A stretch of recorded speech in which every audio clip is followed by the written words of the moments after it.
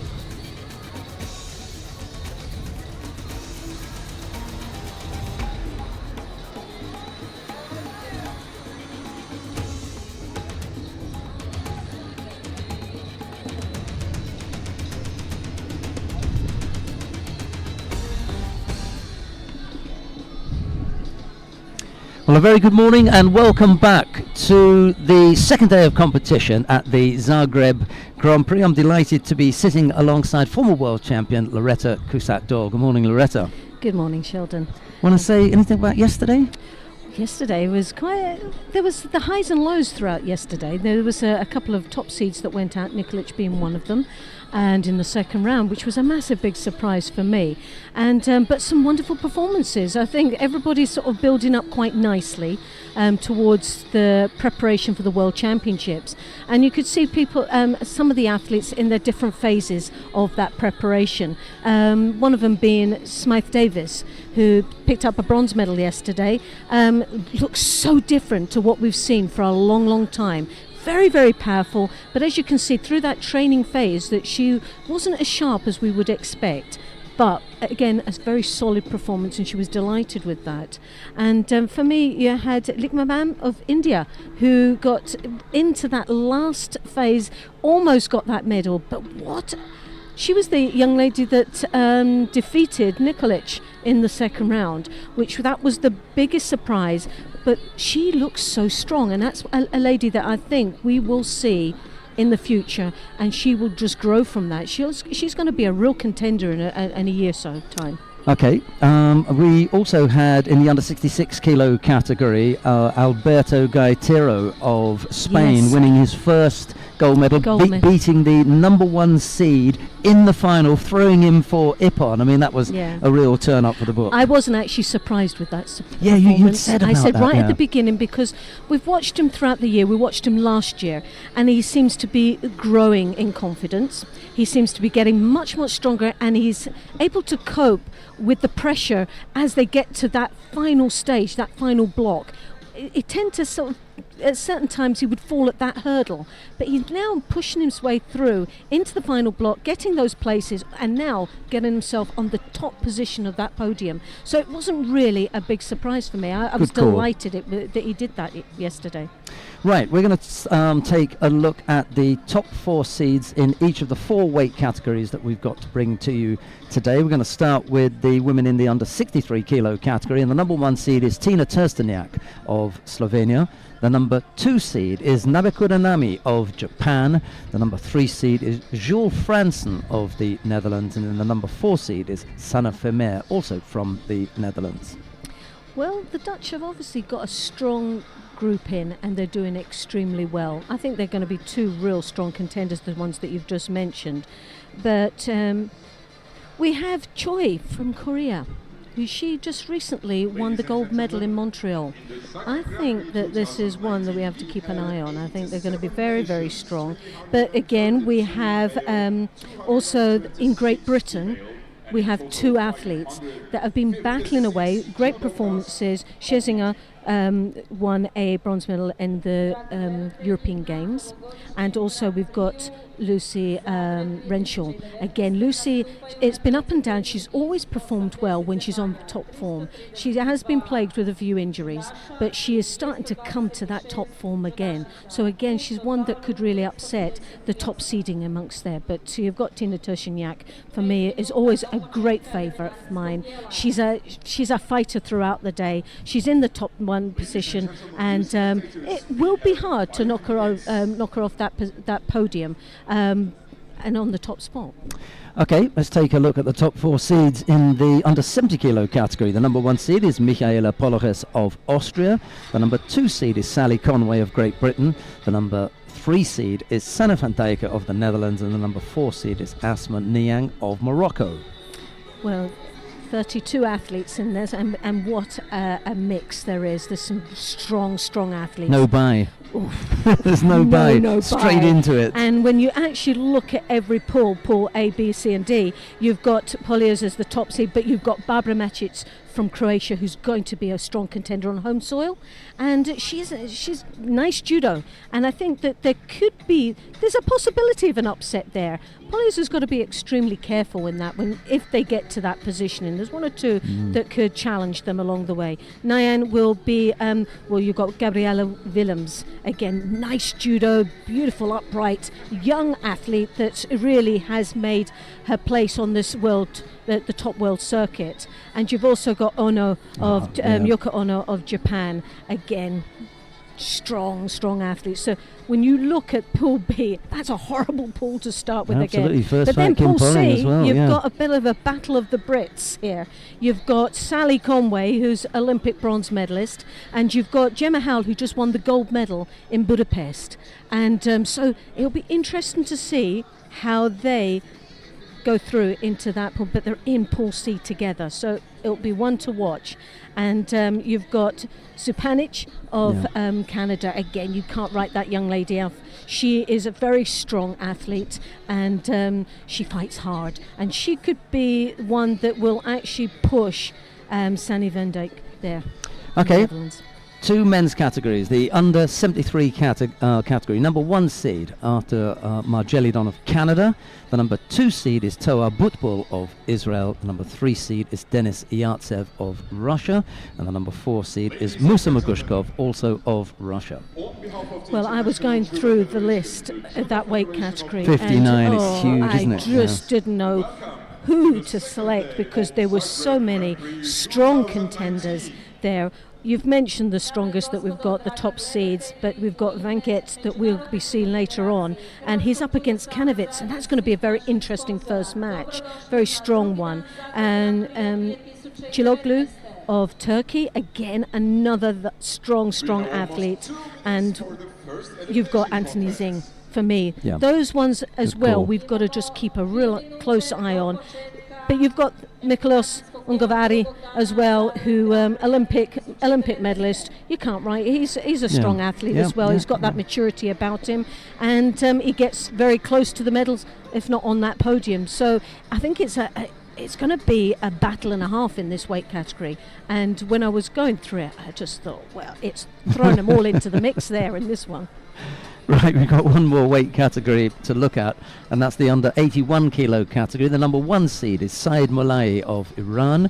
The number 2 seed is Vedat Al-Bayrak of Turkey. The number 3 seed is Alan Kubetsov of Russia. And the number 4 seed is Antoine Valois-Fortier of Canada.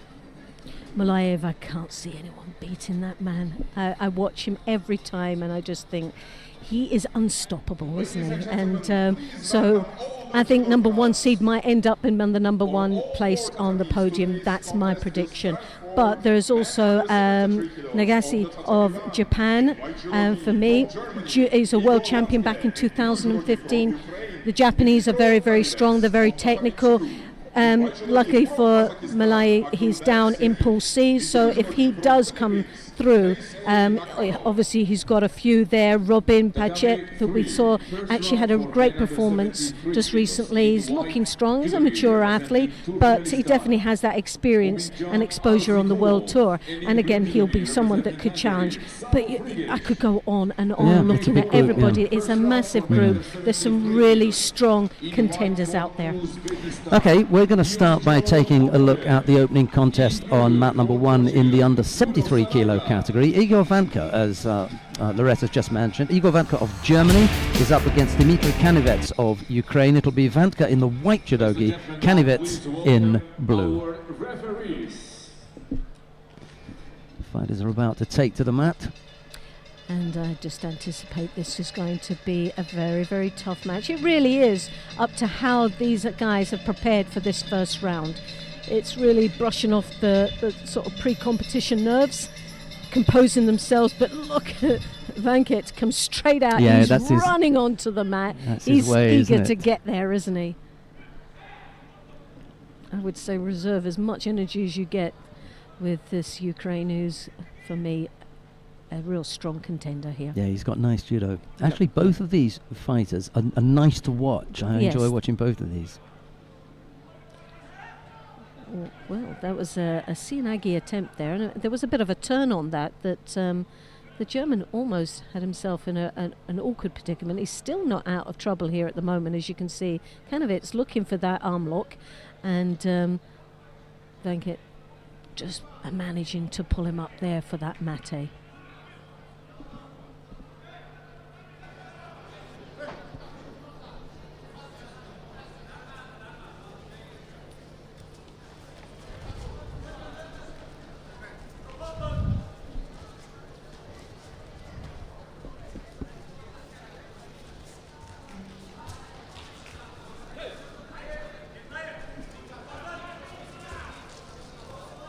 So it's really down to a bit of a settling process going on here at this moment, both desperately trying to get their desired grip.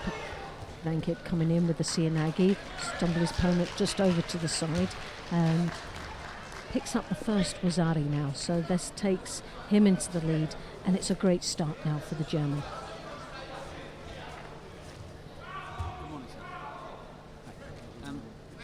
When you're filming, can you film a lot more zoomed in and always keep them in the centre?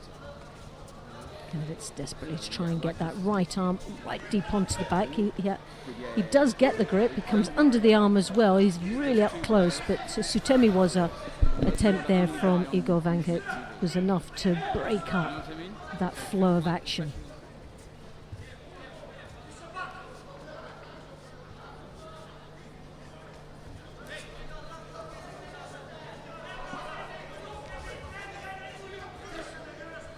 With the right high collar grip there for Vanket, as he was trying to draw his opponent down, lands himself between the legs now of Kanovitz, and almost on the receiving end of a Shimiwaza there.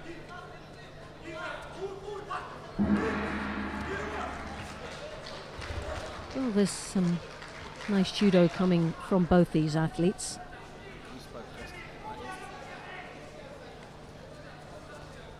Nice flow of exchange of techniques. Oh, the Kosoto, but beautifully executed. The Ochigari, what a switch, change of direction, and scoring Ippon.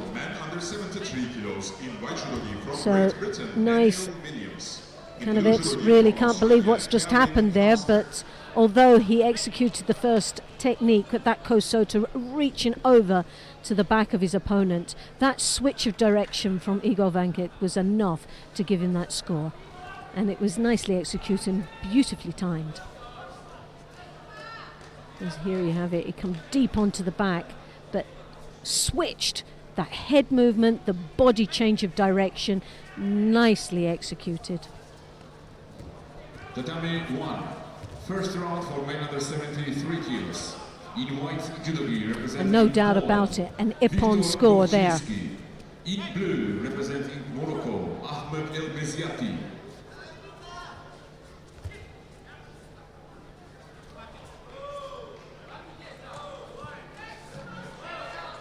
Well, now we have Poland in white and Morocco in the blue. First round of the under 73s.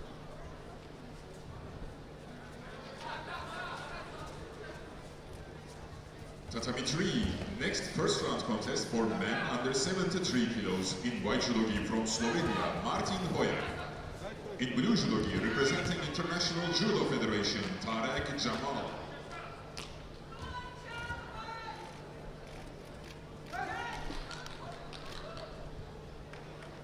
Moroniski, they're working deep into the Niwaza.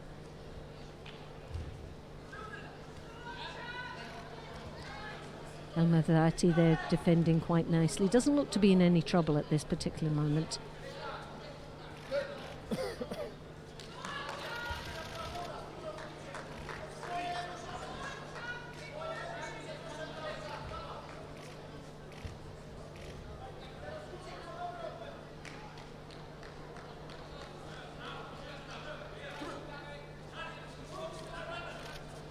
No score at this moment. 2 minutes and 52 seconds remain.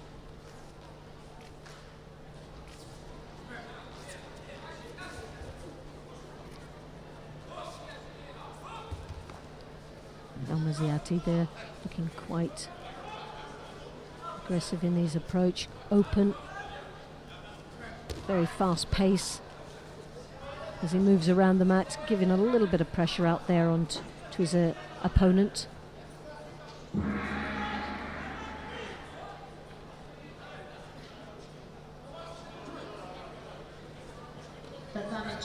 Lasniski still has to settle in, trying desperately to get his desired grip, but he finds that left arm that's over his right side, causing him a few problems there.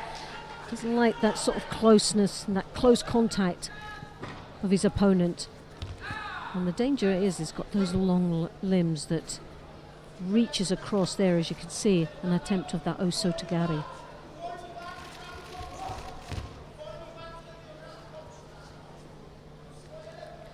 Well, the Moroccan for me has been a little bit more livelier in this contest and created a few more opportunities for himself. For me, for Poland, he just really has to settle in. He's working to the pace of his opponent. It's not really suiting him at this particular time, and having that mat in most probably will give him that time to compose himself, rethink the plan of action as he continues in the last half of this contest.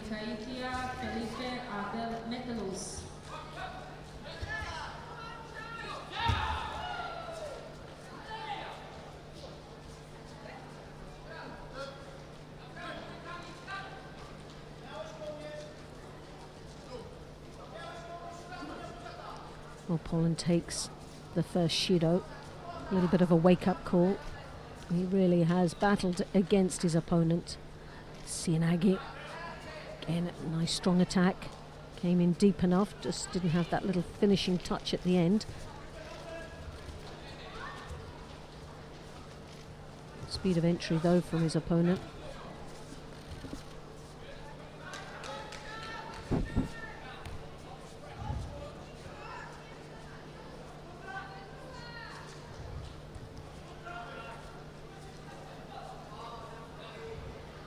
Both trying to grapple away for that sleeve grip, as you can see. Oh, and sadly for Poland, he got eventually what he was looking for, and then the mate came, just took that little bit too long, and now it's 2 Shidos to 1. Well, Elmaziati now in a really good position, and it'll be interesting to see how he works this last minute of the contest. Will he tactically try and steal this match, picking up that last Shido for his opponent? Good strong grip, but it's a cross grip there, and he's got to be careful that he can pick up a Shido himself for the cross gripping without doing anything. Good combination of the Koichigari into the Sienagi, pressurizing the Moroccan at the edge of the contest area.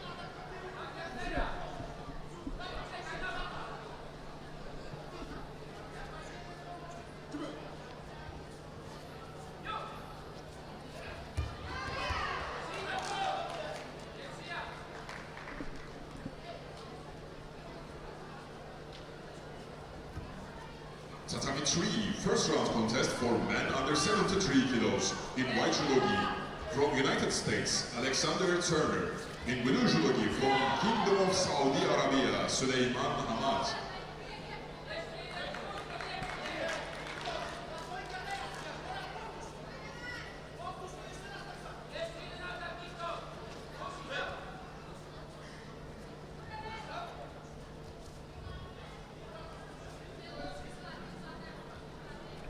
Well, 16 seconds remaining, 2 Shidos to 1.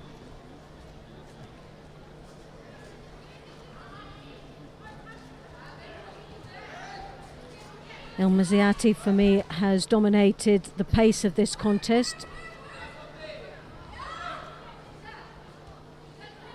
That wiry strength and the arms that come over the top has caused a few problems here.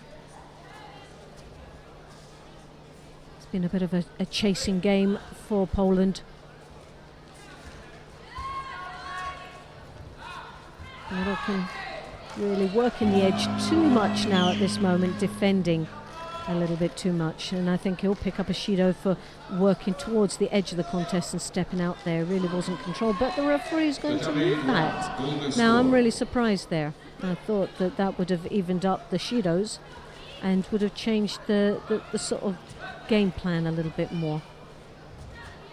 12 seconds into golden score, an attempt there of Morotti Sianagi. Koichi Gari stumbling his opponent backwards, but exchanged by Sianagi just at the edge of that contest area.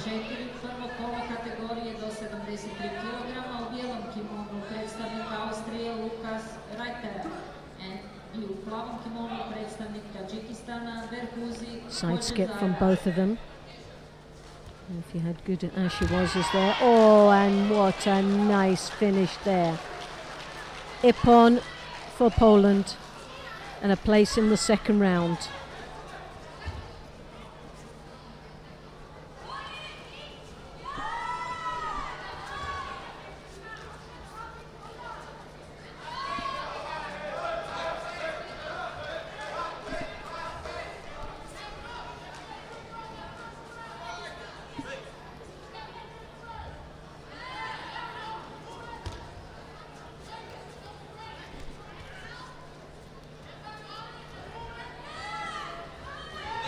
Braniski there will be delighted with that performance, and we'll see him a little bit later in the second round.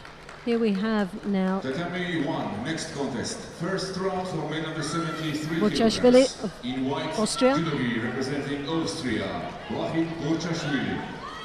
In blue, representing Montenegro, Marko Dušić. And representing Montenegro, Dušić in the blue. Burchashvili in white, Dušić in blue.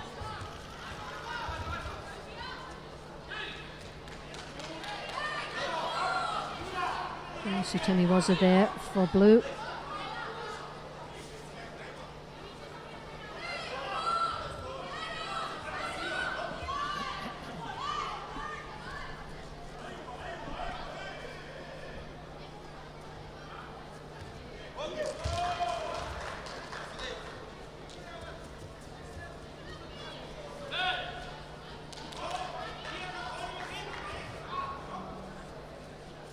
Battle of the Kimikata at this particular moment. Working dangerously to the edge of the contest area.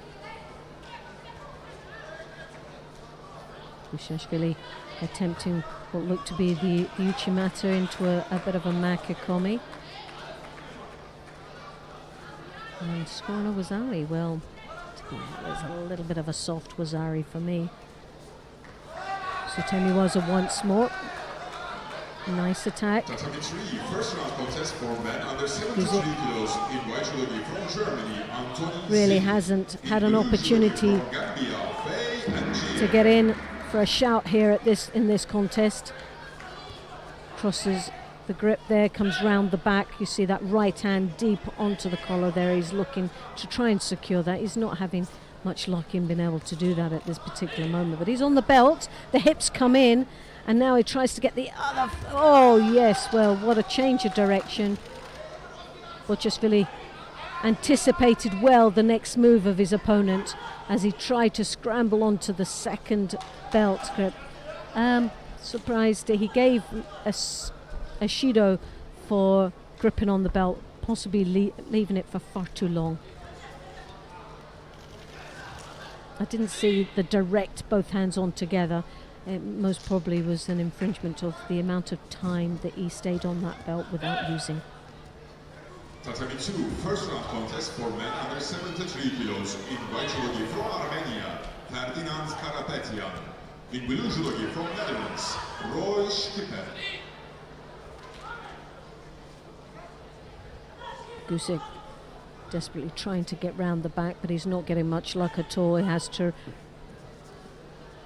revert to coming into the front on that lapel and dropping under his opponent for a forward attack. He's looking for all different options at this moment. There's very little chance of him getting past the defences of the Austrian. Once more, he comes in with one hand. Obviously, when you come in with one hand, you don't have that other hand in there to lever your opponent over to break the balance and get the finish in. Hence the reason you more or less end up on your face. It's not an ideal situation, but what it's doing is keeping the pressure on his opponent, Gusic. And pressure has been there all the time, right from the beginning, for this athlete from Montenegro.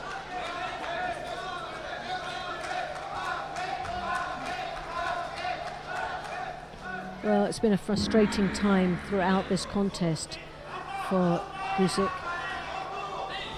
Tatami 4, zlatni god.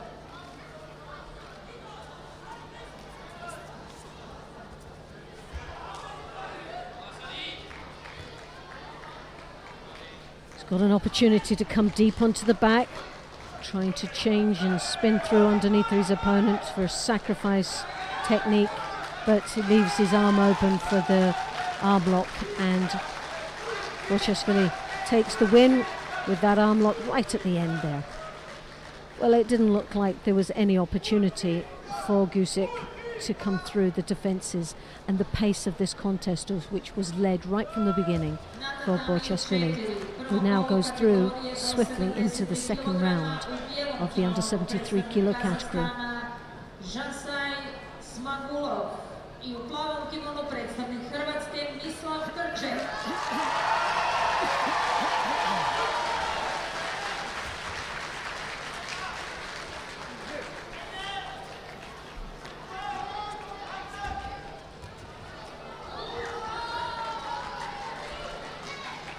Tatami 1, next contest, first round for men under 73 kilograms.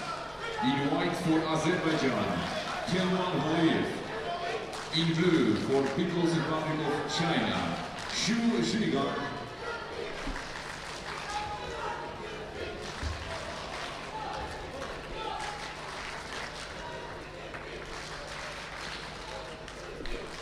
Well, now we have from Azerbaijan in the white, Aliyev, and up against him is the athlete from China, Zhu.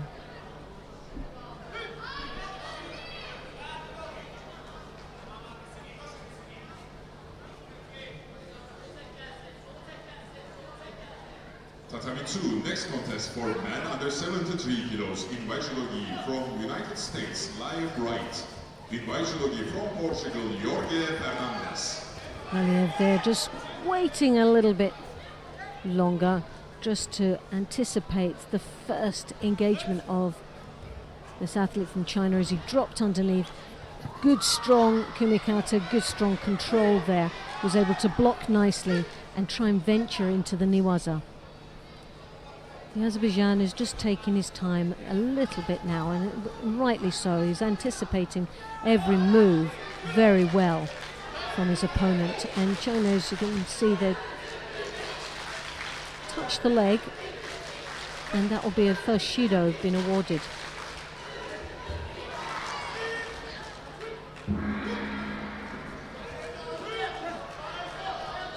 Oh, Uchigari. Oh, yes, beautifully executed. Ippon scored. What a great start for the Azerbaijan. Valiev will go through to the next round. And he'll be up against Chiloglu of Turkey.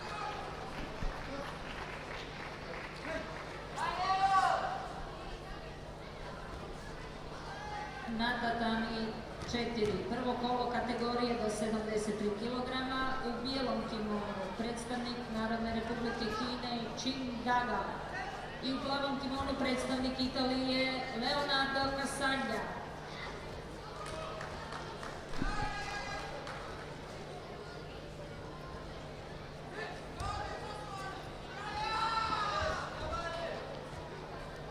Tatami 1, first round for men under 73 kilograms in white judo gi, representing Kingdom of Saudi Arabia, Abdullah Al-Bali.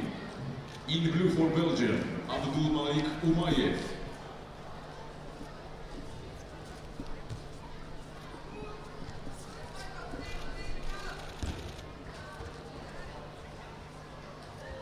Well, that's a great start for Belgium, taking the lead with the Wazari.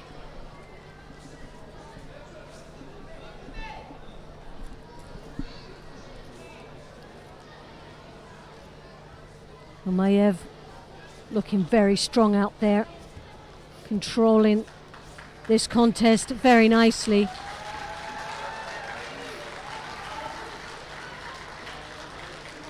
Al-Bali defending down there, really hasn't had an opportunity to take any advantage in this contest at all. In blue judogi from Great Britain, Eric Han. Umayev just working nicely in the ground, looking for an opportunity, but if anything, punishing his opponent down in the groundwork.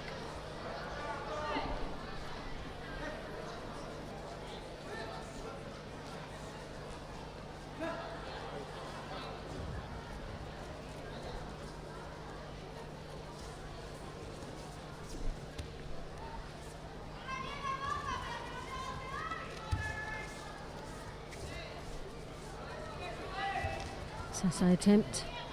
So uses his feet quite nicely to get that rotation and trying to break up the strong vices of his opponent there, as you can see.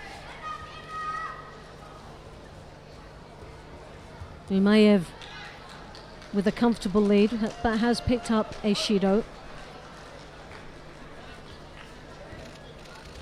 Al-Bali goes over, has that upper high collar grip, ruffles a little bit, which what he thought, but then found himself on the receiving end of the Seoinage and straight into the Osakomi, pinning that shoulder almost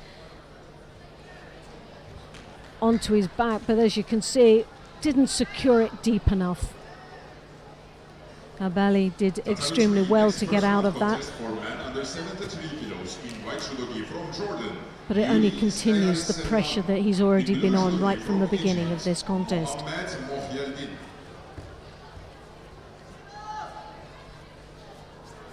Umayev reaching forward, trying desperately to get the desired grip. Once more, he's on that lapel. Al-Bali has two hands on the one lapel. He will pick up a Shido if he doesn't do much with it. And then no sooner he lets go, the Seoinage from his opponent's in there.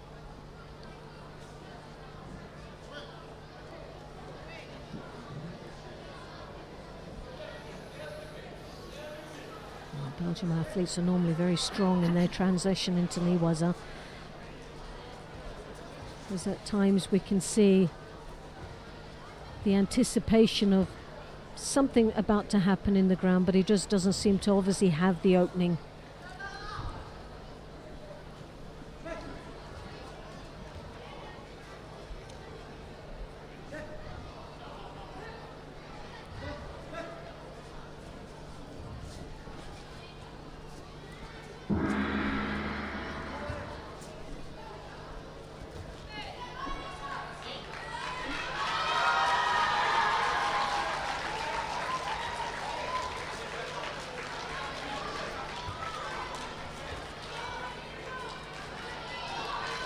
Umayev, only 19 years of age.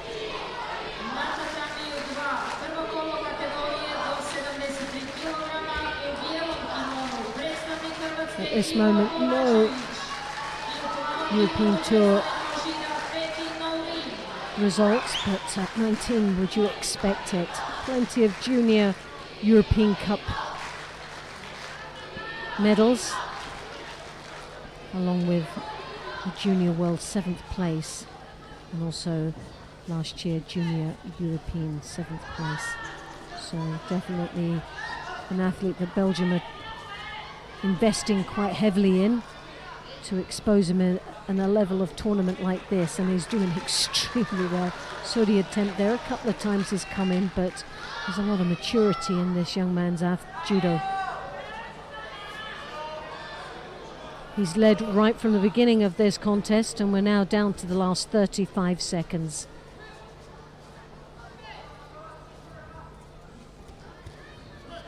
Al-Bali, the Kingdom of Saudi Arabia, has worked so hard to try and get past not only the strong defences, but the aggressive approach that this young man from Belgium has. Circle motion, 25 seconds.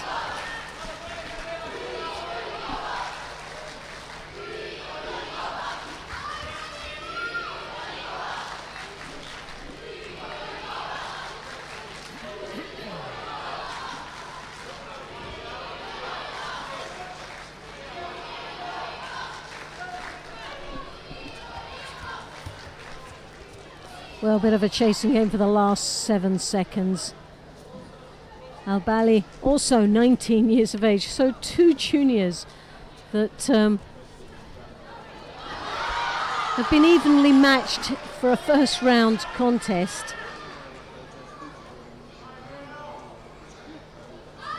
Al-Bali will be trying to put the last 6 seconds of pressure on his opponent.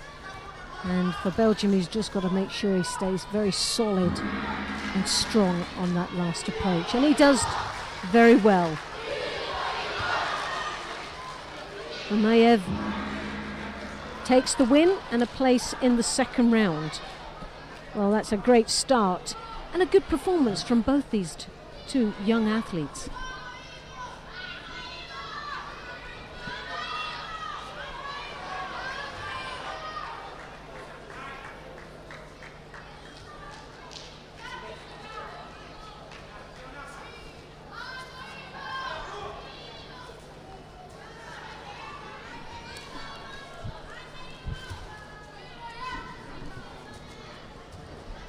Na tatami 4, prvo kolo kategorije do 73 kg, u bijelom kimono predstavnik Well, Ukrajine. coming up now on this match is going to be I u plavom a kimono very predstavnik interesting match Botswane, and a really tough first round for both these athletes. The Matt time Nabekov one, next contest, first round for male in the white. 73 kilograms. In white for Tajikistan, Sumon Mahmudov. From In Tajikistan, blue for Japan, Katsuka in the white. Okada. Tasukawa from Japan in the blue.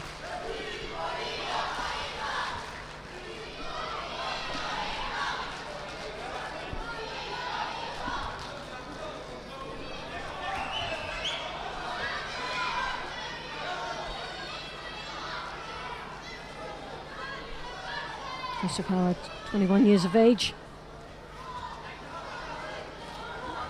Now, Osaka last year was a bronze medal in the Grand Slam.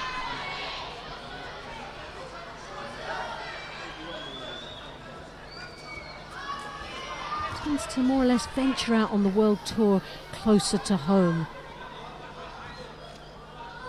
Like I said, the last time we had a result on this world tour was in Tokyo Grand Slam in 2017. He put the bronze medal up in Osaka in 2018, and then 2017 before that was also a bronze medalist.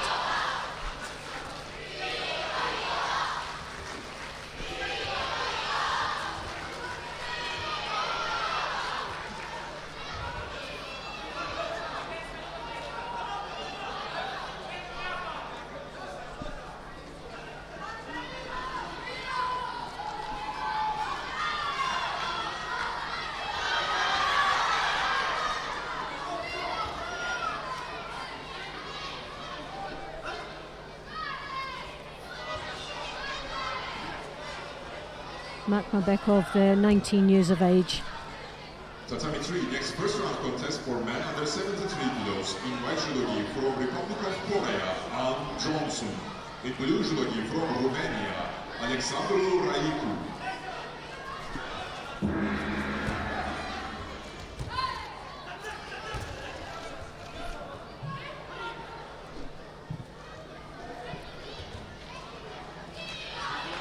Tasukawa there taking the lead, and we're now into the halfway mark for this first round match here for both these athletes. 73 kilos.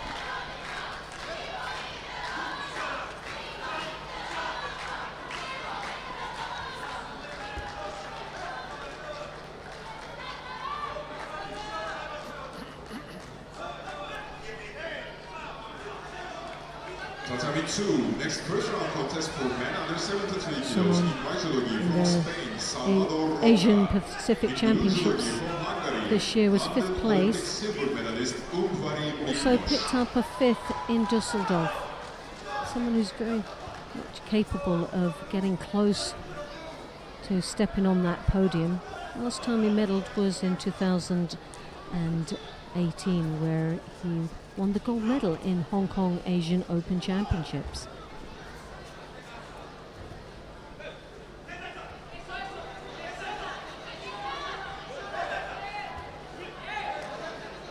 Has had a lot of exposure, unlike his opponent, to the World Tour.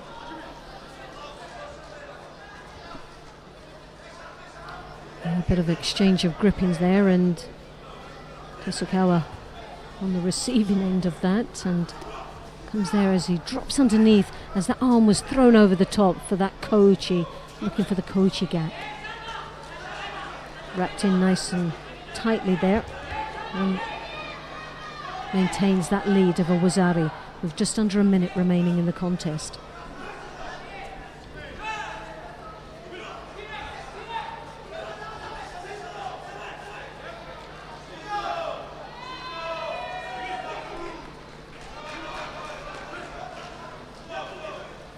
Well, Tasukawa under a little bit of pressure now.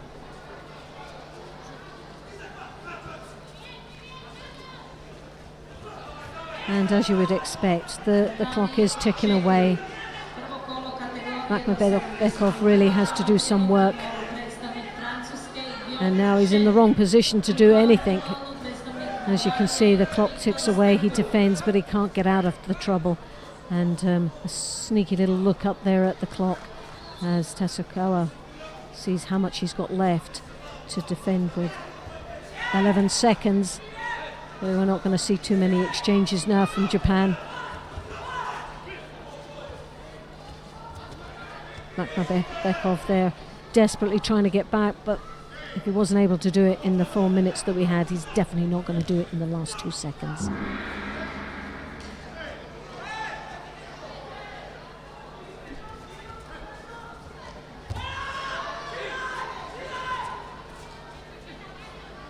So it's a great win. Tasukawa of Japan goes through to the next round. He'll be up against Mayev of Belgium in that next round match. So we will keep a close eye on that performance.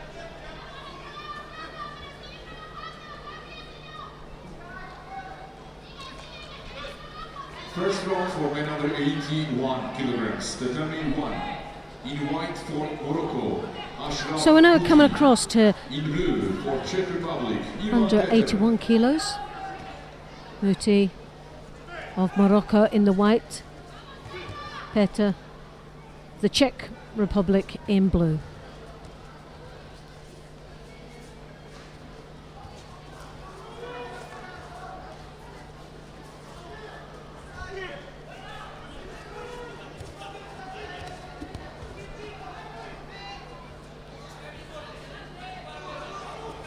Well, an aggressive start there from Petr.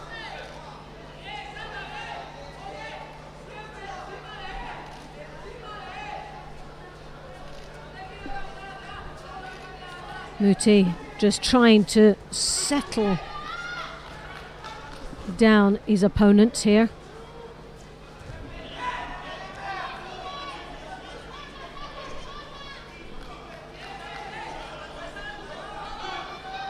#41 on the world ranking list.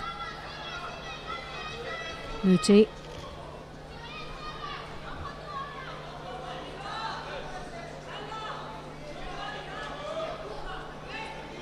And just at this particular moment, just trying to settle down his opponent, not actually doing too much as far as the tactics are concerned, but he's got that good strong grip there, as you can see. The left hand first on the lapel, now tries to get it around the back. Petter comes in there, makes a little bit of an error, losing control, and Muti, with his good strong kumikata, was able to use the tewaza to get a wazari.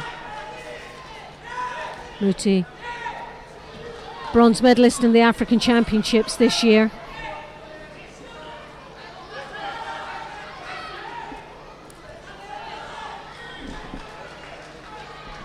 Three Continental Championship medals under his belt. 3 gold medals under his belt.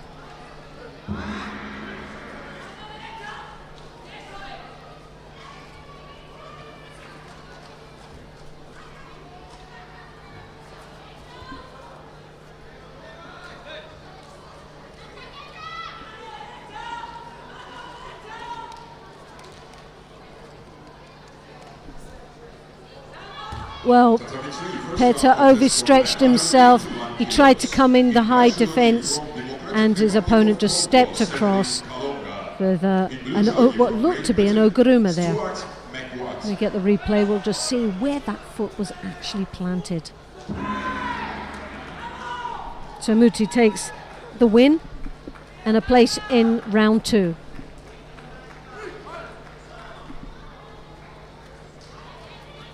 Well, it was an uchimata. He had the upper body control, nicely executed, and the leg was through the middle, not straight across where first I anticipated the leg was going to go. Well, regardless the technique, he'll be delighted to get that one under his belt. It was a very tricky start for him. Petter came out fighting, he came out fighting very hard indeed, and never made it easy at all throughout those 4 minutes. In white for Spain, Jose Maria Mendiola. In blue for Greece, David Soukouris. So we have Soukouris here for Greece in the blue.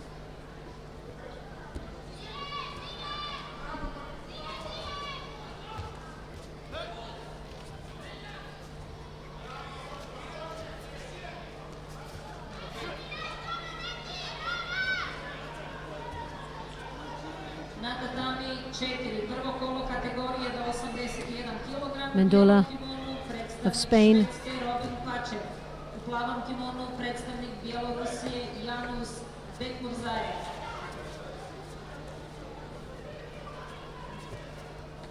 Well, both looking to work off the sleeve grips.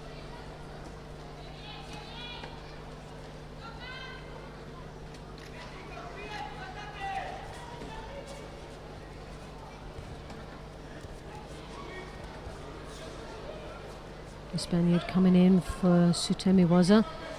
Sumigeshi there. Blocked quite nicely by Soukouris. And for that block and more of a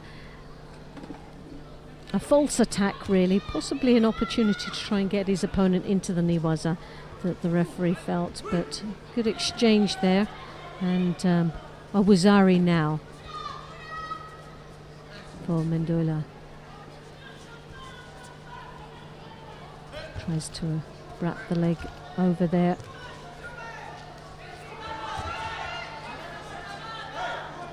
And it was changed over onto the other side.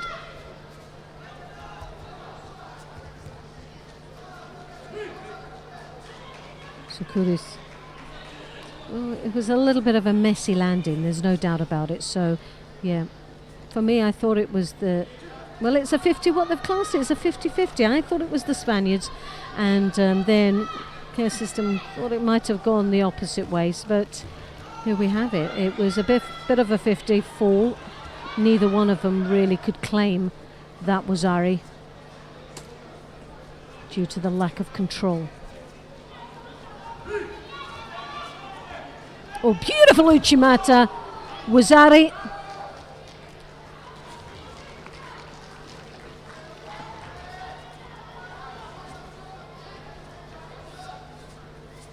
And Sukuris taking the lead, now working away in the Niwaza, as you can say, trying to lever his opponent over to the right side. But there you have the Uchimata, just needed a little bit more pulling action, lost that sleeve grip, which enabled the athlete, his opponent, to come out slightly and only land on the tip of the shoulder there, as you can see. 1 minute 51 seconds remaining. And Sukuris looking for a bit of medical, possibly some cut on the hand. He's getting that all strapped up at this moment, and a little bit of a clean up of the tatami.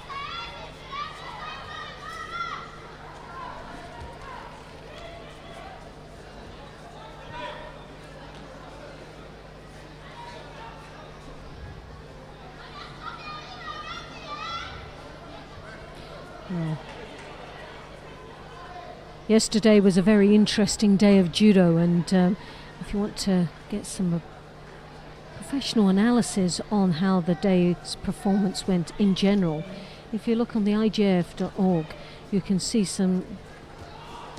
a technical analysis from Neil Adams up there, and explaining on his professional opinion and how things went for the day as far as the athlete's concerned, and possibly the trend of the lightweight division.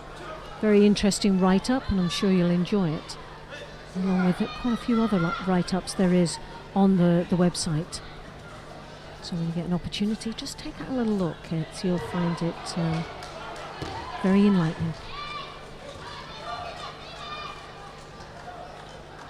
Now we're back in action. Sukuris coming over the top. He takes a comfortable lead, but he still battles away. Mendola coming round the back, really doesn't like the close contact. Tries to circle his opponent. He comes in deep over the top as he levers in with one hand for that Uchimata, but definitely without the lift and rotation, which, as you can see, lands him in tricky water here, where his opponent comes in looking to try and capitalize in the Niwaza.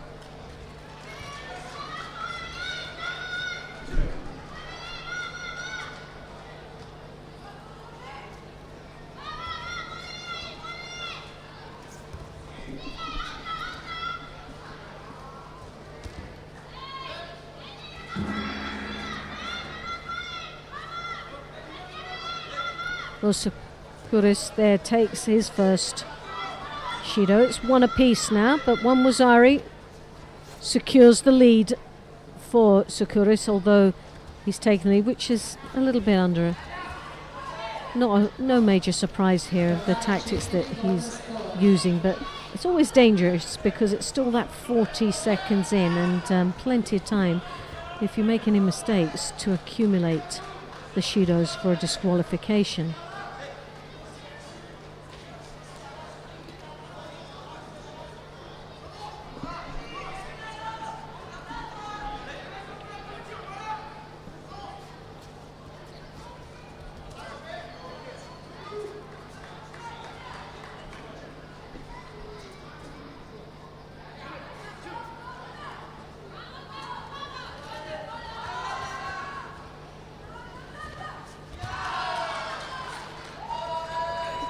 Mediola now really has some work to do as the seconds tick away. He attempts the Sutemi Waza, trying to draw his opponent, getting that turnover there. But as you can see, the strength of this athlete from Greece is not giving him any opportunity, and valuable seconds there have been ticked away and really cannot be recovered. So Sianagi once more, and it's looking very much like Sukuris of Greece will take the win and a place in the second round.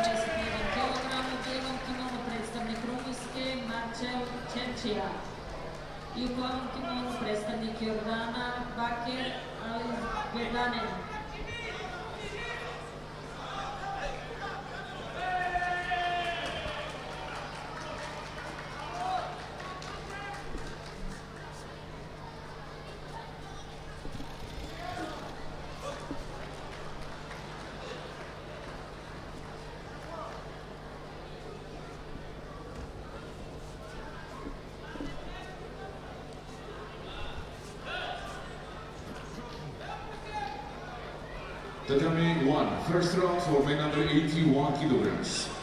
In white judogi representing Brazil, the Olympic and world medalist Leandro Guilherme. In blue, representing Democratic Republic of Congo, Kawanji Mui.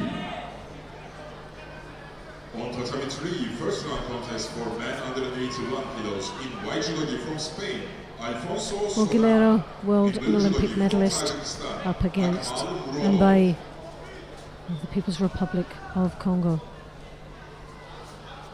Definitely countries that you cannot underestimate. They're very, very strong athletes, as you can see. Powerfully sweeps the feet. And Guilherme down to the ground.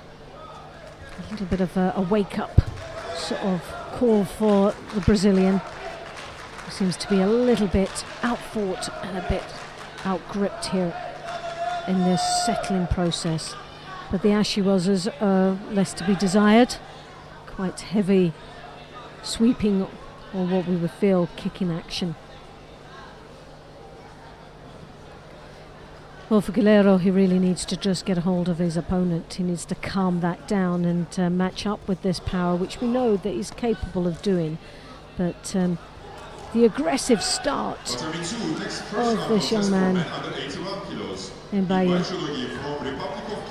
takes a little bit of time to just settle in.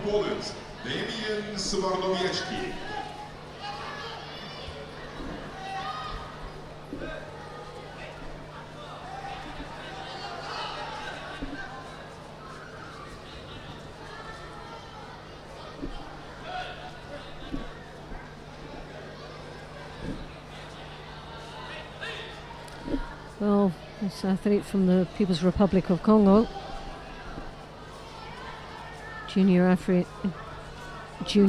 champion this year, a bronze medalist, has ventured out on the world circuit. But there takes a bit of a flying lesson off the end of that Uchimata from Guilherme. Well, although it started off with a couple of ouch moments with the Ashiwazas and a couple of very hard gripping and a physical presence that was made by this athlete from the People's Republic of Congo, Guilherme, showing his world-class attributes after that settling process. And there you have it. It goes through, beautifully done, into the next round. I'm quite sure it's not a match you would like to revisit again so early on in the first rounds of this contest. First round for men under 81 kilograms. In white judogi representing Egypt, Mohamed Abdelal. In blue for USA, Jake Hatton. Well, now we have Abdelal of Egypt in white, and we've got Hatton of the USA in blue.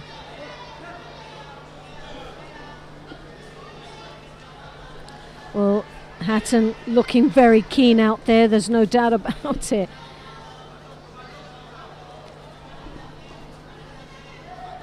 And some part of me feels that he's going to be very physically challenged in this match against the Egyptian. 26 places in the world ranking, 23 years of age.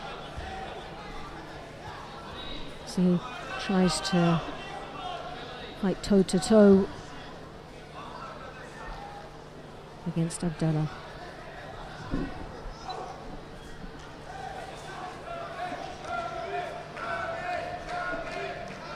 Hatton, 5th place in Montreal this year, and in the Pan American Championships back in April was a bronze medalist. So good result for this athlete.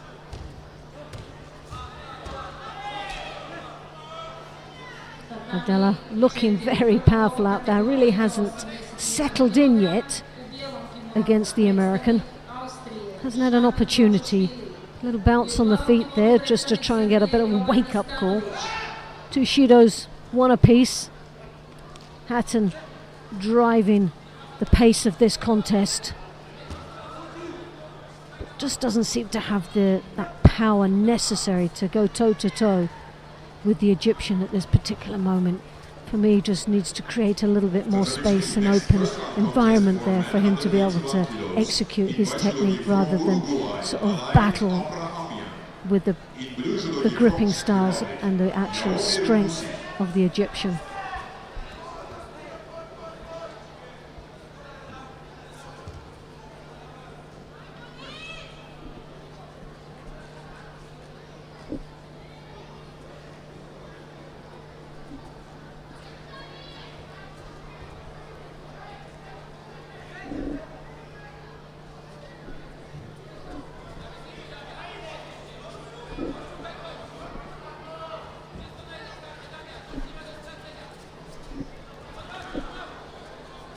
Mohamed Abdallah still looking very strong. Doesn't seem to be too fussed at this particular moment. He's just taking his time where a lot of effort. Ochigari, and that's a great entry there from Jack Hatton. He was in really deep, just a little bit outpowered to get a finish on the Ochigari. But for me, for what we've seen so far, Jack Hatton really deserves to make his place in that second round. He's put all the work in, but sadly he's just been a little bit outpowered in this contest. It's been a waiting game for Mohamed Abdallah. 29 years of age, the Egyptian. And in Hoyhot this year was 5th place. The African Championships was the gold medalist this year. So 4 continental gold medals, has dominated the African Championships for many years.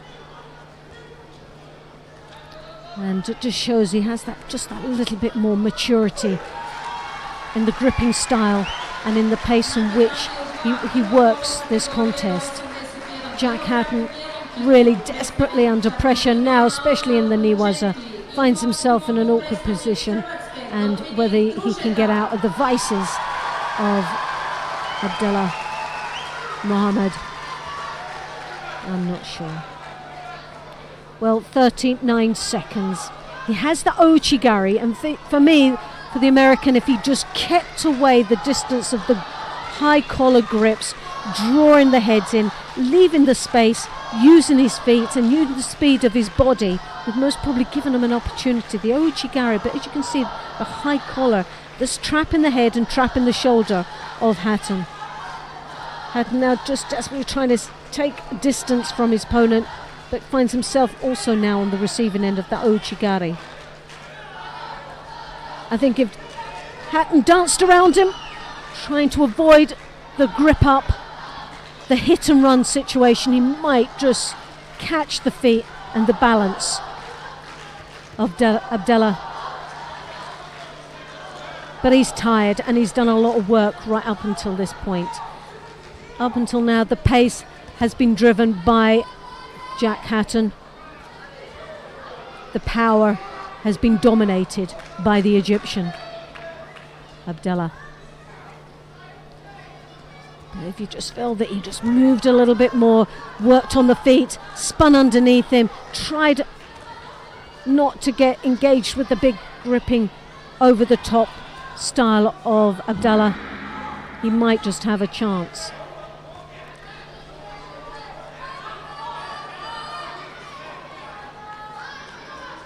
Well, it's 2 Shidos to 1, and you would say it doesn't reflect on what we've actually seen as far as the performance is concerned throughout this 4 minutes. But it has been the controlling factor of Mohamed Abdallah who's been able to dictate in how and when Jack Hatton comes into action. Always hitting on a very strong arm, very strong posture. Needs to open this up, use his feet, and be a little bit more adventurous out there. the ultimate of surprise against his opponent might give him. There's a Sasai attempt, trying to go against that defensive high collar grip of his opponent. 2 shidos on the board. He looks very defensive right now, and as you can see, the referee having a good clear look on how that arm is working on the rib cage. 47 seconds into golden score. Well, full credit to Jack Hatton, who's worked extremely hard. He's got good condition, you can see that. He's had to really battle throughout.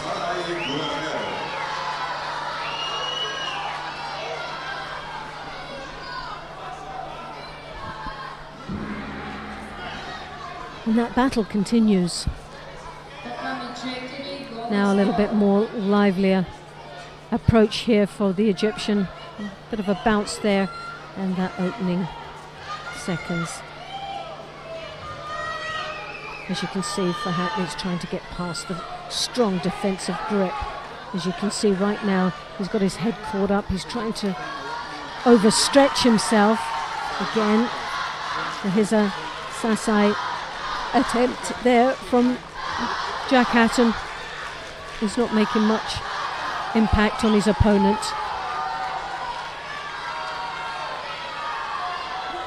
Nice attack there, good exchange from Hatton.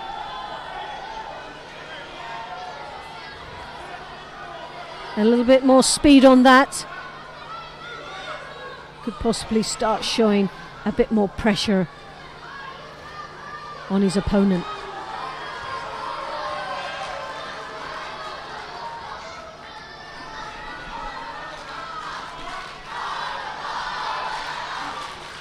The referee asked him to tie his belt. Well, his arms are most probably really shot now with the extent of gripping that he's had to do against such a tough opponent. Hatton comes in looking for that Uchimata, but as you can see, that very defensive left arm that's trapping his right side is causing the problem here. Can he be gutsy enough? Does he have the power left in him? The Ouchigari's there. Sutemi Waza for Hatton. A good comeback. Well, Abdallah starting to look tired now. Will this give Hatton a boost of confidence out here, knowing that the body language is singing out that there's somebody that is starting to wear down? Jack has been at him right from the word go. He's pressurized him, he's put the Ouchigari in there, and as you can see, Abdallah has very little defense now up against Hatton. And there you have it, picks up the second Shido. 2 Shidos apiece. Now this really brings it back in to the ballpark for Jack Hatton. A little bit more of an exchange, positive reaction as Sutemi Waza gets that turn on it.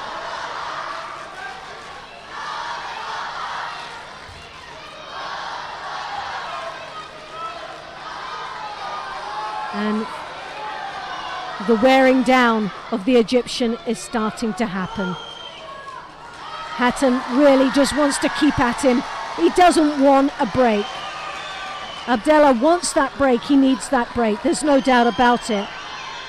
He wanted off that mat. He wants to compose himself and he wants to get his breath back. Hatton has dug in deep. 2.5 minutes in golden score, 6.5 minutes in total. And this athlete can still give more. He doesn't want the break. He knows the Egyptian is getting a second breather. And that's always the danger.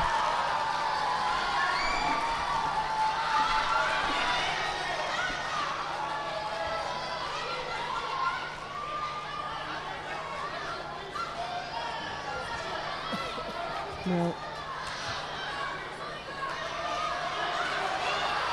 There doesn't seem to be anything there. I guess we're looking, medical just keeping an eye on the nosebleed, and for here, nothing serious at all.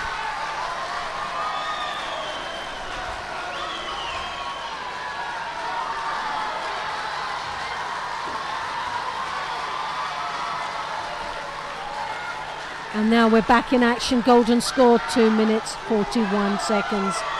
Abdallah has had their second breath. He's back a little bit more composed. Hatton was at him. Hatton was getting him.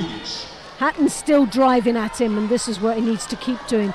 Piling on that pressure, giving him attack after attack, but trying not to exchange in the heavy gripping style that Abdallah wants. He digs in, he uses his feet. Hatton really has to keep on that pressure. He comes in with the Ouchigari, he looks for the Uchimata. Again, you can see the right hand defending, and Hatton once more piles extra pressure on. Well, there's a few strong attacks from Hatton. Abdallah has just been defending. A couple more strong attacks like that from Hatton, and he could have this round and a place in the second. He has to avoid the Kouchi. He stumbled him, the knees started to bend. The legs are starting to look weak of the Egyptian. Hatton then on the receiving end of that Ouchigari. Didn't look too threatened by it, but what you just don't want is the exchange of the heavy gripping. Hatton digging in.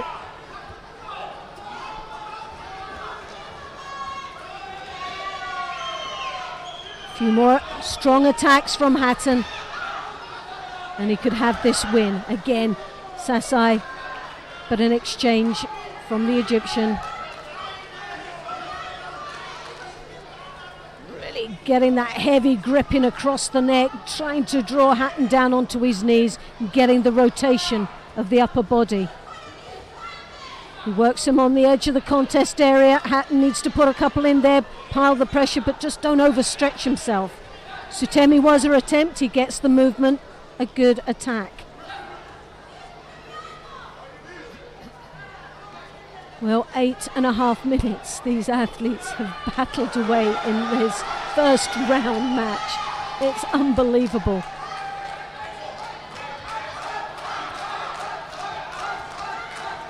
Hatton has dominated, in which the pace of this contest has gone. At the beginning, he was outpowered. Now that 4.5 minutes and golden score has gone by, Abdallah, you can see, it's starting to weaken. Not only physically, but mentally now. He cannot believe, after all this time, he still hasn't put Jack Hatton away. Tayatoshi steps across, again a very sharp attack from the American. And Ouchigari, again another good attack, but returned by the Osotogari, trying to come round the back and look possibly for the turnover into the Niwaza.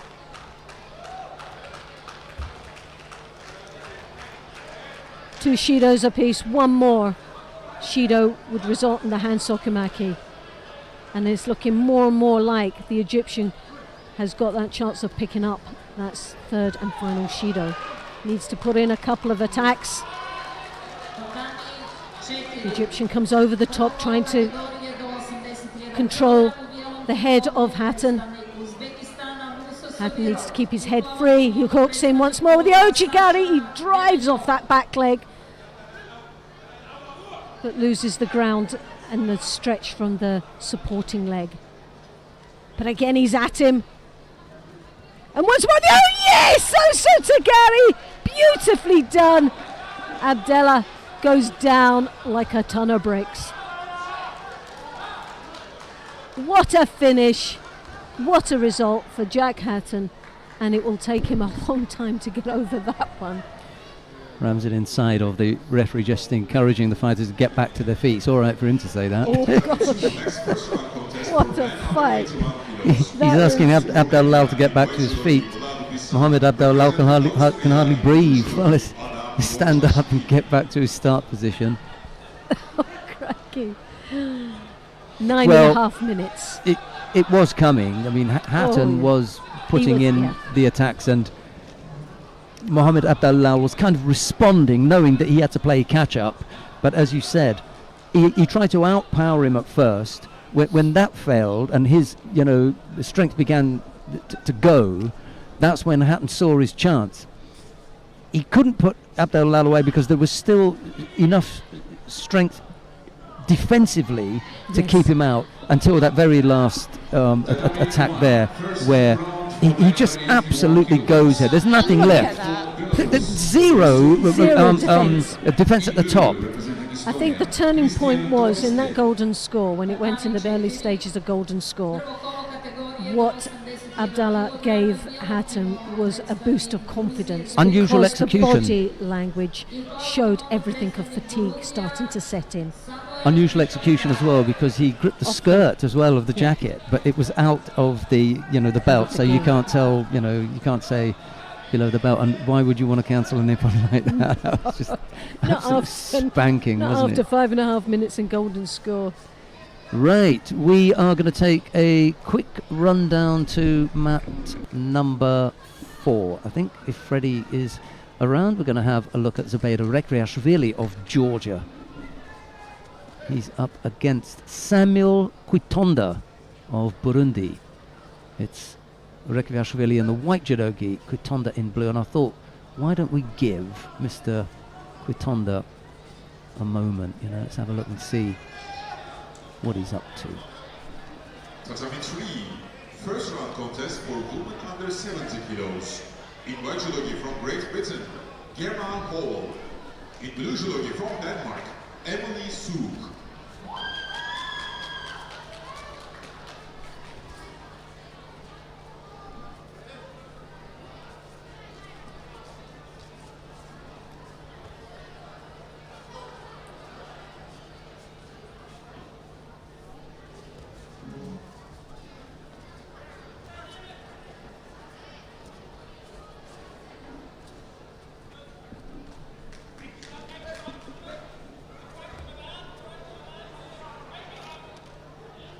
Both fighters pick up penalties. It's the second picked up by Kwitonda. Rekriashvili's not hanging around here. He wants to get hold of his opponent and finish this as quick as he can. Kwitonda making things a little bit difficult.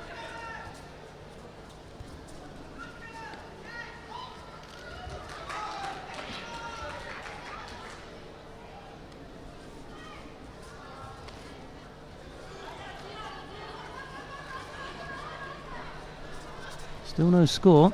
Kwitonda is hanging in there, and Zubaida trying to find a way to upset his man, but he turned him inside out, and in the end he was attacking the rear. I don't think Kwitonda's long for this contest, I'm afraid. Gonna give it one more roll of the dice, if you like.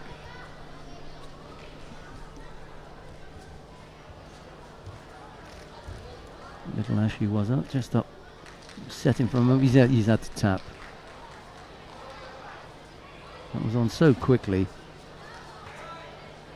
Tatami 3, next first round contest for women under So, 70 kilos. In white judogi Zubaida from Portugal, Rekriashvili of Barbara Georgia Timo. safely negotiates the first round, Anka Pogacnik. and he gets past Samuel Kwitonda of Burundi. Let's have a look and see who else we've got up and down the mats. We may stay here, or no, I think we're going to go next door to the under 70 kilo category. Mat number 3, Barbara Timo of Portugal. She's up against Anka Pogacnik of Slovenia. It's Timo in the white judogi, Pogacnik in blue. Let's take a look at that one.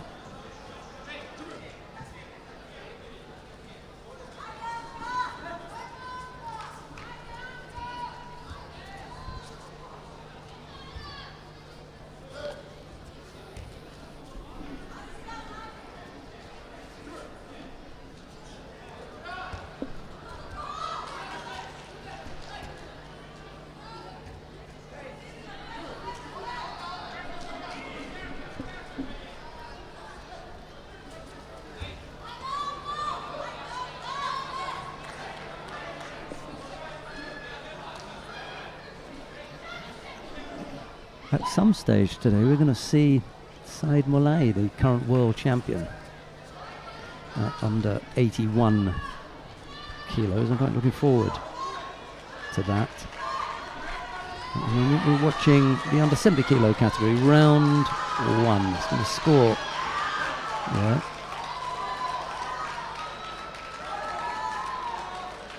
Slow to develop that one.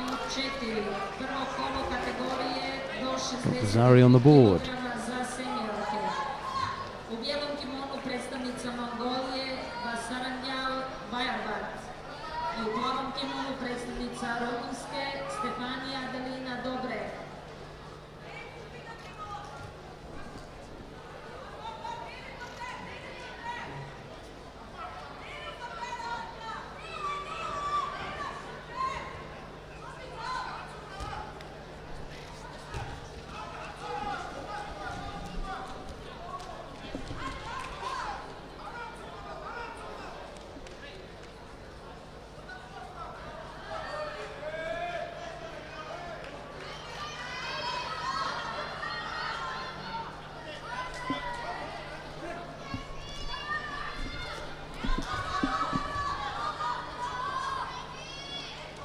Pokachnik leading by Wazari, half the contest gone. Timo attacks right-sided with a rather weak and ineffective Makakomi attempt there.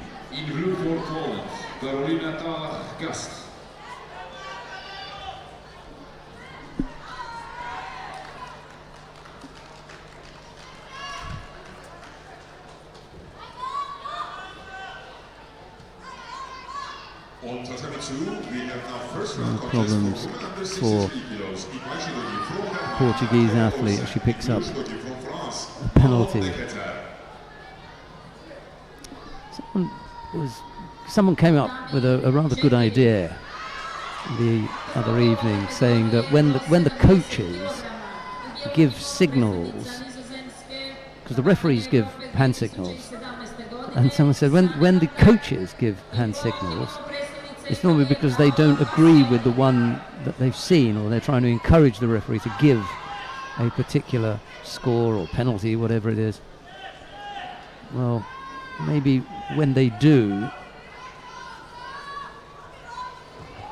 they should also get removed from the chair.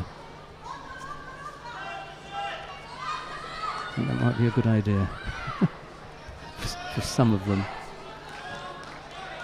Inside the last minute now, still the Wazari lead for Pokachnik. She's done well to remain penalty free as well, because she scored that Wazari quite a while ago and hasn't backed off.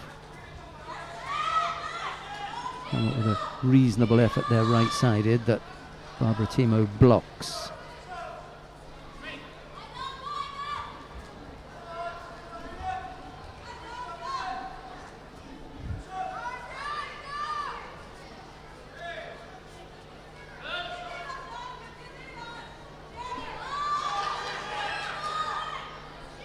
Another strong effort, right-sided by Barbara Timo.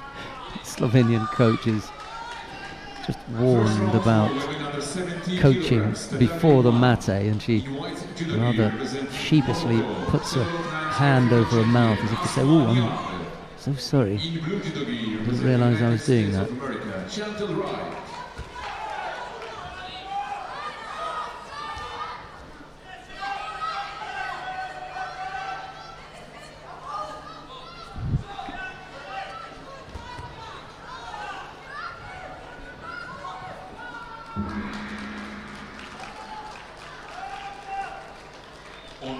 We are now starting first round contests for women under 70 kilos. In white judogi from Austria, Michaela Polaris.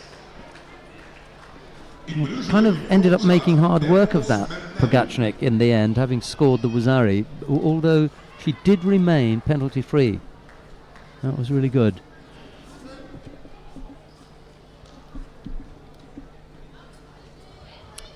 Right, let's see where we're going to go next.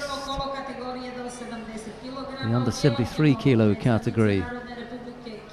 Well, I suppose we'll stay here then. Toha Butbol of Israel to face Shabo Friges of Hungary. It's Butbol in the white judogi, Shabo in blue. I think that's best that we stay here then. Tatami 3, next second round contest for women under 73 kilos in white judogi from Israel, Tohar Butbul.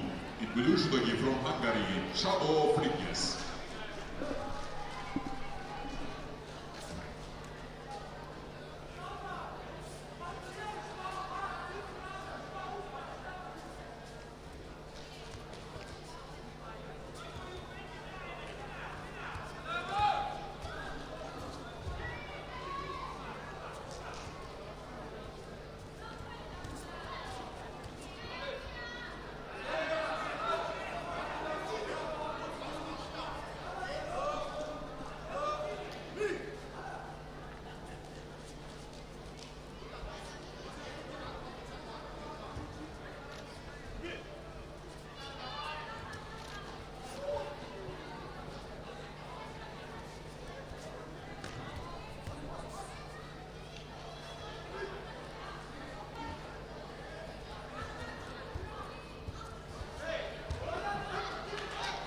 Tatami 1, next contest. First round for the women under 70 kilograms. In white judogi representing Russia, Madina Taimazova. In blue representing Belgium, Gabriela Willens.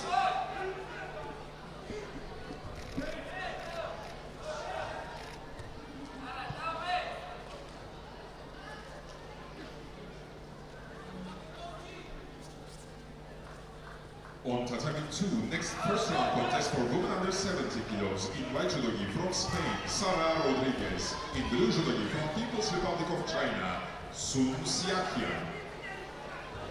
Tatami 4, prvo kolo kategorije do 70 kg, u bijelom kimonu predstavnica Kanade, višestruka osvajačica Panameričkog prvenstva Kelita Župančić.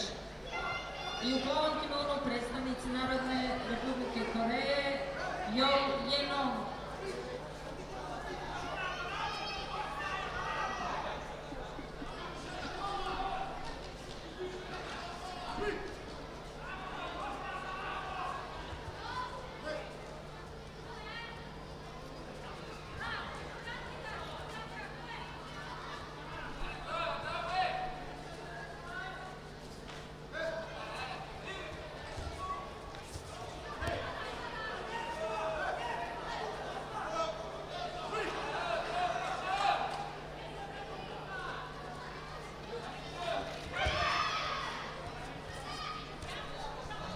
Two penalties picked up by Csaba, and he may get another here, I'm afraid.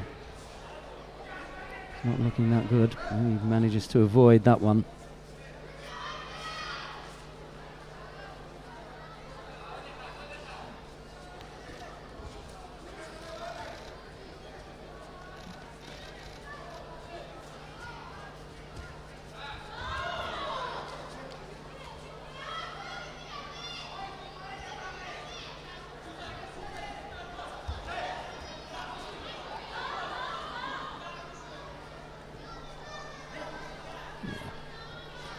This may be it, I'm afraid.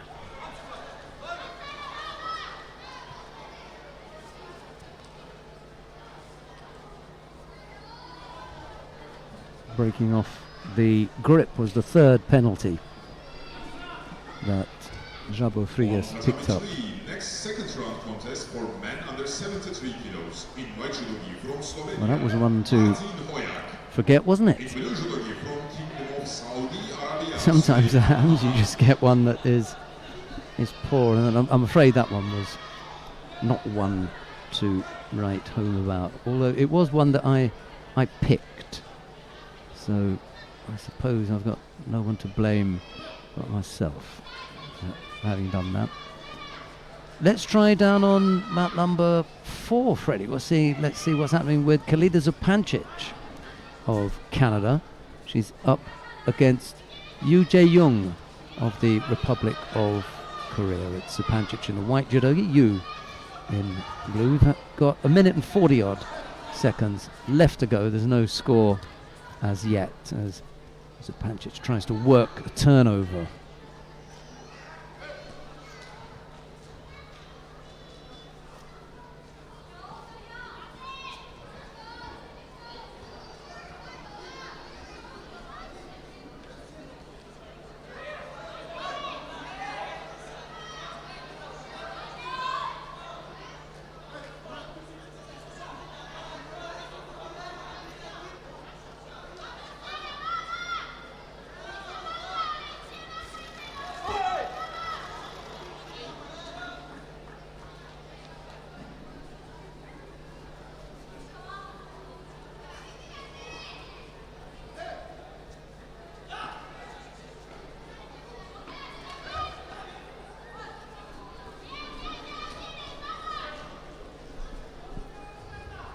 Single Shido picked up by Yu. The referee just asking Mr. Bay to calm down a little bit in the coach's chair.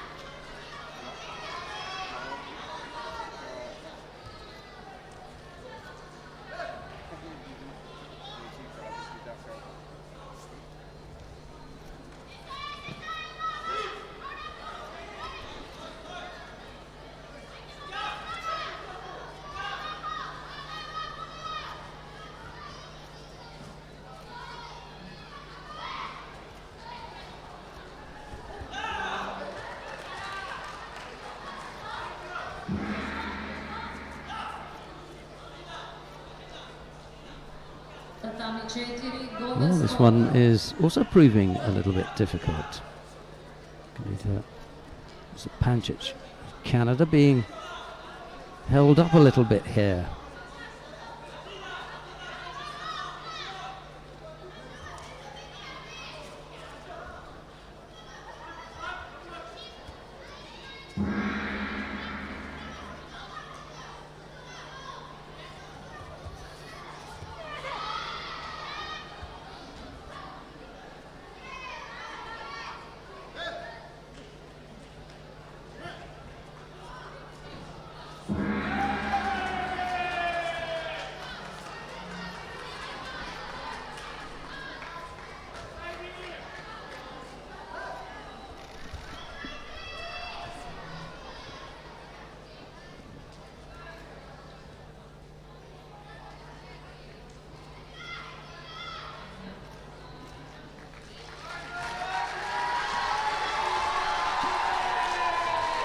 We've had almost a minute of golden score. It's proving a bit difficult for both fighters. There's another penalty coming to Yu Jae-yong.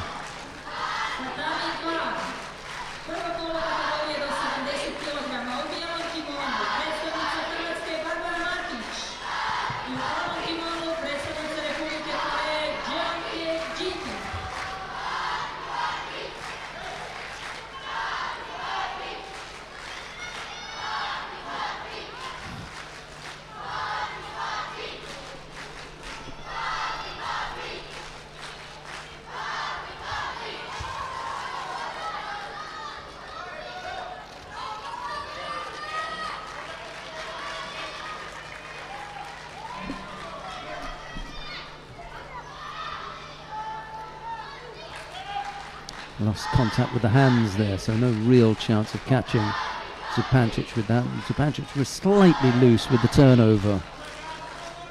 Couldn't really wrap things up, so when the turn was executed, she didn't have real control of her opponent. She managed to slip out of that attempted turnover.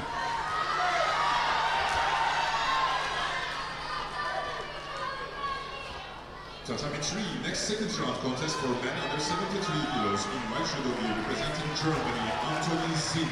In blue judo gi from Great Britain, Eric Mann.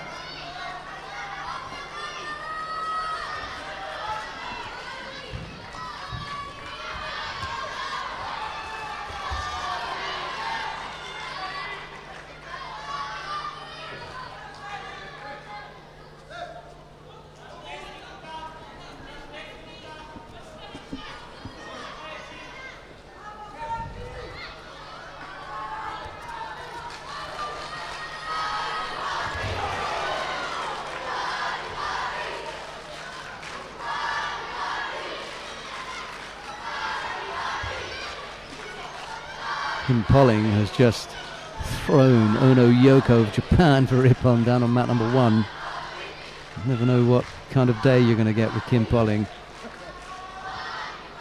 Oh no, Yoko must be wishing it was one of those other days.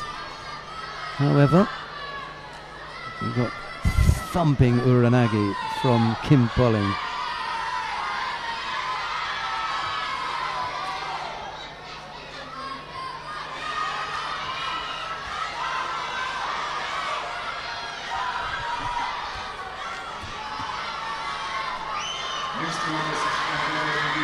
Almost countered there. Zupancic was a little loose with that attack.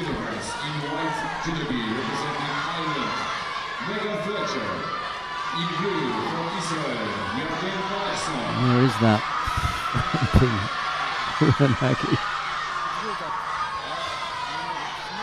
Just tries to get a hand down, and maybe it wouldn't have been a good idea if the hand tried to break this fall.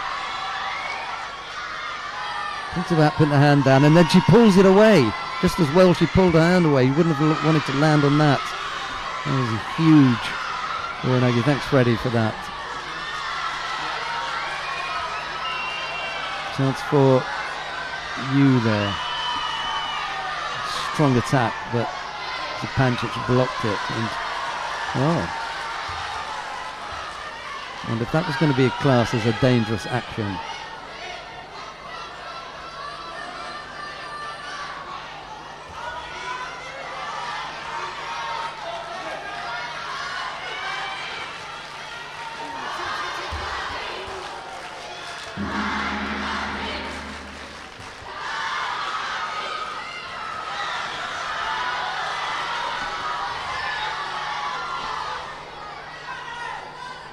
Yes, I think, well, that's definitely what they're looking at anyway.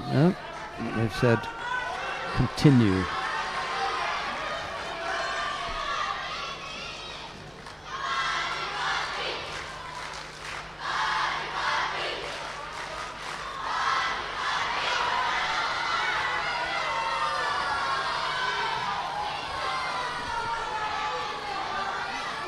Tatami 1, it's time for second round for men under 73 kilos. Well, we're just going to watch the last few seconds of this, because I'd imagine this is going to wrap up fairly quickly now. Both fighters have got 2 penalties apiece.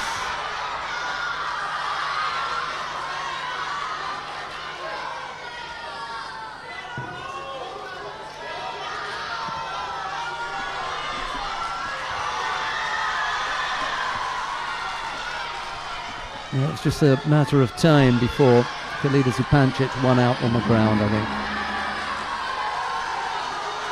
Yu Jae-young was running out of steam. So let's go to mat number 1 then, Freddie, because Musa Magushkov of Russia is up against Igor Vantka of Germany. It'll be Magushkov in the white judogi, Vantka in blue.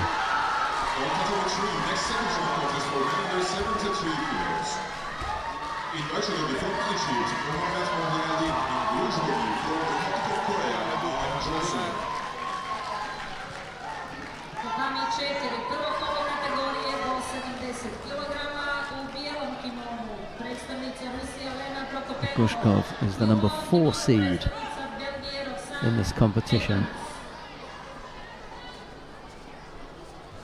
Of Tatami 2, next first round contest for women under 70 kilos in white judogi representing Gabon, Karene Adomowora. In blue judogi from Georgia, Mariam Chanturia.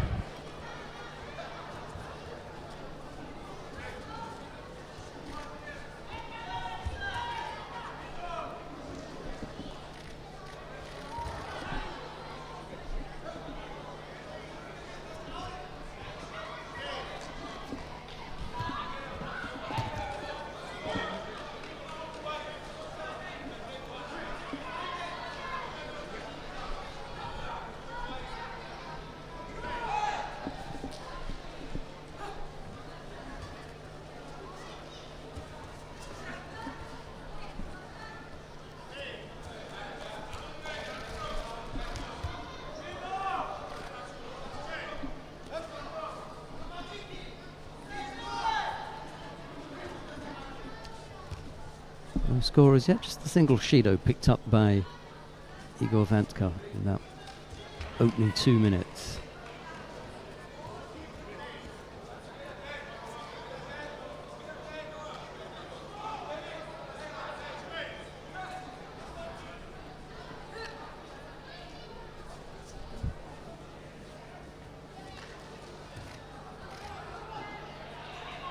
Vantka trying to come up with the combination there, but Magushkov was up to blocking that.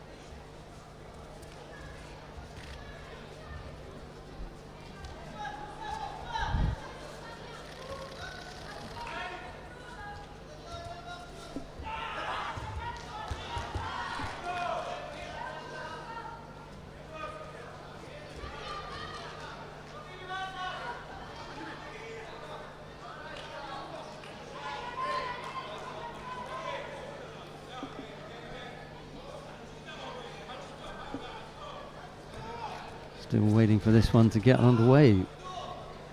Igor Vantka almost had an opening there. Magushkov's defense was pretty good, however.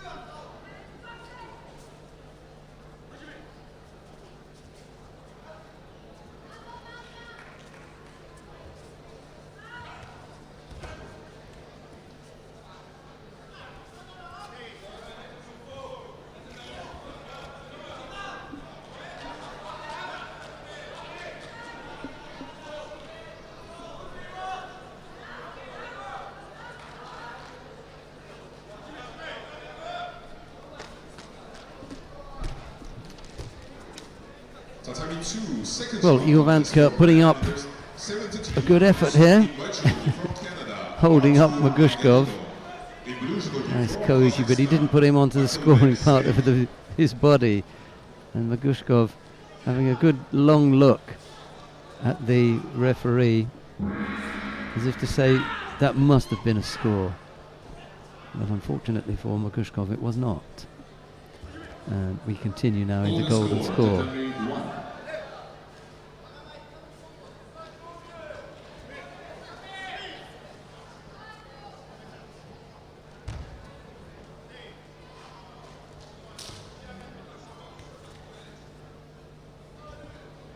Tatami 4, drugo kolo kategorije do 73 kg, u bijelom kimonu predstavnik Rusije Denis Jarcev, u plavom kimonu predstavnik Portugala Nuno Saraj.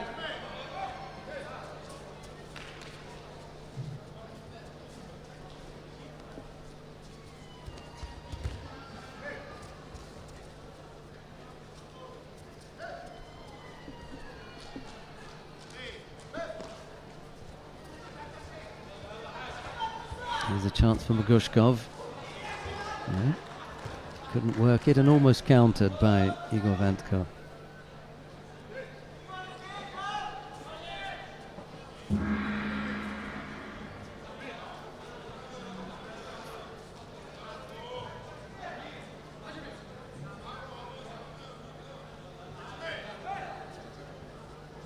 Tatami 3, golden score.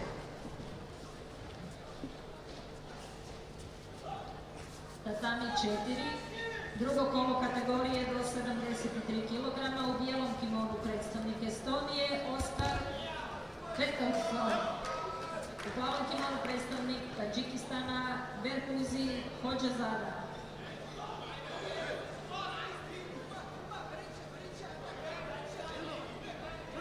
Magushkov picks up a penalty for passivity.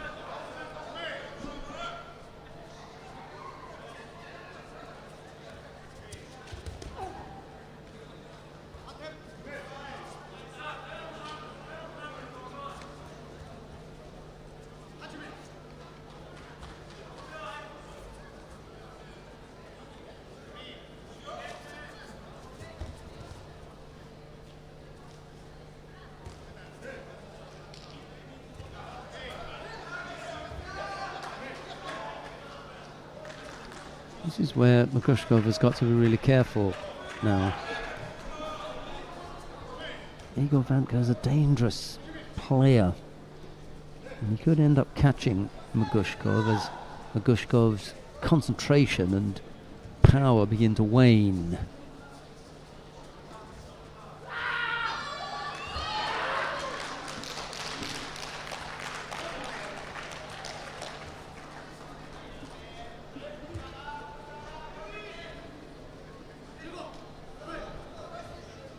Second Judo picked up by Magushkov.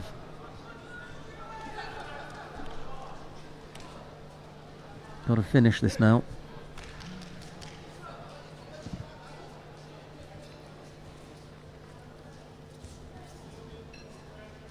Tatami 3, next second round contest for men under 81 kilos. When he pulled him on top of himself, so there won't be a score there. Representing Great Britain in blue judo, Stuart McWatt.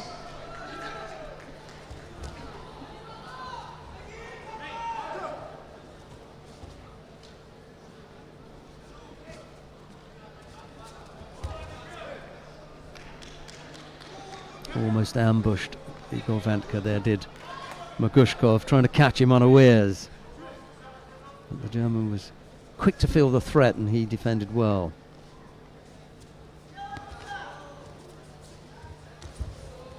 And for the first time, Igor Vanka looks particularly tired.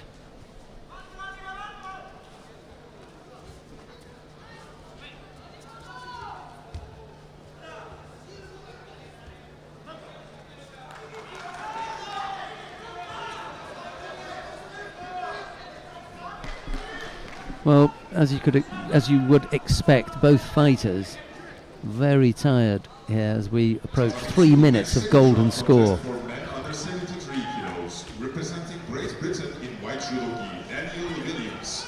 Representing Mongolia in blue judogi, Batoktor Erkanbayar.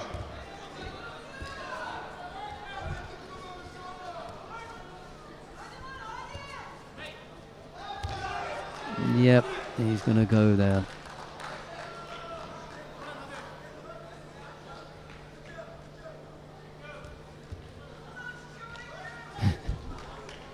Both absolutely flat out. Grueling, energy-sapping contest that was. Good luck in round 3.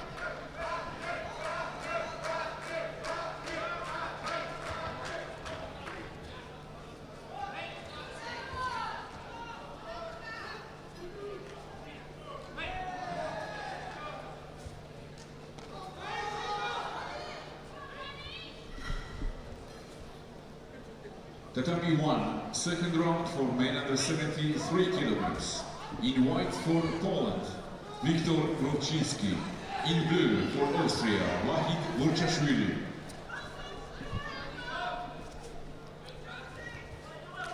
Right, Viktor Movczynski of Poland is up against Wahid Burchashvili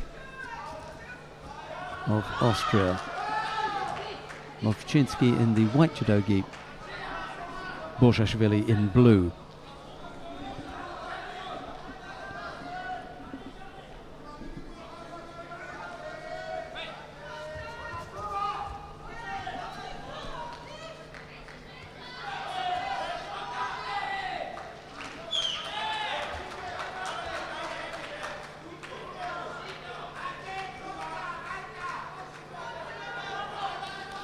4, drugo kolo kategorije do 73 kg.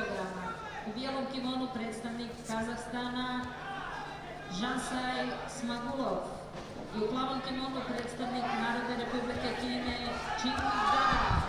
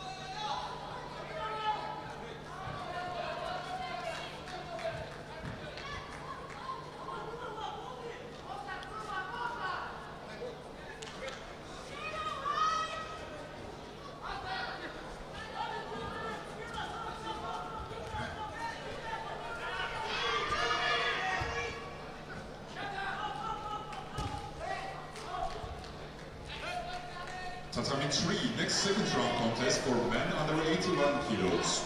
Representing Japan in white judogi 2015 world champion and Rio Olympic bronze medalist Nagasa Takanori. In blue judogi from Tajikistan, Akmal Murodov.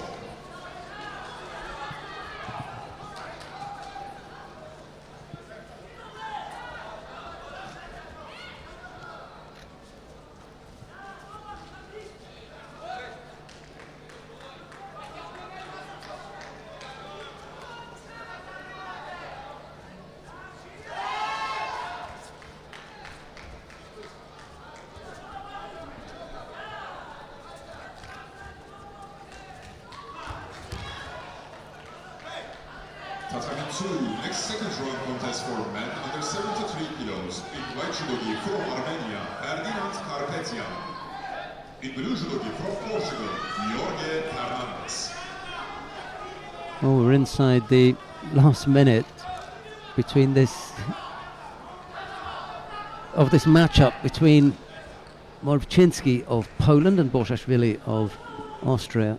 Really unfortunate that we've had two or three contests now back to back that have not really been, firing on all cylinders, where the fighters are not able to produce a great deal. A couple of golden scores and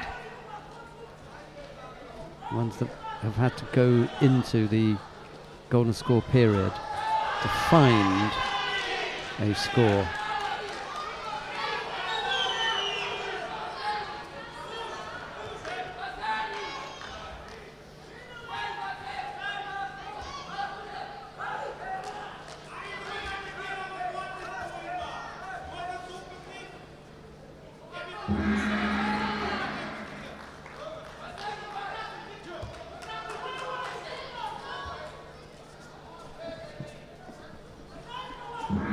So this one will go into golden score, with Morowczynski having a single Shido against them.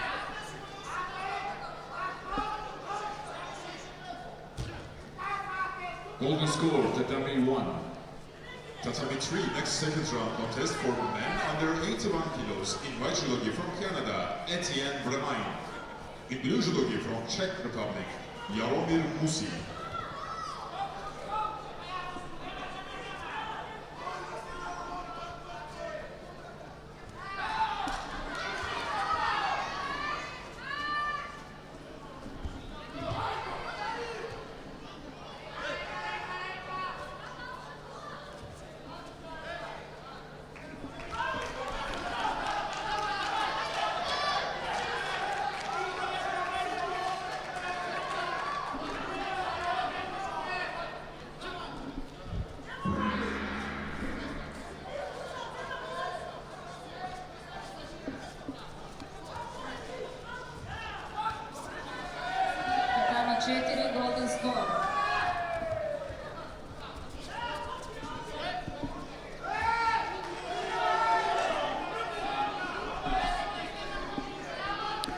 Still just the single Shido against Viktor Morovchinski. He's had almost a minute of golden score.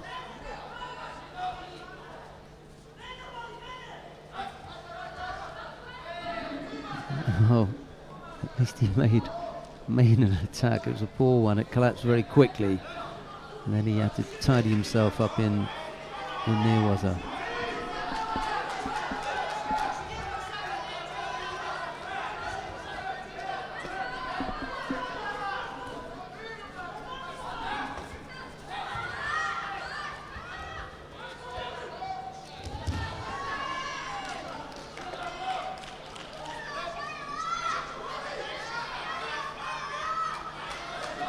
Minute 24 of golden score gone. Still just a single Shido picked up by Morovchinski. Borshashvili just showing the first signs perhaps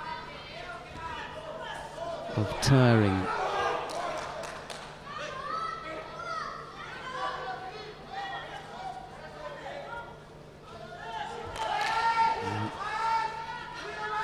Morovchinski just getting eased out of the competition area.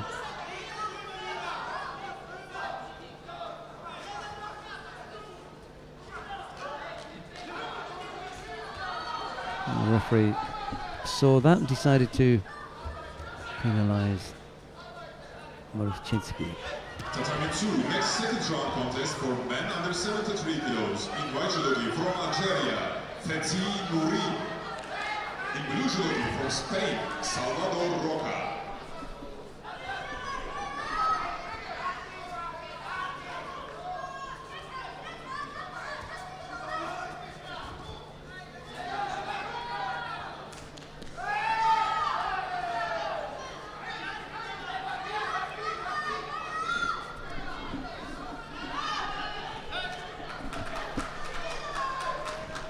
So a second penalty was on the board, picked up by Morovchinski, and I suspect that he's about to get a third. Even if they give one to Borshashvili, it's not going to make that much difference. It will be a third penalty that he will pick up, and that kind of attention to tying your kit up kind of means it's all over, I think. You can have a look around the boards and see that down on mat number 4, Shante Smagolov is up against Qing Daga of China. Etienne Briand of Canada is up against Jaromir Musil on mat 3. Here comes the penalty. There's one to Borshashvili and a third to Morovchinski. Let's see what we've got coming up next. This may be a much better match-up for you. Bilal Chiloglu of Turkey, who Loretta Kusek-Doyle mentioned this morning. He's up now against Telman Valiev of Azerbaijan. It'll be Chiloglu in the white judogi, Valiev of blue, and here is the aforementioned Loretta Kusek. Thank you, Sheldon. Yeah, this is going to be a very interesting match. There's no doubt about it. A very strong athlete and performing well.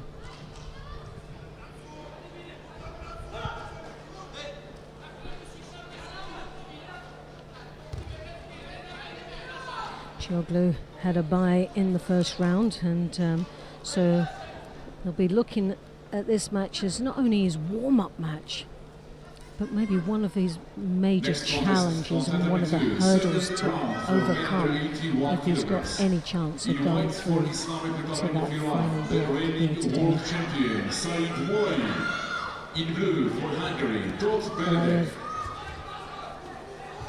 Really second best in the exchange here.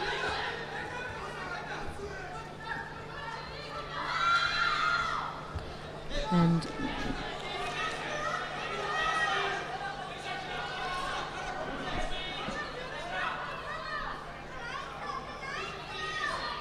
no disrespect to this match that we're just covering now, there's a possibility of going across to mat number 2, where we've got Malayev, which is the number 1 seed in the 81s, the world champion, as you can see, boasting the red back patch there.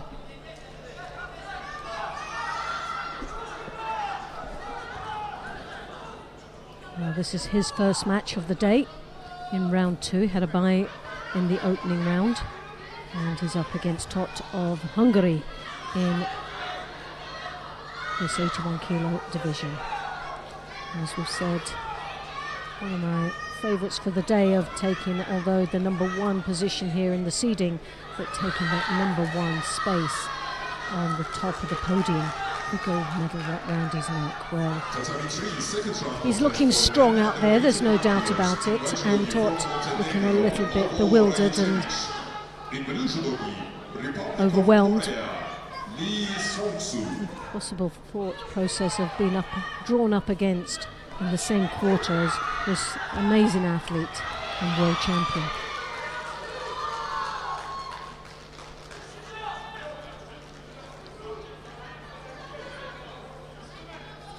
Malaya with a Rosari on the board already. Tot just picking up his first Shido, trying to get past the strong defences of Malaya. As you can see now, Malaya working. He's got the upper body control. He's controlled that head quite nicely now. He's working with the leg, but Tot of Hungary holding on very tightly. Good defences in the Niwaza for the Hungarian.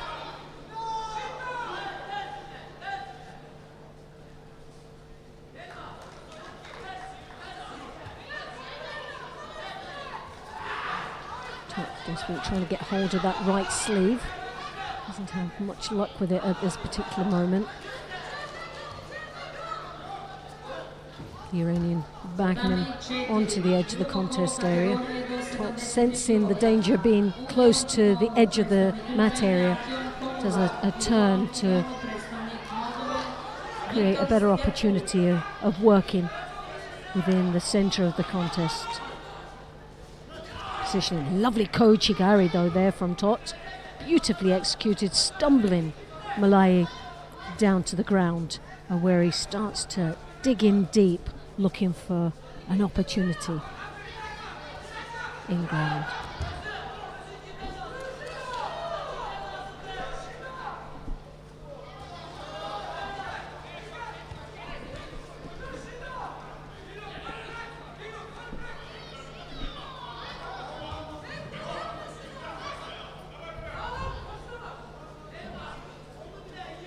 Tot. Well, on paper you would say, really, this is going to be an experience, being up against a world-class athlete like Malaya. 18 years of age, this Hungarian. Oh, and there he goes. Beautiful exchange there. Ippon. And what sportsmanship. Malaya helping his opponent up. Well, for me, Benedette, Tot did extremely well against a world-class performer.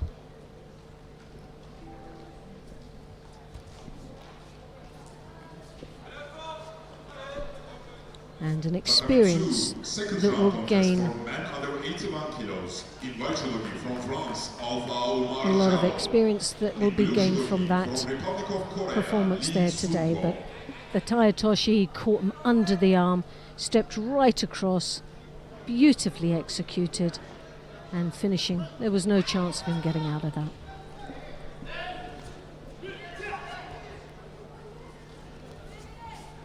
Next contest, Contender 1, second round for men under 73 kilos. In white judogi for Belgium, Abdul Malik Umayev. In blue judogi for Japan, Tatsukawa Arata. Giallo, France, in the white, one of my favourites. Love the energy and excitement that he brings to a tatami. And he's up against Lee Song-ho of Korea.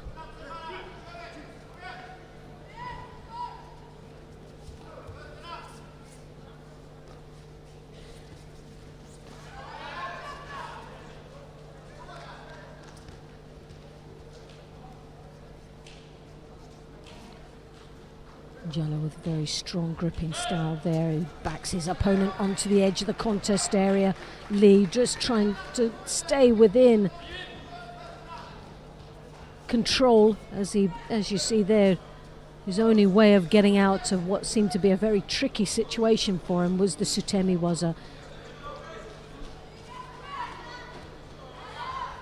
Not sure what the referee will call by that, but he got the lift, he got a bit of movement from his opponent. 63 kilo second round contests in white judogi from Japan, Malekura Nami. In blue judogi from Spain, Sarai Guerrero.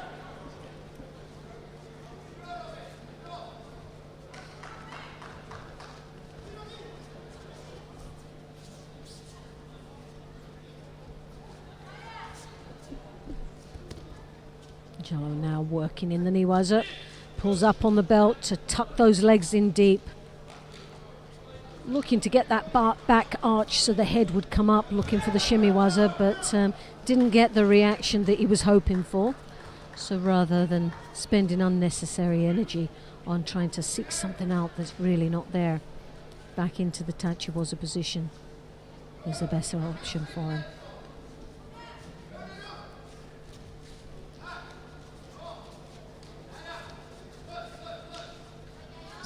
Jello with the left hand on the lapel comes in with the Aponsianagi.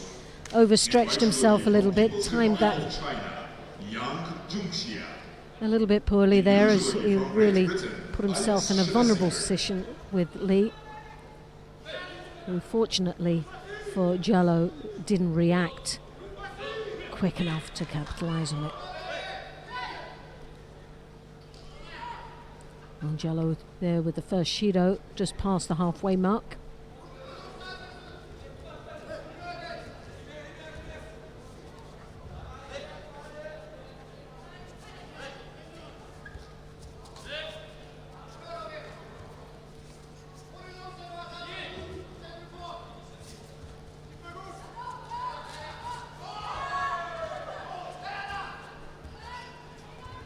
Tomonagi. Nice exchange there from the Korean.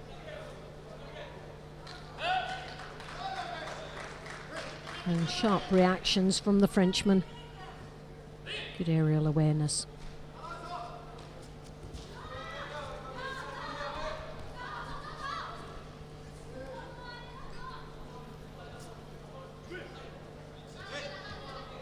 Just one Shido in it, a minute and 20 seconds remaining. Jello trying to add extra pressure on his opponent. He advances on, trying desperately to come over on that lapel. As he's got it now, secured one hand on, like his opponent, but he comes in with a Sianagi. Lee anticipated that well, looking for the counter.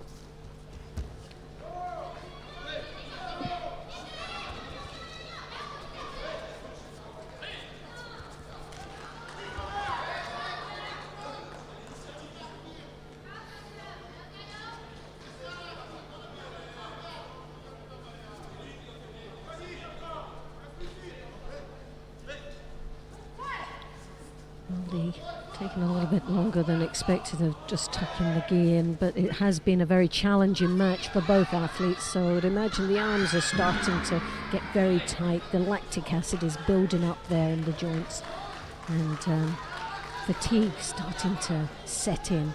Ouchigari and Jello really pressurizing on the edge there. Comes in with a Sianagi, gets that drive, but no more.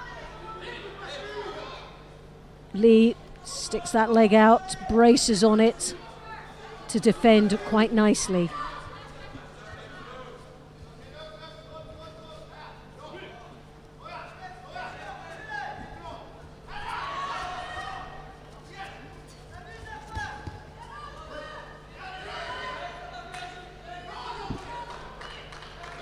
Once more, that left hand on the lapel.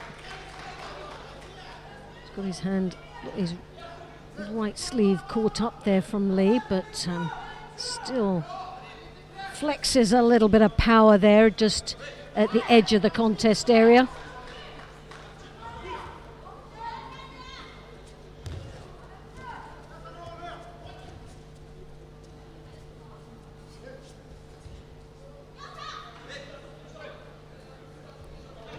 Well, Lee now playing a bit of a chasing game. He really hasn't been able to secure and stay in and keep up with the actual pace that Jallo has set here in this contest, this second round.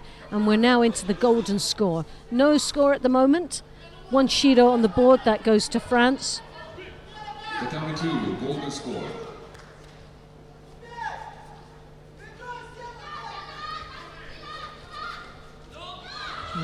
On the lapel once more, still needs to try and get that other hand on. Combination of the Koichigari, Ouchigari, sharp reactions, again piling pressure on Lee as they work that fine line and a dangerous line of the contest area.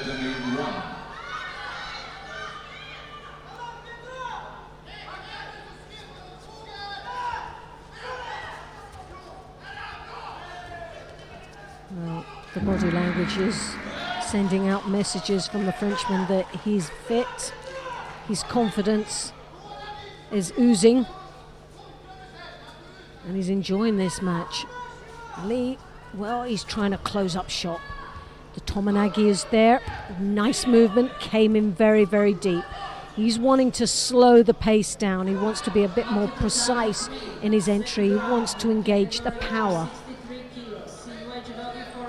He doesn't need that open space.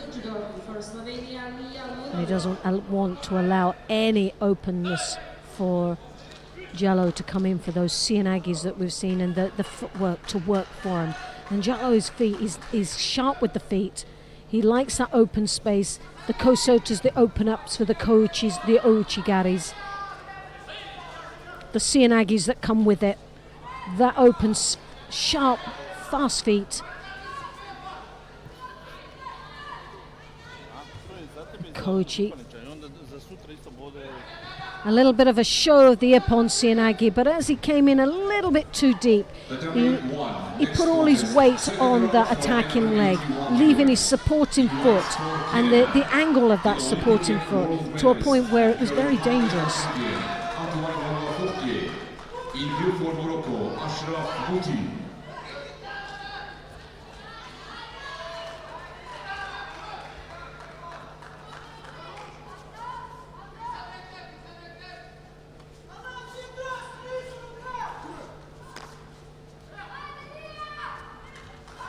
The Osota off to them, a bit of a big harai there.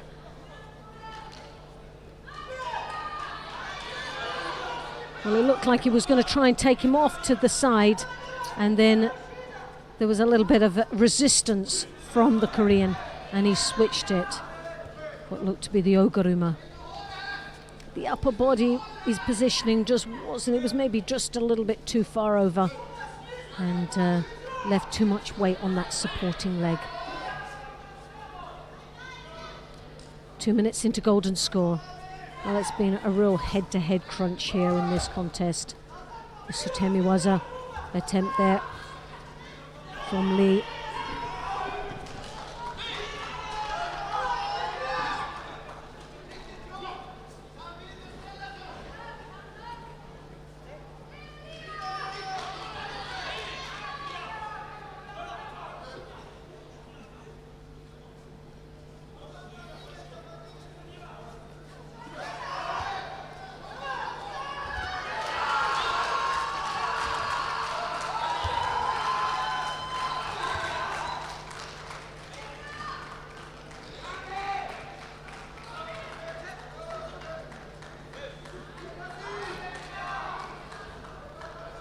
Well, some strong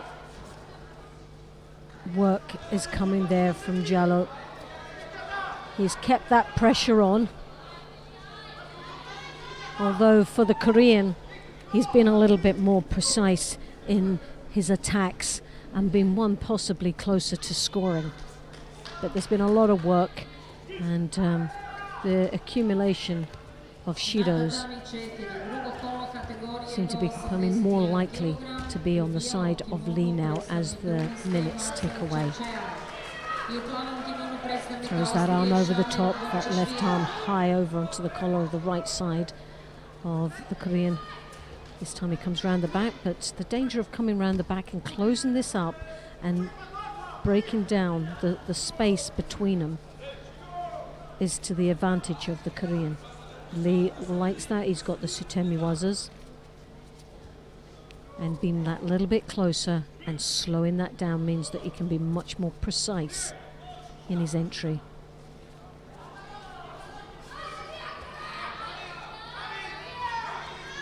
Jallow digging in deep. Now this suits me, for me this suits the Korean. He's got a good controlling arm on that left side. Jallow comes in with the Kochigari. Now as you can see, tightness in there, the Seanagi, and there Jallow had to brace hard to avoid being thrown.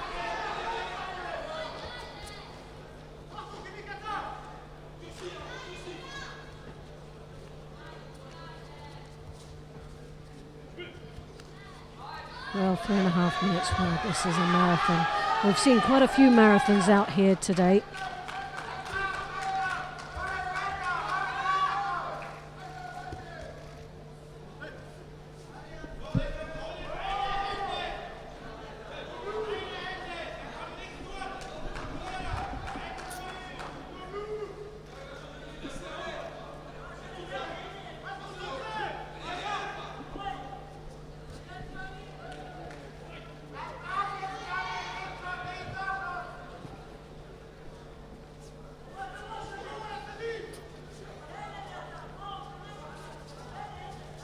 The right hand on the left lapel there of Jallow comes in, as you can see, he's trying to set it up at the edge of the mat with the Marotti Seanagi. Jallow defending nicely, but Lee, as you can see, with 2 Shidos now, he has to stay fully engaged.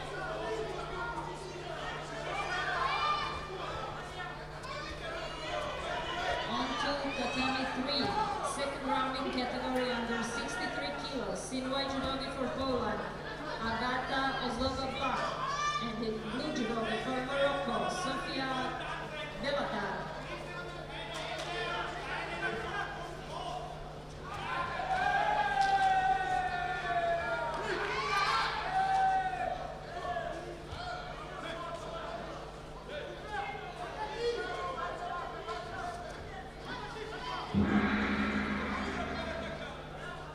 Well, 4 minutes. And the second Shido now. The plan of action didn't really go to the favour of Jallow. He tried to steal a Shido against his opponent and it backfired on him.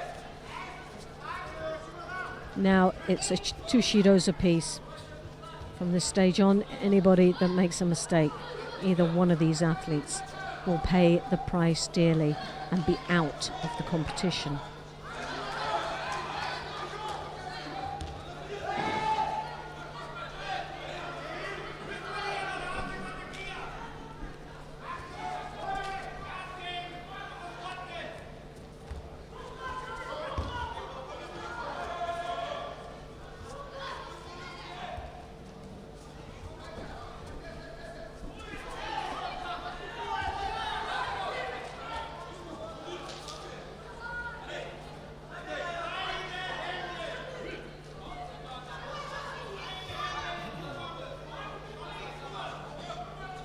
Jallow pressurizing his opponent on the edge. The Sutemi was an attempt there from Lee. And I think it was very obvious what Jallow was doing. And he's got to be careful not to make that look so obvious. He leads with that shoulder. He doesn't lead with a grip. Leading with a shoulder. Second round for men under Look there for the counter. In white for Greece, David Tsoukuris. In blue for Republic of Moldova, Dorin Kotorvaga.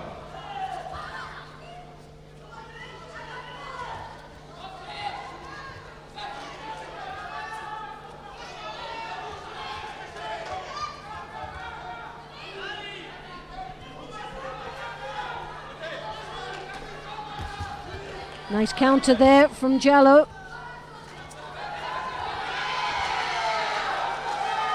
Looks up at the scoreboard, it wasn't deep enough though to get that score, but nevertheless good effort. But it was a counter, and I think they're just going to have a look at the care system there just to double check on that.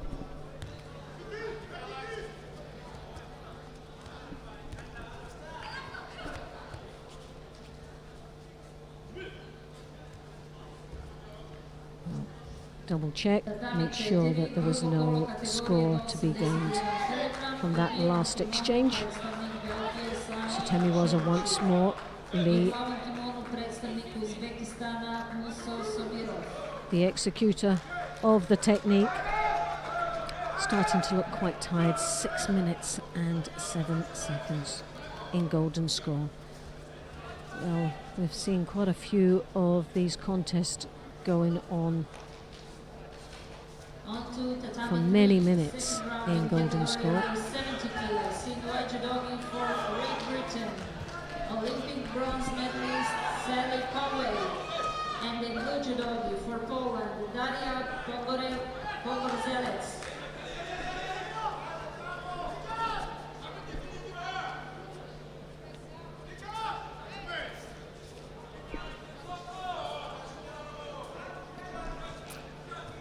Well, you would have thought these athletes would be on their knees by now. 2 shidos apiece, 6.5 minutes gone. 10.5 minutes in total. But Jallow, well, it was looking quite obvious in the last minute for me that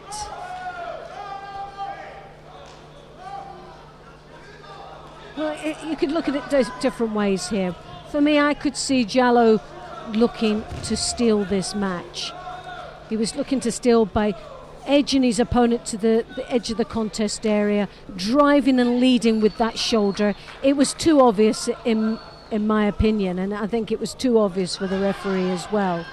But Korean, on the other hand, yes, he was on the receiving end, but what can you do if you're getting pushed all the time? The only thing he can do is the Setemiwazas, and he did get that movement. They weren't false attacks. It was the only attack they could most probably get. Now, what we'll do is we'll go across to mat number 3, where it's just started off with the under 70 kilos.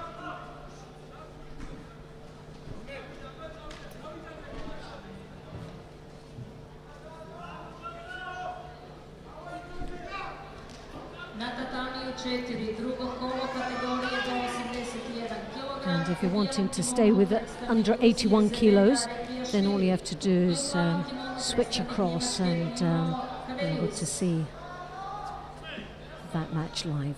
But here we have Sally Conway of Great Britain, Daria Pogorzelec of Poland. Sally, Olympic bronze medalist. 81 kilograms in white for Portugal. Bronze medalist here in Zagreb. Mature athletes in this weight category. In blue for Brazil. A lot of experience. World medalist Leandro Guileiro. And the number 2 seed coming into this competition.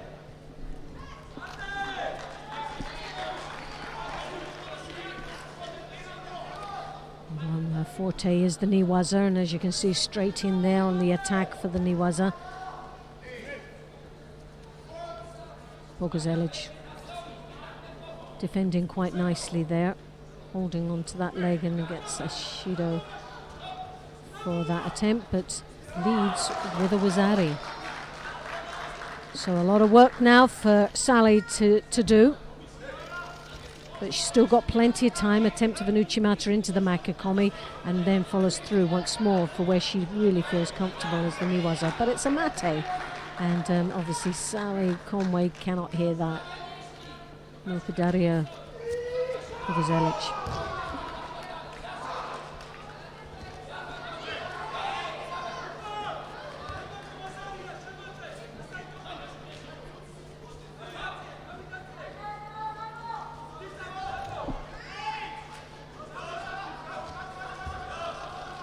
One minute 40 seconds remaining.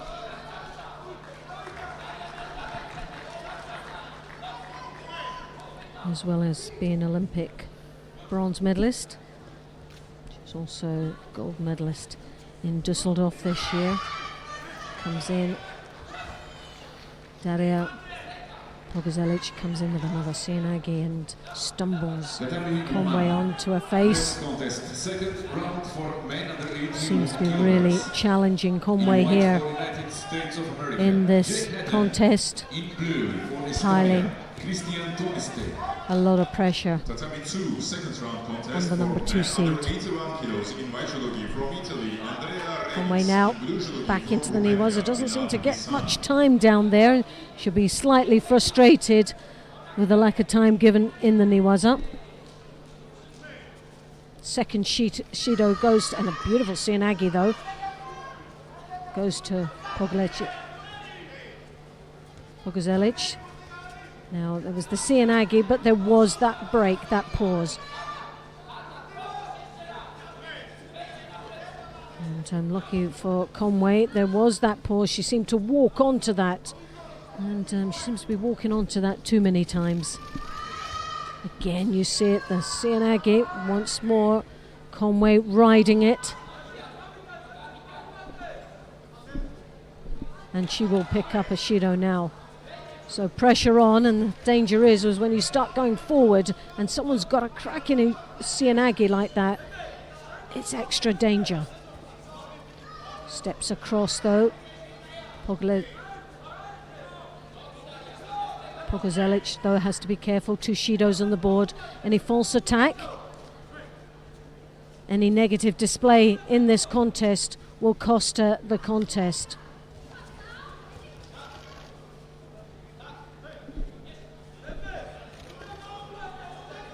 Well, that was a very poor drop, but the referee gives her the benefit of the doubt, and that was again another really bad entry for the Sianagi.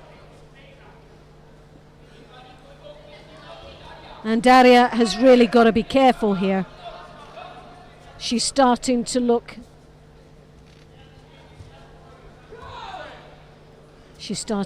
very tired and under a bit of pressure now, although she's a Wazari up.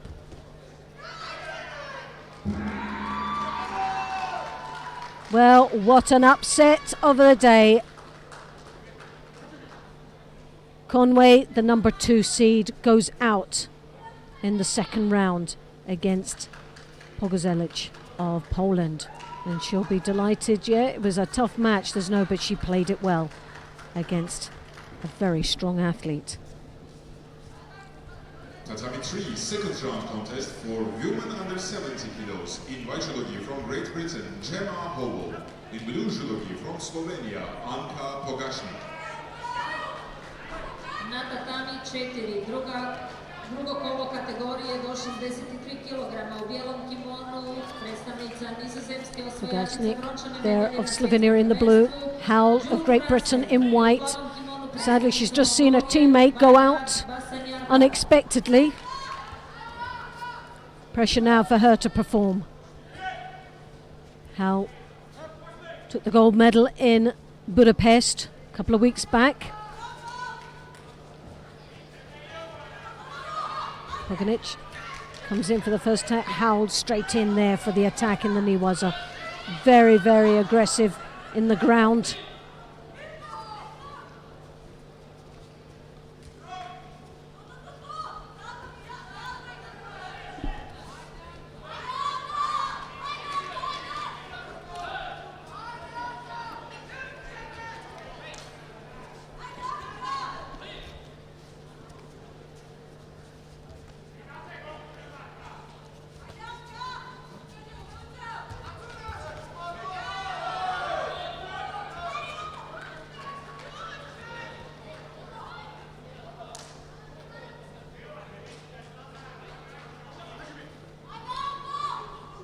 Well, this is definitely a battle and a half between both these athletes.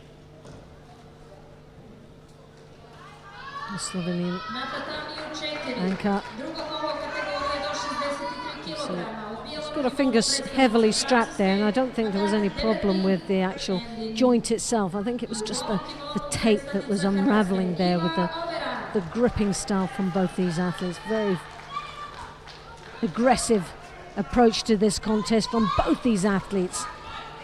Howell coming in with a Sianagi.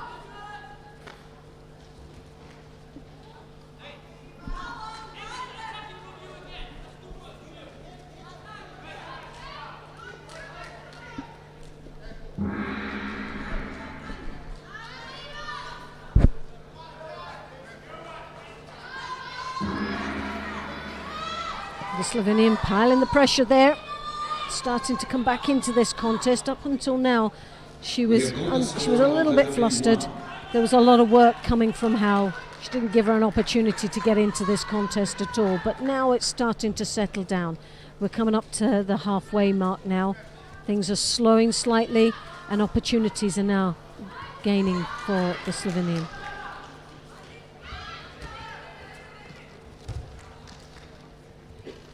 On tatami 2, second round for women under 63 kilos in white judo from Slovenia, Olympic champion Slovenian working the Niwaza. In blue judo from France, Marlon Deketa.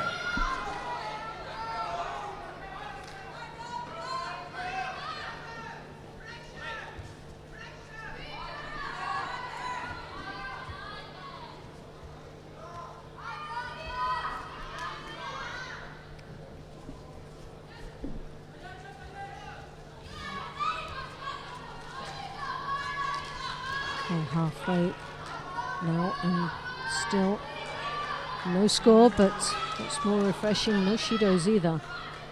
The work rate from both these athletes have been very intense and very aggressive right from the beginning. Real battle of the kimikata going on here, Women under 63 kilos, tatami 1. with both having opportunities with the Sienagis and the Niwaza. Sana Vermeer. In blue for Israel, Inval Now coming in, there was an attempt of a Sienagi through a very defensive arm, and she's got to be very careful doing that, and there's the reason why. She picks up her first shido for a very poor entry on that Sienagi. Trying to come in past the strong defences.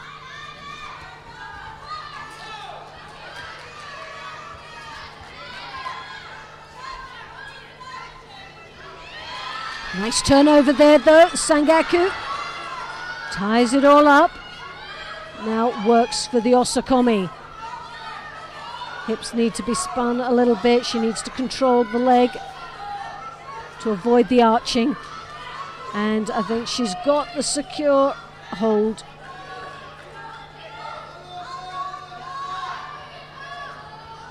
And now it's just a matter of time. Well, Ippon and Gemma goes through. Gemma Howell goes through to the third round of the under 70 kilos. And she'll be up against Pogozelic. In that next round from Poland, the young lady that defeated the number 2 seed, Sally Conway. On tatami 3, we are starting to third round contests for men under 73 kilos. Right, so the number 1 seed, Michaela Polaris, is safely through to round 2. She'll face Sun Xiaotian of China. Barbara Matic of Croatia defeated Jong Hye-jin of the Republic of Korea. She will face Mariam Chanturia of Georgia. That's in Pool A. In Pool B, Asma Niang of Morocco goes up against Maidina Tamazova of Russia, and it'll be Kim Polling of the Netherlands, who thumped Ono Yoko of Japan this morning, absolutely buried her. She'll go up against Megan Fletcher of Ireland, who defeated Yarden Meyerson of Israel. Sally Conway, as Loretta has already said, was downed by Daria Pogozelic of Poland in round 2. It'll be Pogozelic to go up against Gemma Howell, who as you saw there, just defeated Anka Pogacnik. And in the lower half of the draw, Senna van Dijk of the Netherlands will face Ju Ya of China, and it'll be Kalita Zupancic of Canada to go up against Elena Prokopenko of Russia. How's that? And Loretta has got all of that beautifully written down in extremely clear handwriting. Mine, I remember one of my teachers saying it looked as though a spider had fallen in ink and crawled across the page. My handwriting was so bad. Toha Butbul is on Mount 3 at the moment. He's up against Martin Hojak of Slovenia. It's Butbul in the white judogi, Hojak in blue. Tina Tersteniak is on the adjoining mat. She leads by Wazari against Manon Deketa of France, and then down on mat number 1. It's Sana Vermeer of the Netherlands up against Inbal Shemesh. There's no score in that one. Katarina Hecker on the adjoining mat number 4 is up against Han Hee-ju of the Republic of Korea. There's no score in that one, and I think we're going to stick here with Butbul and Hojak.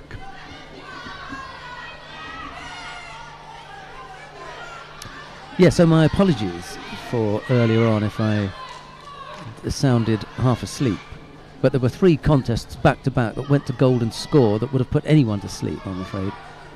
So it was just, I couldn't make an excuse.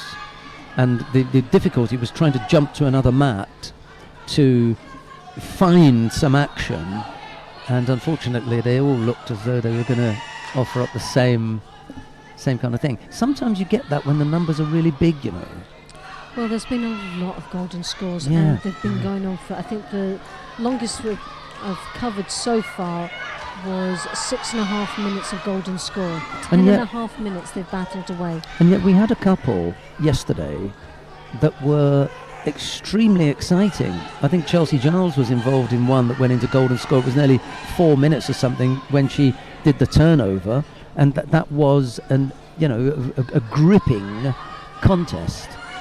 Sometimes you just end up, unfortunately, with something that is just a little bit stale, I'm afraid.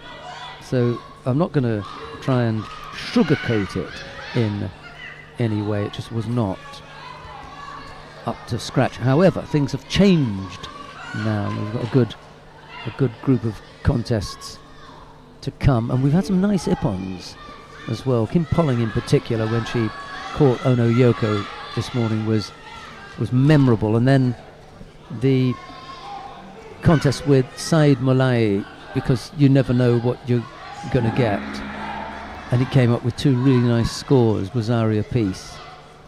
He went through to the next round. Won't be long before we see him again. In fact, the under 81 kilo category is fairly well advanced. I'll just give you the rundown of that whilst we're watching the Toha Butbul Martin Hojak contest. Saeed Molai of Iran is into round 3. He faces Lee Sung-ho of the Republic of Korea. It'll be Tato Grigalashvili of Georgia to go up against Andrea Regis of Italy.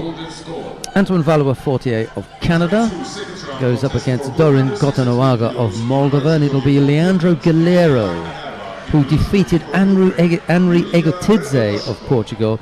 Galero will face Christian Tonista of Estonia. So that's the top half of the draw.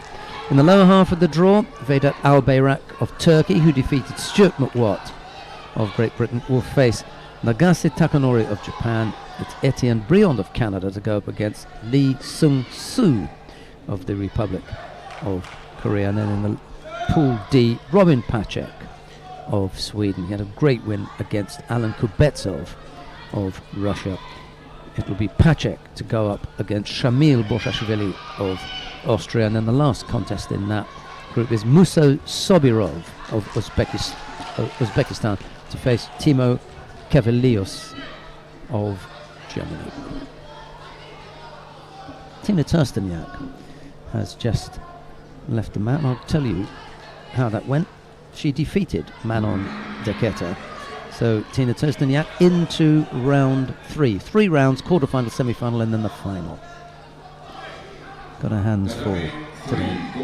Lots of judoka here.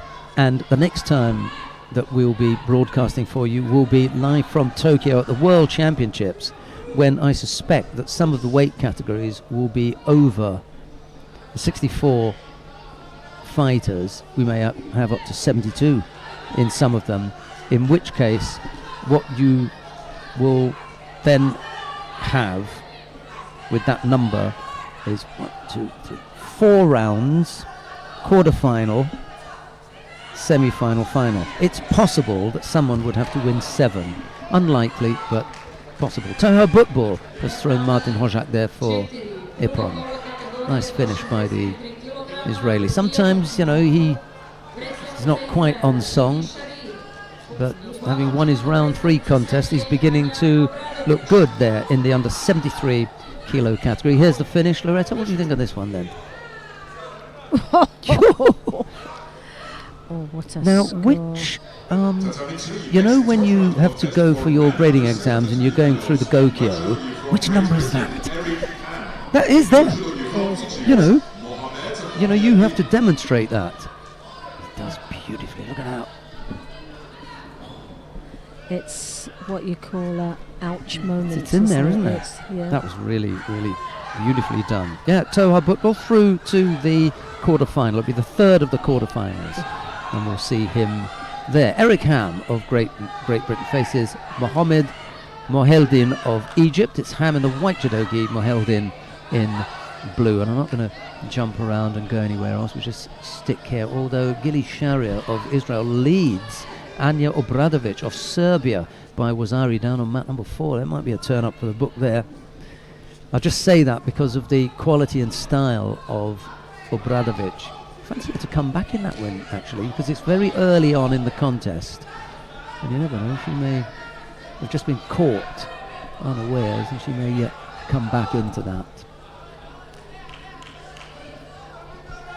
Now, during the break, I'll just tell you how we're going to wrap things up. Once Loretta and I have seen the days, or the first part of the day's action, the action of the preliminaries, we'll do our normal wrap-up and tell you who it is that we're going to see in the medal matches. And immediately after that, don't go anywhere, you can stay with us, because we're going to be interviewing a former judoka. And it's something that I'd like to do on the second day of competition at each venue that we go to. So we will talk to the local organisers, see who it is that may be available, someone who has either retired or is unable to compete because of injury. So we've got to have, someone who's not really competing because their minds will be elsewhere. So they could have a retired judoka, or someone who is not competing at that time, and then they're free to join us, so we can give them a proper sit-down interview. On this occasion, we are going to be speaking to Sophie Johnston, a former British international. She happens to be out here on a bit of a holiday, so why not? A bit of support for some of the players that she knows.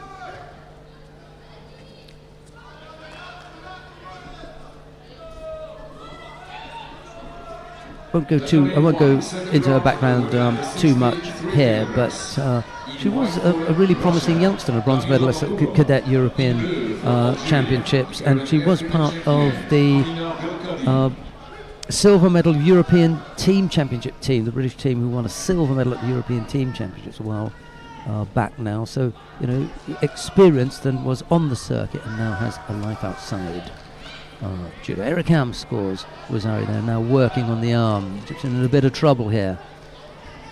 There is still time on the clock, but he is Wazari down. Moheldin manages to get out of a tricky situation there. Kamila Badurova of Russia has just won her contest down on mat number 1. That's in the under 63 kilo category, defeating Amina Benadi of Algeria. Lucy Renshaw and Catherine Unterwertsacher are on mat 2, and Gili Sharia and Anja Obradovic are still working away down on mat 4. Sharia has held on to that lead. She leads by Wazari with a little under a minute left to go. Women under 63 kilos, Tatami 1, in white judogi representing Canada, the current Pan American champion, Catherine Boschamel-Pinard. In blue, for Republic of Korea, winner of Montreal Grand-Prix this year, Cho Mo-hee. Catherine Unterwertsacher has just thrown Lucy Renshaw for Wazari left-sided. She leads by Wazari with a little over 2:20 left to go in that contest. That's on the adjoining mat 2.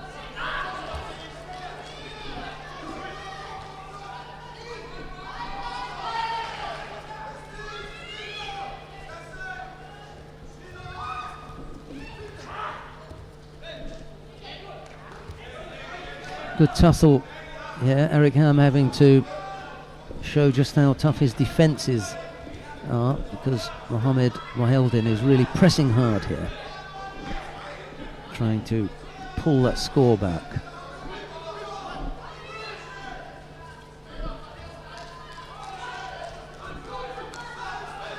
No, he's ducked the head underneath. He got away with that.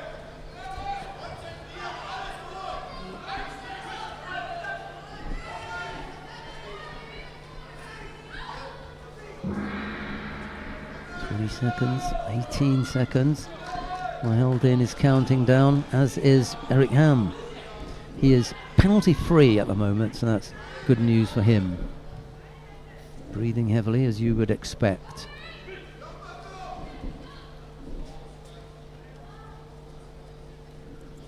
Picked up a penalty for a false attack.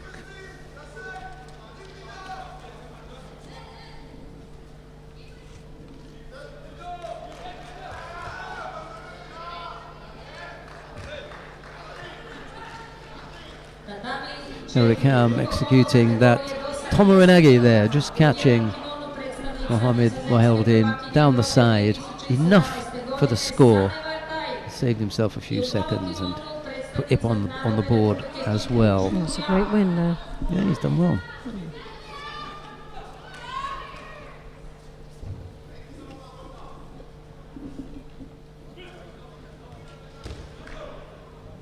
Dennis Stewart thought it was Wazzari as well.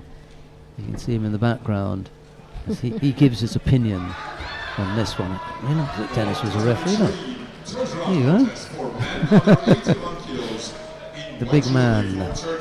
Right, Vedat Al-Bayrak of Turkey is up against Nagase Takanori of Japan. Al-Bayrak in the white judogi, Nagase in blue.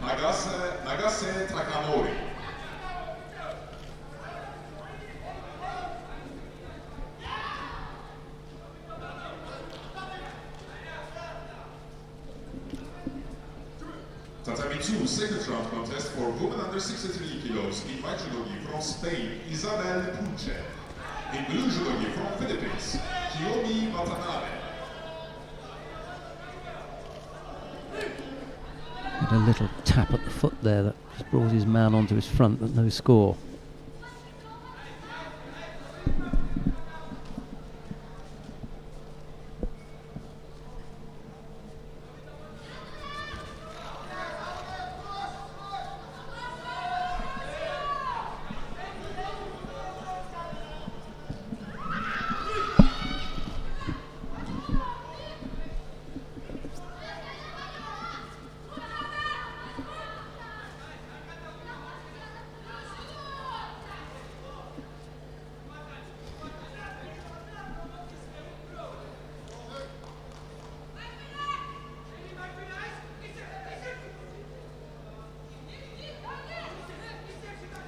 Not comfortable with the grips as yet.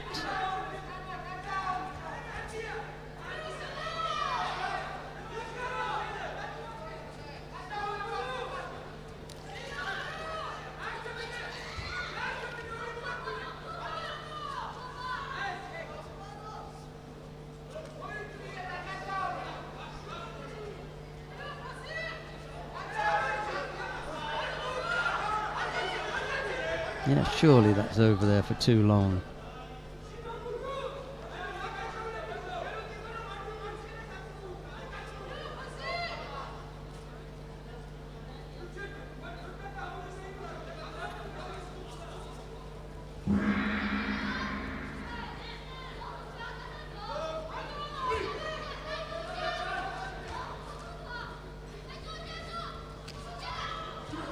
Let everyone golden score.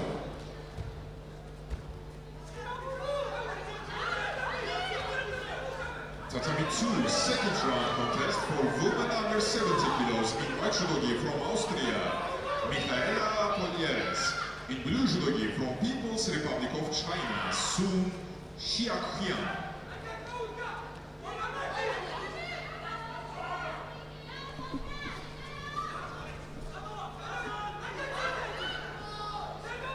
Single Shido picked up by Vedat Al-Bayrak. Minute 40 left to go.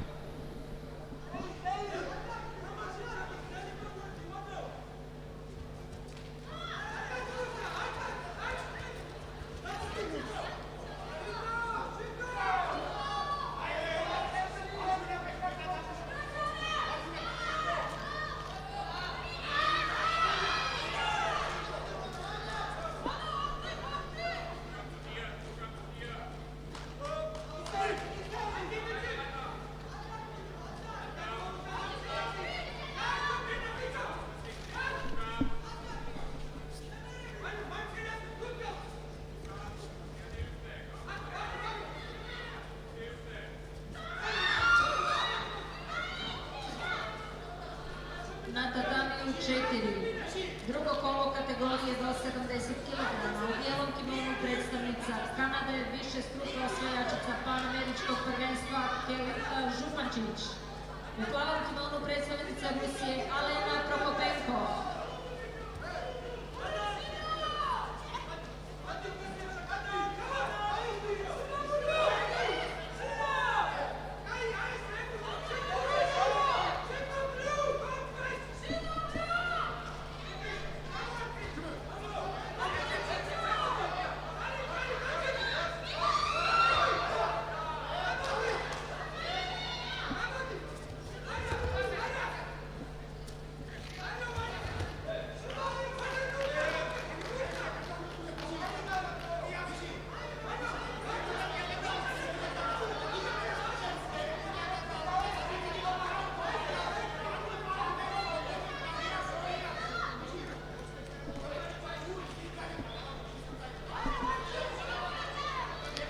Both fighters now have picked up a penalty apiece. We've got 16 seconds left to go.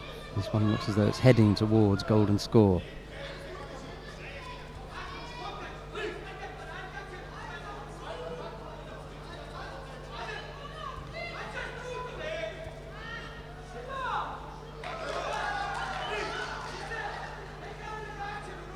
Tatami 4, treće kolo kategorije do 73 kg. U bijelom kimonu predstavnik Rusije Denis Ijačev.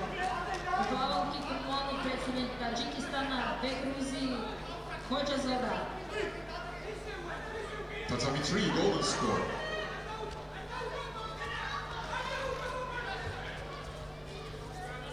So golden score period underway. 2 penalties picked up by Nagase Takanori. Just 1 from Albayrak.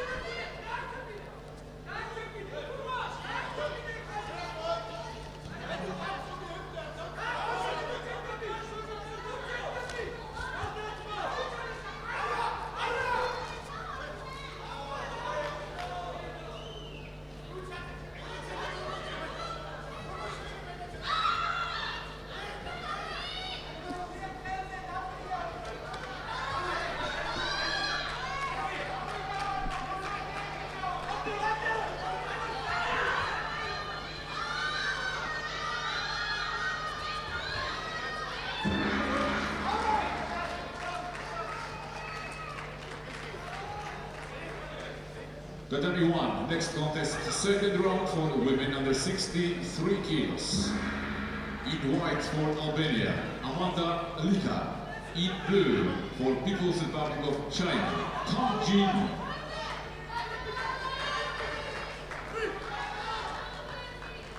Na tatamiju 2. Drugo kolo kategorije do 70 kg. U bijelom kimonu predstavnica Hrvatske Barbara Matić. I u plavom kimonu predstavnica Gruzije Marija Čanturija.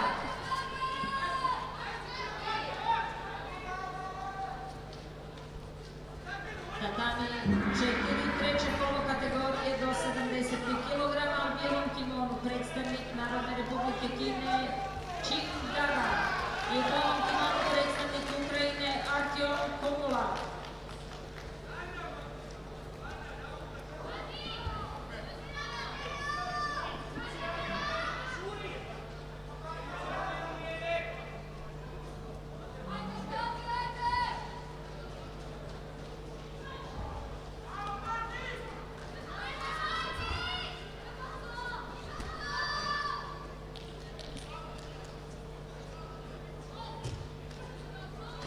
Well, Nagase able to come up with the winning score in Tatami 1, second round contest for the women under 70 kilograms. In white for Morocco, Asma Niang. In blue for Russia, Madina Taimazova. Yeah, there is Nagase shaking hands at the end there. Unfortunately for Albayrak, who's on the receiving end. Etienne Briand of Canada faces Lee Sun-Soo now. It's Briand in the white judogi, Lee in blue. Barbara Matic of Croatia is on mat 2 against Mariam Chanturia. That might be worth having a look. Or Ching Daga and Artem Homela. The choice is yours. We'll stick here with Etienne Briand and Lee Sung-soo.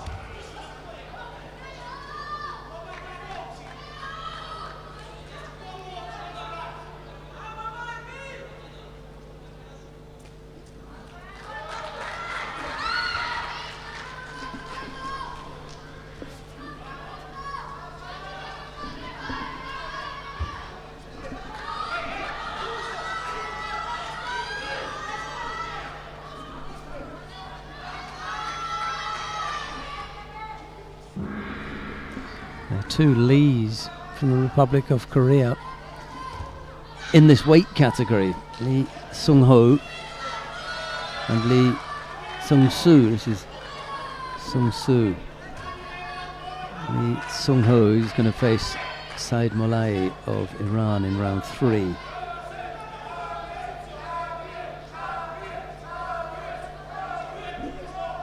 This is a round 3 contest.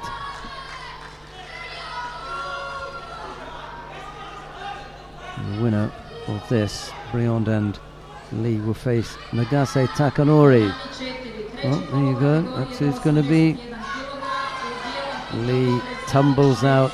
Etienne Briand, the unseeded Lee Sung-soo, the Republic of Korea, comes up with the win. And the Nagase Takanori of Japan to face Lee Sung-soo of the Republic of Korea in the 3rd of the repechage contest. In the 3rd of the quarterfinals.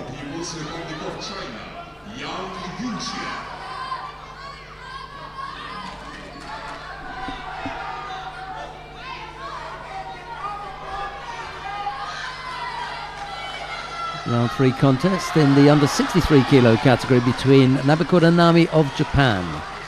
She faces Yang Junxia of China. It's Nabakura in the white judogi, Yang in blue.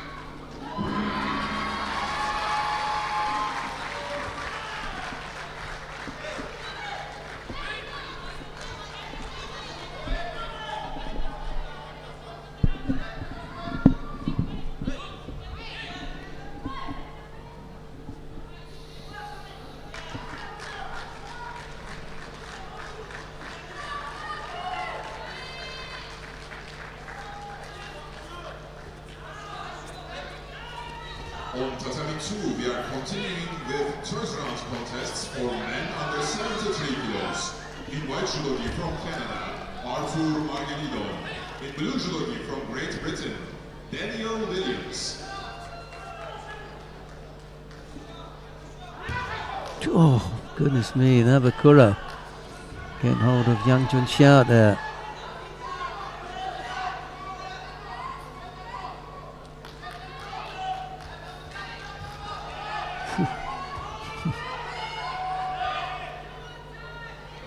Tatami 3, 63 kilos in white judo gi from Russia, Daria Davidova.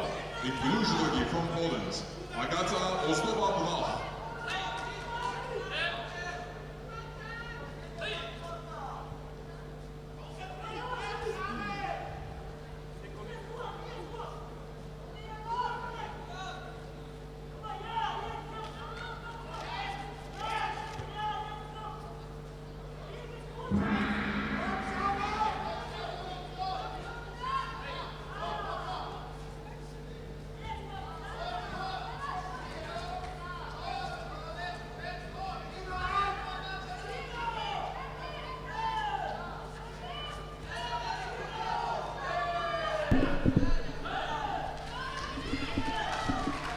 Daria Davidova of Russia is up on mat 3 against Agata Ozdobobwach of Poland.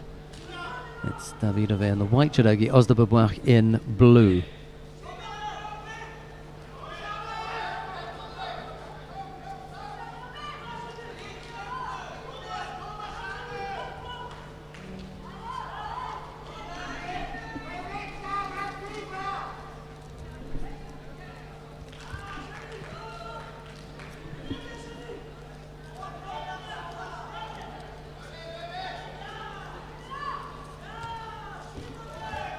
Next, second round contest for the women under 70 kilograms, that can be won. In white for the Netherlands, Kim Pauling. In blue for Ireland, Megan Fletcher.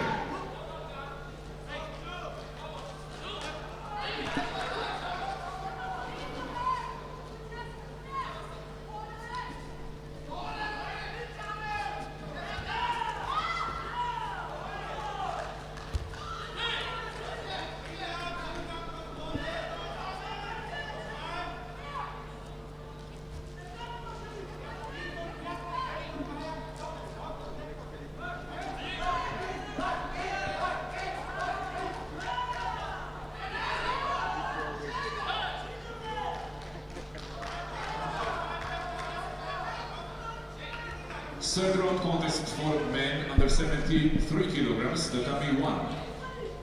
In white judogi representing Russia, Musa Obushkov. In blue representing Austria, Vahid Gochashvili.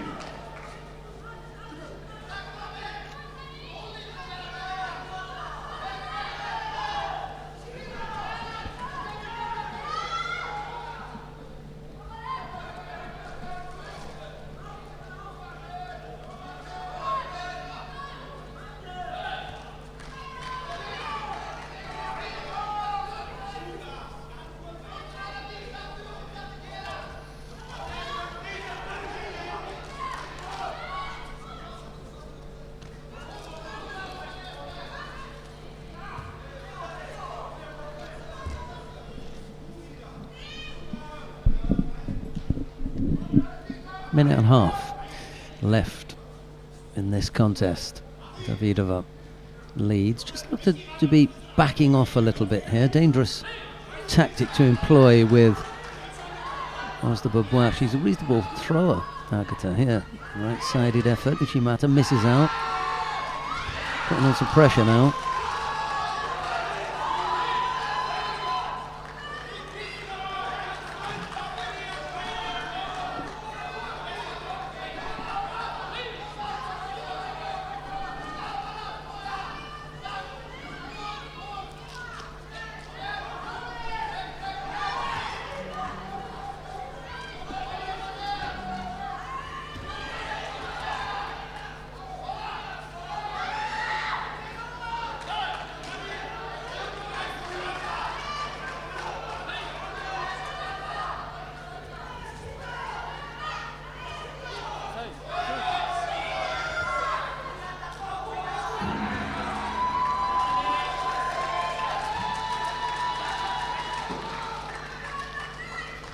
That can be won. Next, third round contest for men under 73 kilograms.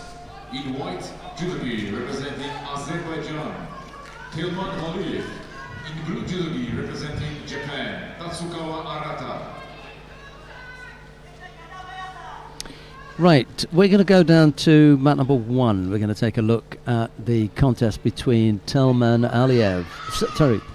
Valiev of Azerbaijan. He's up against Tatsukawa Arata of Japan. It's Valiev in the white judogi, Tatsukawa in blue. It's round 3 of the under 73 kilo category.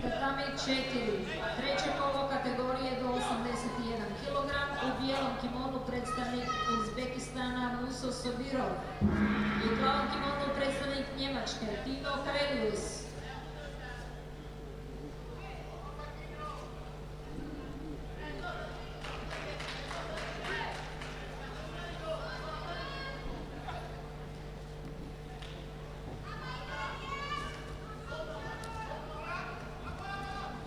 Tatami 2, third round contest for men under 73 kilos. In white judogi from Portugal, Jorge Fernandez.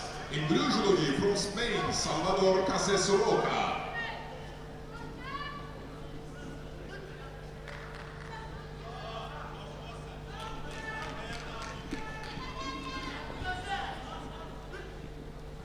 On Tatami 3, we have now quarter-final for women under 70 kilos.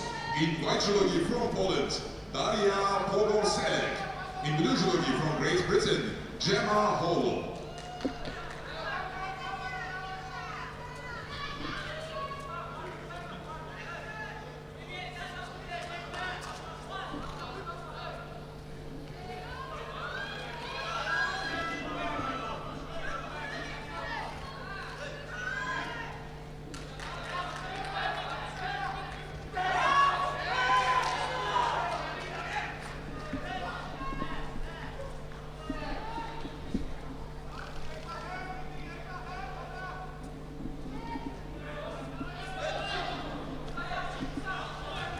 Single Shido picked up by Valiev.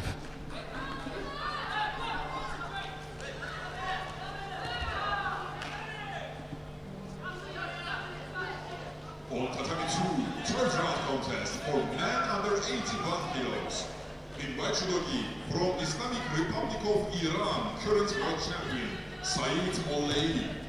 In blue judogi, Republic of Korea, Lee Sun-ko.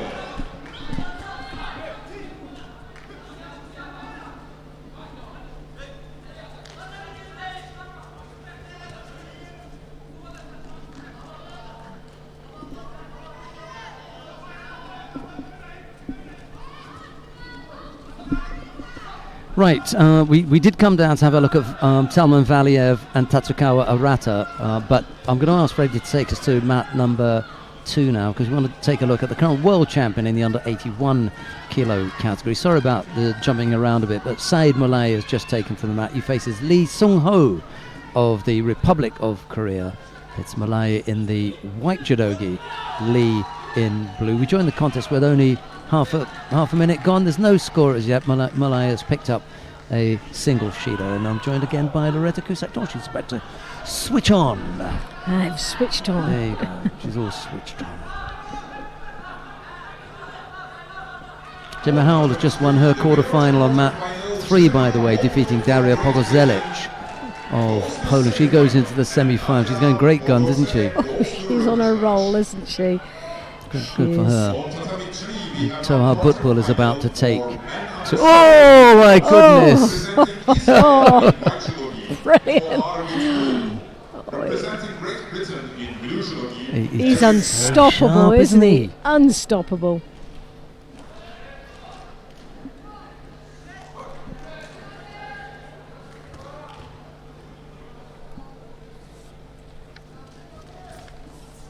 Tatami 4, treće kolo kategorije do 63 kg. U bijelom kimonu predstavnica And here's some. Oh, Juste was a total upper body control. Rotated his opponent. He just grabbed the shoulder and the upper arm, under the arm, and just rotated using his feet as much as the arms rotated through. Brilliant. You see a movement, a reaction in somebody's body as they're being thrown, and Lee, I have to say, there was clueless. He was. He really didn't. He didn't know what was happening. He didn't expect that. No, he didn't. He definitely didn't at all. didn't expect that. because he had no, kind of reaction to it because he didn't know what was happening.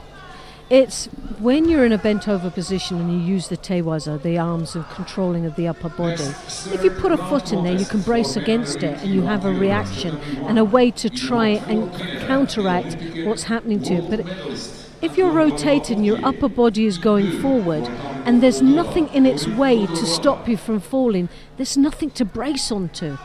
It's impossible to get out. And that's what you could see. It made it look so effortless. It was lovely, actually. Right, I'm going to leave Loretta Kusaktor with Saeed Malali. Well, not in that way, just as far as the commentary is concerned. I'm going to race off to do a couple of things, but I think I'm going to hang on and watch the rest of this. Yeah, definitely. I Because think there might be something more to come. There's definitely more excitement to come. I can just feel that. It's just building up for that moment. Comes over the top there. Lee, he attempted a Cianagi there, totally misjudged that. He was under a hell of a lot of pressure, as you can see, all the time in this contest. And Malaya working away in the Niwaza. Absolute powerhouse, isn't he? When you're looking for the shimiwaza, but as you can see, it's over the chin, and the referee... He saved that one up, didn't he? Do you know something? Why doesn't that happen more often? There was an opportunity there for Saeed Malai to engage in Niwaza and the strangle. So you let that go after Lee's false attack. So what happened was, Lee put in an attack. It was false, but Malai went for the shimiwaza. You allowed that continue. I've seen referees call Mate to give a Shido for a false attack. Yeah. Let the Niwaza go first. You can see what's happening first. Yeah, you can save up the Shido for when he gets back on his feet, which he did there. And I think Lee may have felt for a moment, well, I've dodged that bullet, haven't I? Yeah, not a chance. No. This referee, though, is very, very good, isn't he? He's a great Veli-Matti referee. Karinkanter of Finland.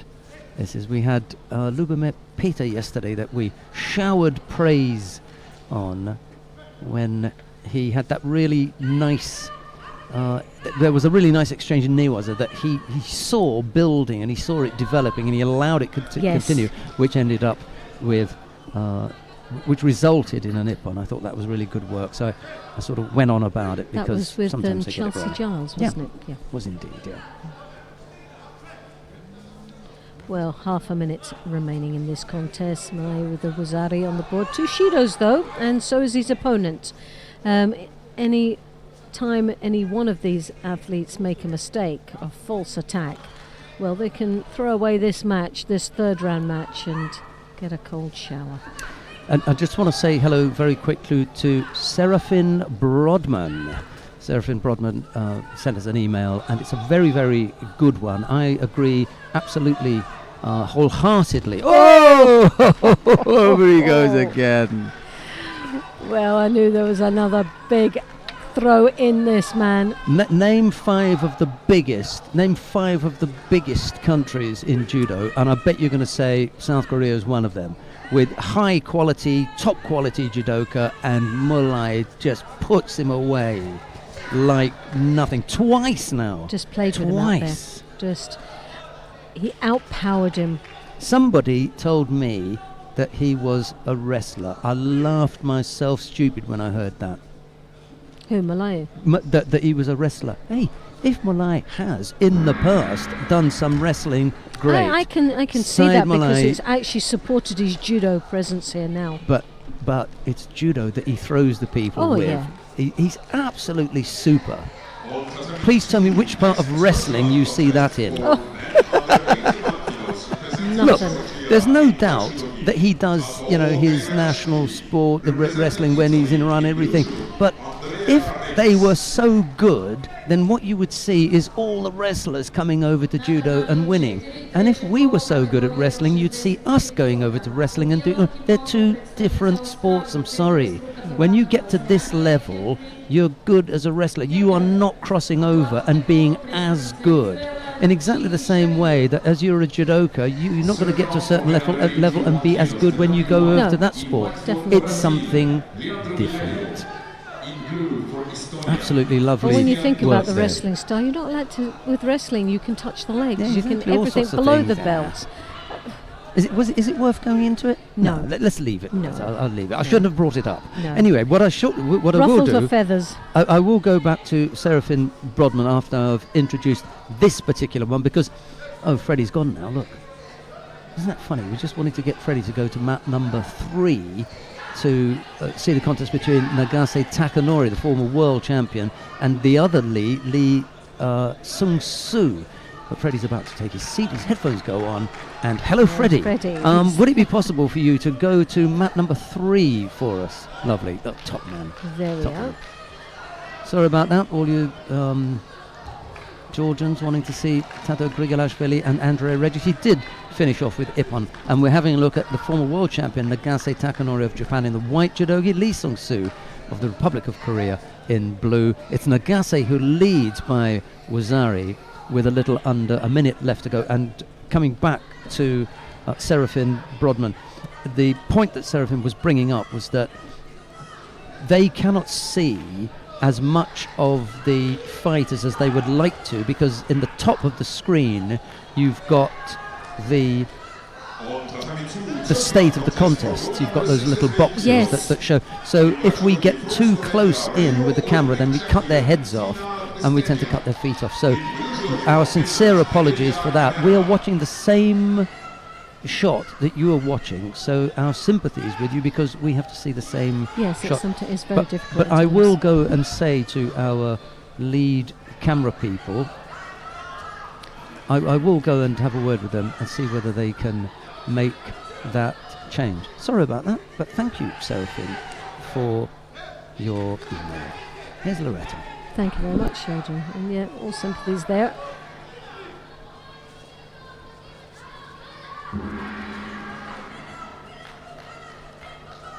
Well, quarterfinal stage. 2 Shidos, 1 Shido against Lee, and Nagase takes the win into the semi-finals of the 81 kilo category. On tatami 3, the winner of the quarterfinal, Nagase Takanori from Japan. Nagase Takanori goes to the semi-final, and Lee Sung-soo will compete in the repechage. On tatami 3, next quarterfinal for women under 63 kilos. Well, now we come to the under 63s. It's a quarterfinal stage. Nabekura of Japan in the white gi, and just approaching the contest area is Davidova of Russia.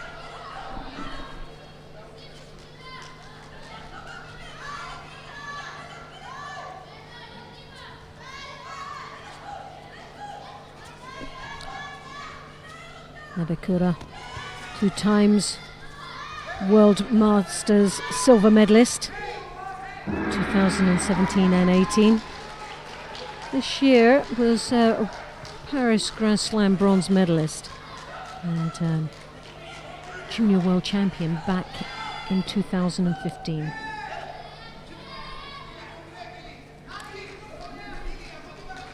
On paper, a very, very strong athlete and a real contender for one of the podium positions. Tatami 2, judge round contest for women under 63 kilos in white judogi from Austria, Katrin Unterbuson. In blue judogi from Philippines, Kiyomi Watanabe.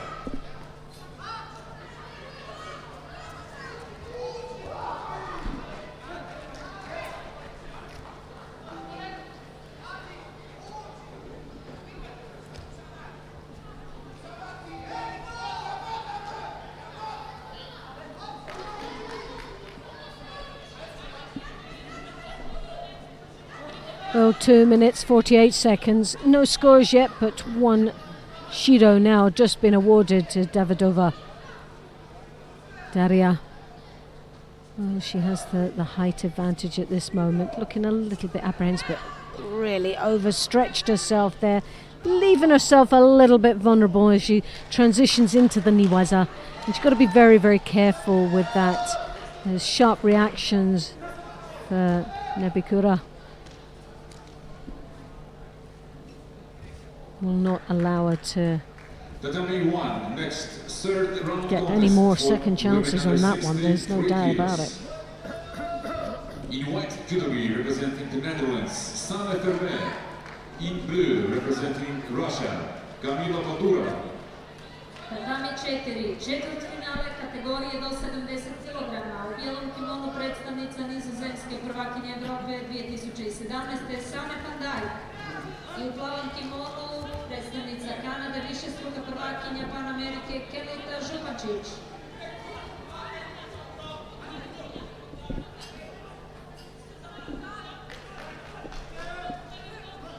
Well, the second Judo now for Davidora, and she really has struggled against a strong opponent from Japan. It's this quarterfinal stage.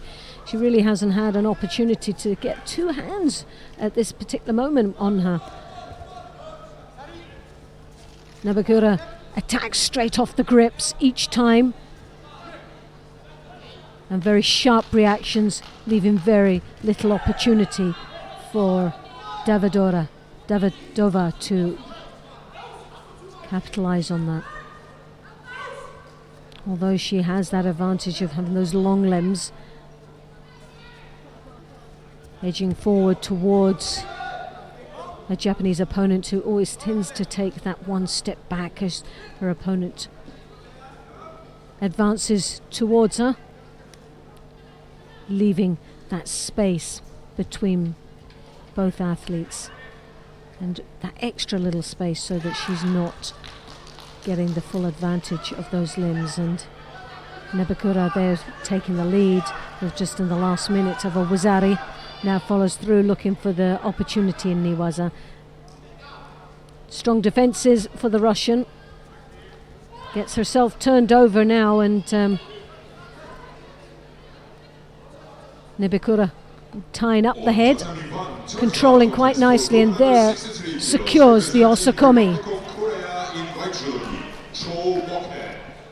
Representing People's Republic of China in blue judogi, Tang Jing.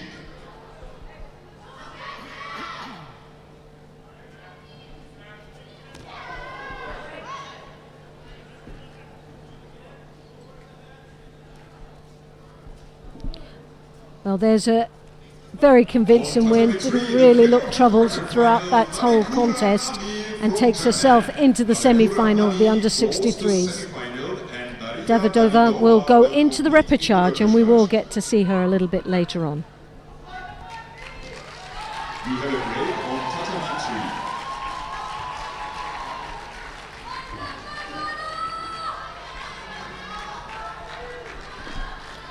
3. So let's have a look on what we have, and we'll go across to tatami number 4, and we have Sunny van Dijk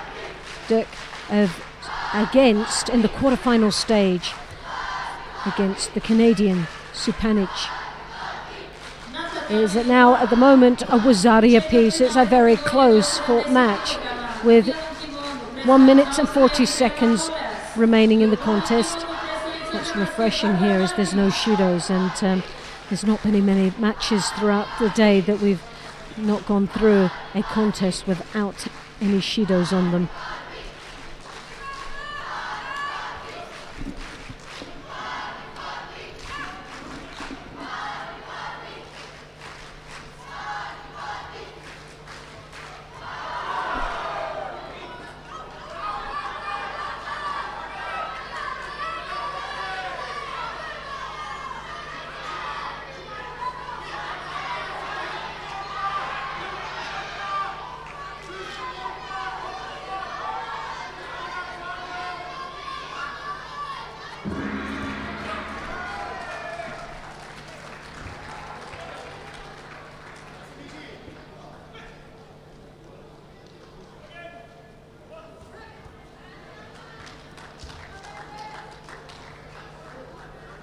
On tatami 2, the winner of the quarterfinal, Michaela Bolieres from Austria, goes to semi-final, and Barbara Matic will compete. Well, half a minute remaining.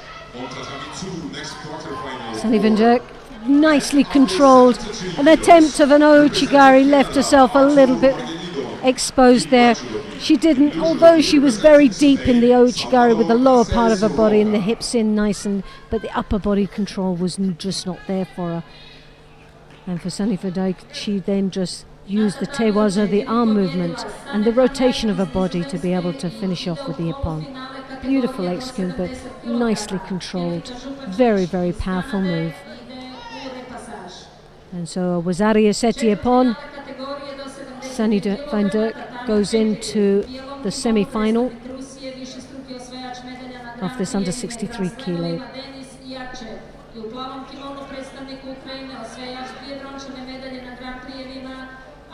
Into the under 70s, I should say.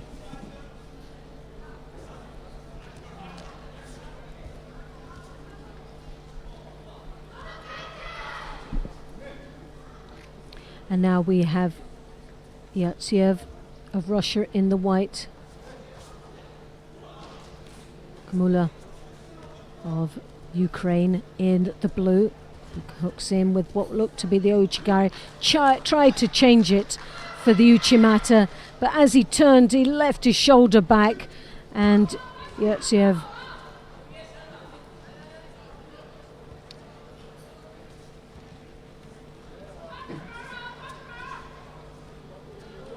held his opponent down for a Wazari.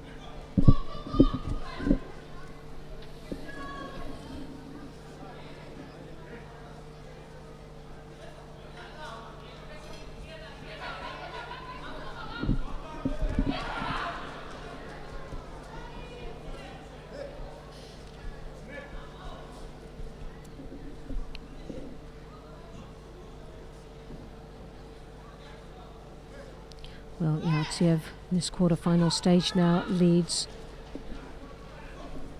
with the Wazari. Still just under 3 minutes remaining in this contest. Yatsiev, who wins the competition as number 3 seed, controls quite nicely on the exchange of that Uchimata. Kamula definitely trying so hard to come back. It's going to be a very tall order against a strong opponent.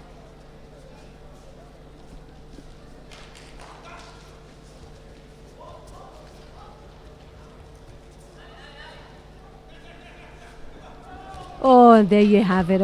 Makikomi, Hara Makikomi, beautifully executed, scoring ippon, and there was very little defence there from the Ukraine. Denis Yatsiev goes through to the semi-final, and we'll see Kamula of the Ukraine in that repechage. Comes in for the Osotogari, and that's where he left himself exposed for the Makikomi. A massive mistake by the Ukraine, but he was under a lot of extreme pressure and had been right from the beginning.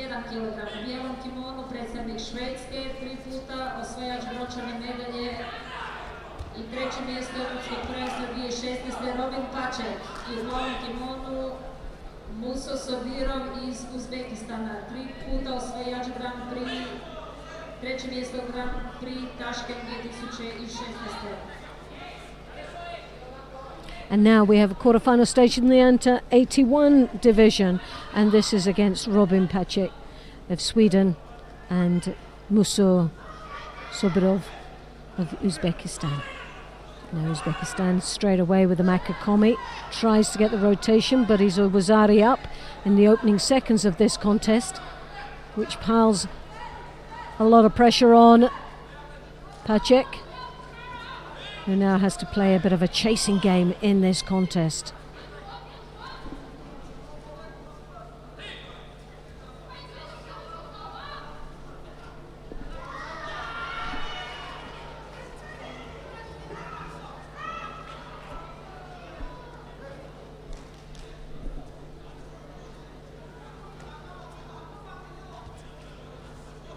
Sobirov, as you can see, the right hand deep onto the back, controlling now, takes the belt, and Pacek results to dropping to his knees, and rather than being on the receiving end of the throw, decides to take the Shido instead by dropping in a false attack. Makakomi once more. Sabarov works to the edge of that contest area. Well, Robin Pacek looking a little bit uncomfortable there. I'm not quite sure what happened.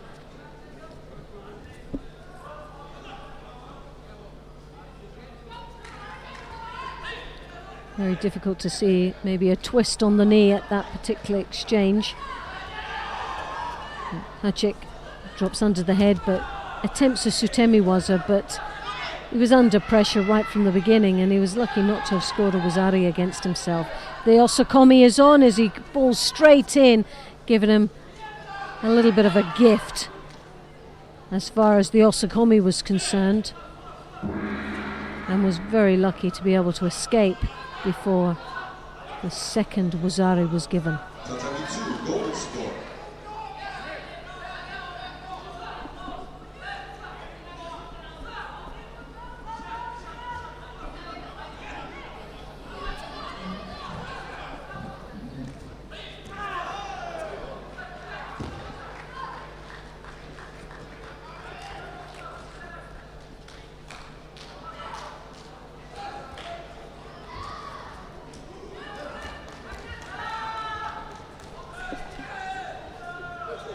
Well, Soborov, for me, has dominated right from the beginning. He doesn't look to be in any danger whatsoever of not getting into this semi-final.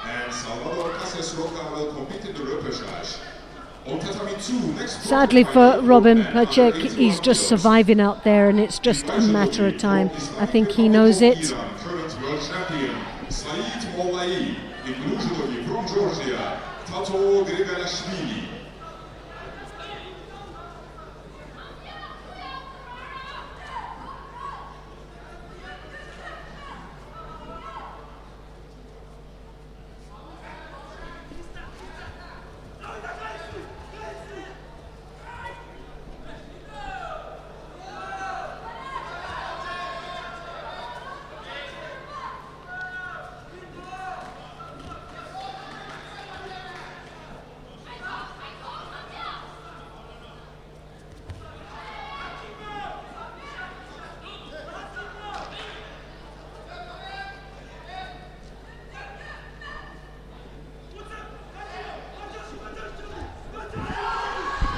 A change of direction there, though, for Robin Pacek. Sasai.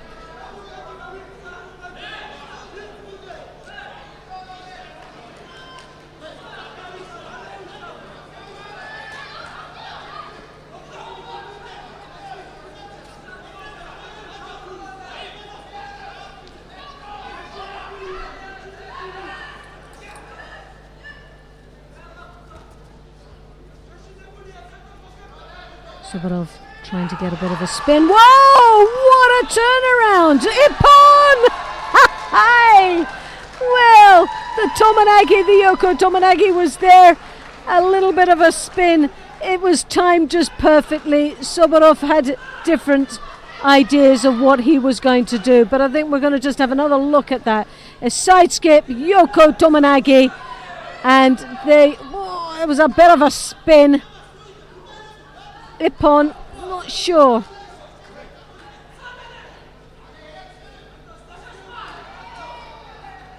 Well, he used his head to spin out, so for me, that's Ippon. Well, they're going to give it a wazari. I'm surprised because I thought that spin was accelerated, but he comes back even stronger. Robin Pacek takes the Osoragari for a wazari Iseti Ippon, and Sabarov, although he led right from the beginning, dominated throughout the contest. Sadly, moments of lack of concentration. Well, he came in for that Osoragari. He was leaving himself a little bit flat-footed, and that shoulder was left behind, and the counter there from Pacek. Well, that was a real turnaround, and we were really writing him off right from the beginning. And it just shows you it's never over till it's over. predsjednica Nizozemske, aktualna osvajačica brončane medalje sa svjetskog prvenstva, Judo Fransen.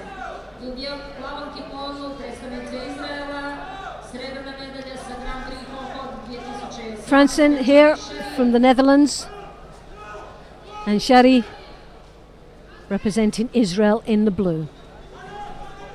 This is the quarterfinal stage of the under 63 kilos, and we're looking at the number 3 seed. Determining one, it's time for the quarter-final for the women under 70 kilograms.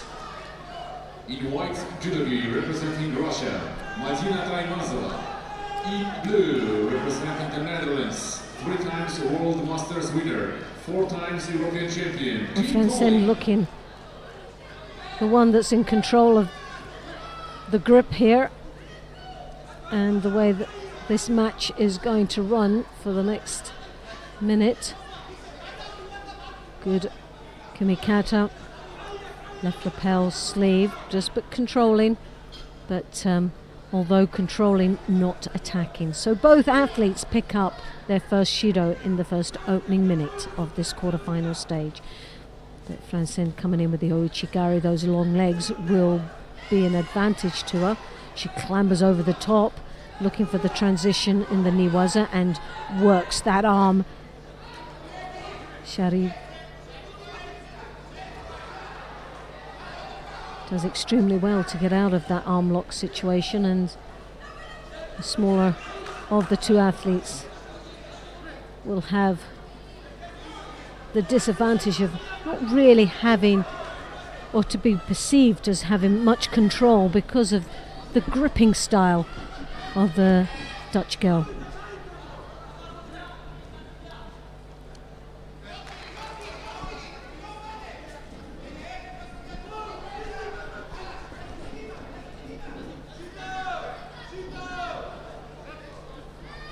So the attempt there though, and Gilly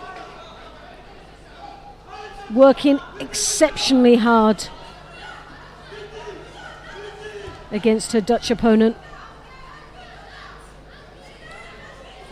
Seemed to get past those legs though. The Ouchigari was there, and her head goes down. Long legs come across there, looking for that Osotogari off at an angle. Tayatoshi, nice attack on that. Just didn't get the spin at the end with the upper body control. Just needed that sleeve to be pulled that little bit extra. Relying a little bit too heavily. It's not a good balance for the Dutch athlete. Relying heavily on the legs approaching, but really forgets the arm movement as well in a lot of her setup.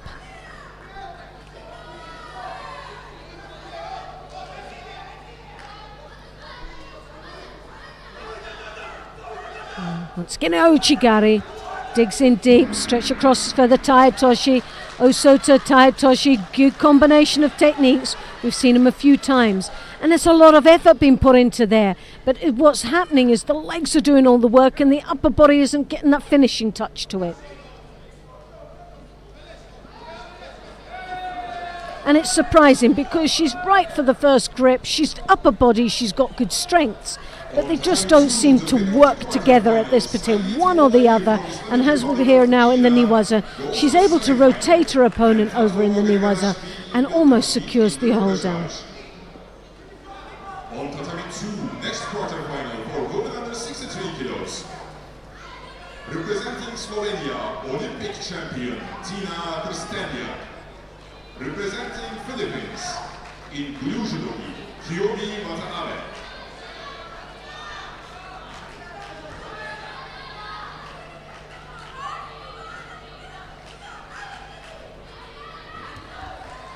Well, she has that lapel, both looking for the lapel sleeve and the grip. Fransen attacks first, trying to keep the pressure on her opponent. Shari needs to get two hands on, but has to try and get past those long limbs and be first on the attack. She steps across for attempt of what looked to be the Seotoshi.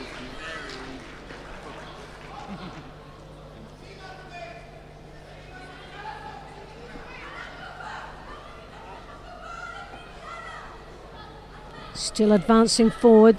The Dutch girl looks to have control of the situation here.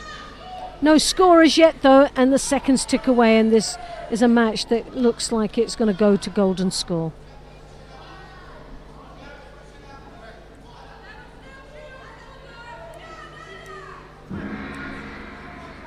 Well, here you have it, golden score, which this has really been a battle.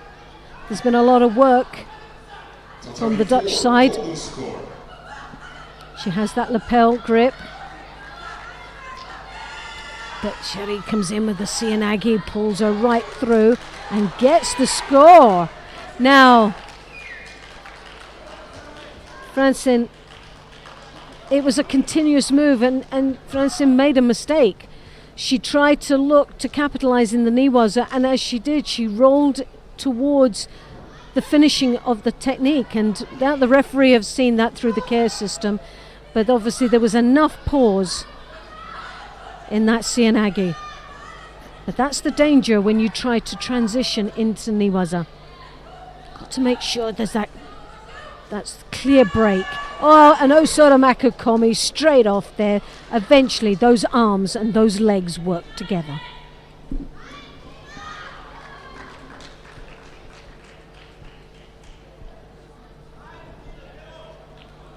Category 1 winner in blue judo gi representing the Netherlands, Kim Pauling. Kim Pauling goes to the semi-final. Madina Taimazova of Russia will be in the repechage. And now we'll go across to mat number 2, where we're all going to watch the quarter-final of the 63s. Tina Tershiniak, Kiyomi Watanabe of the Philippines. Men under 73 kilos. In white for Russia, 3 times Grand Prix and 3 times Grand Slam winner, Musa Marushko. In blue for Japan, 2017 Tokyo Grand Slam Well, winner. Tina Tershiniak came into this competition as the number 1 seed, the Olympic champion, who can boast the gold back patch on her gi at least for another year.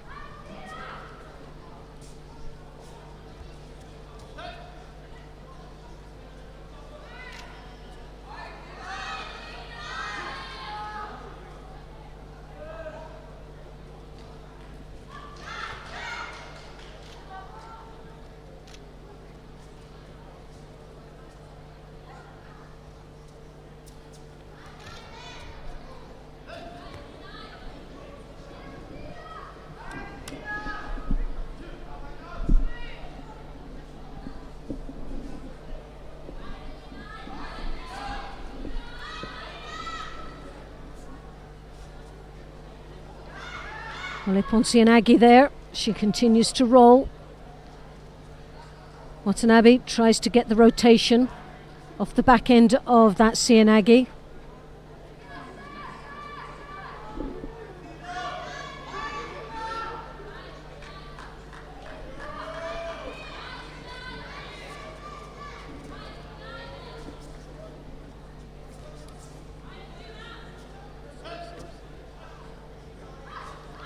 And the hips try to go through.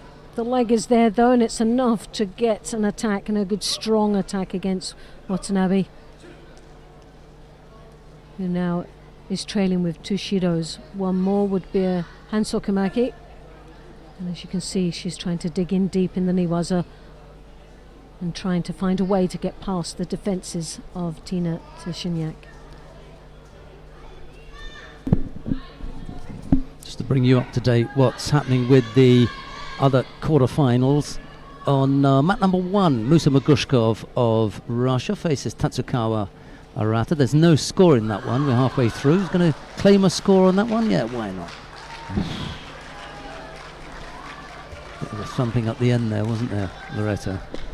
From Terstaniak on Watanabe. She's still recovering. Looks as if she's just woken up. Well, that was definitely a heavy thump in there. Sorry about that. Yeah, you're right. Sorry. She's such She's a lovely, sweetie. yeah. She's so sweet. For someone so sweet, she can fight, can't she? Right. Well, so we're going to be waiting on Mat 2 for the semi-final between Michaela Polares of Austria and Kim Polling of the Netherlands, and then there's another semi-final in the other half, Gemma Howell and Sanne van Dijk.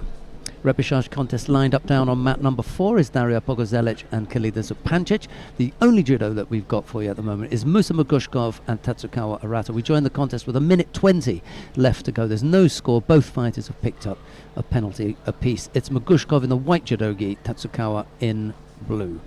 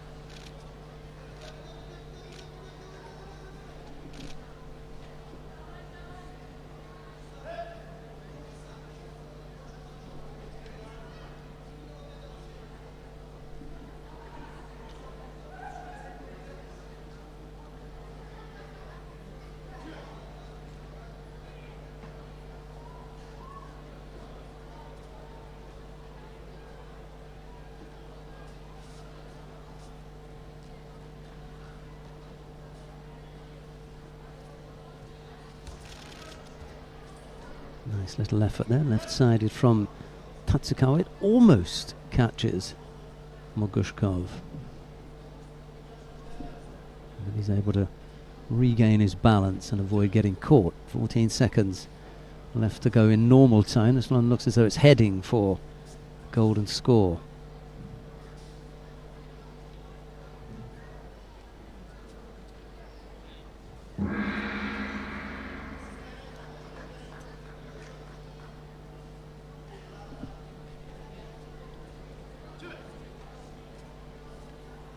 Golden score.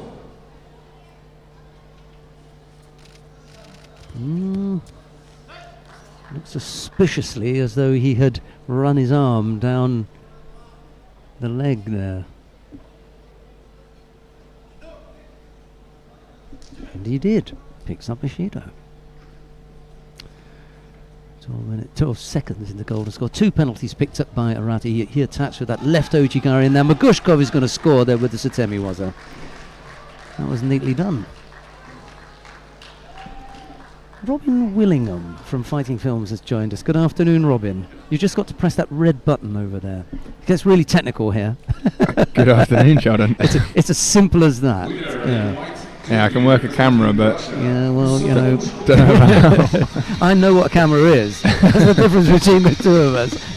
You can work it. I just recognise one when I see one. So, we're about to get underway with the quarter-final in the under 81 kilo category. This should be interesting. Antoine Valois-Fortier faces Leandro Guilherme. It'll be Valois-Fortier of Canada in the white judogi, Guilherme of Brazil in blue. A bit of a throwback, this one, isn't it? They've both been around for quite some time. Guilherme was even longer than Valois-Fortier. Yeah, Guilherme is actually was one of my favourite fighters quite a long time ago. And As a boy. as a 5-year-old.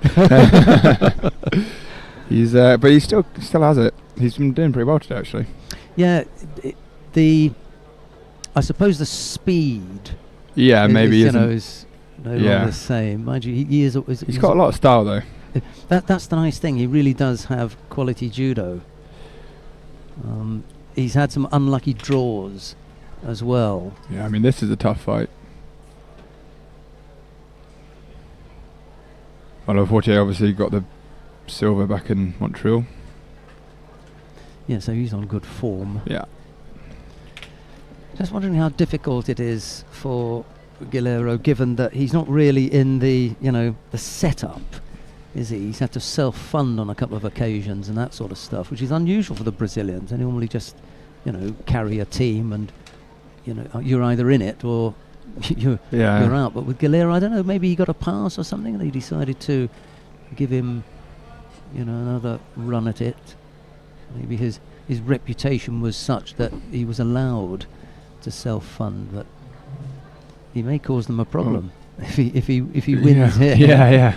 Well, I mean, make them there you go. Yeah, right. Both got a look. Oh.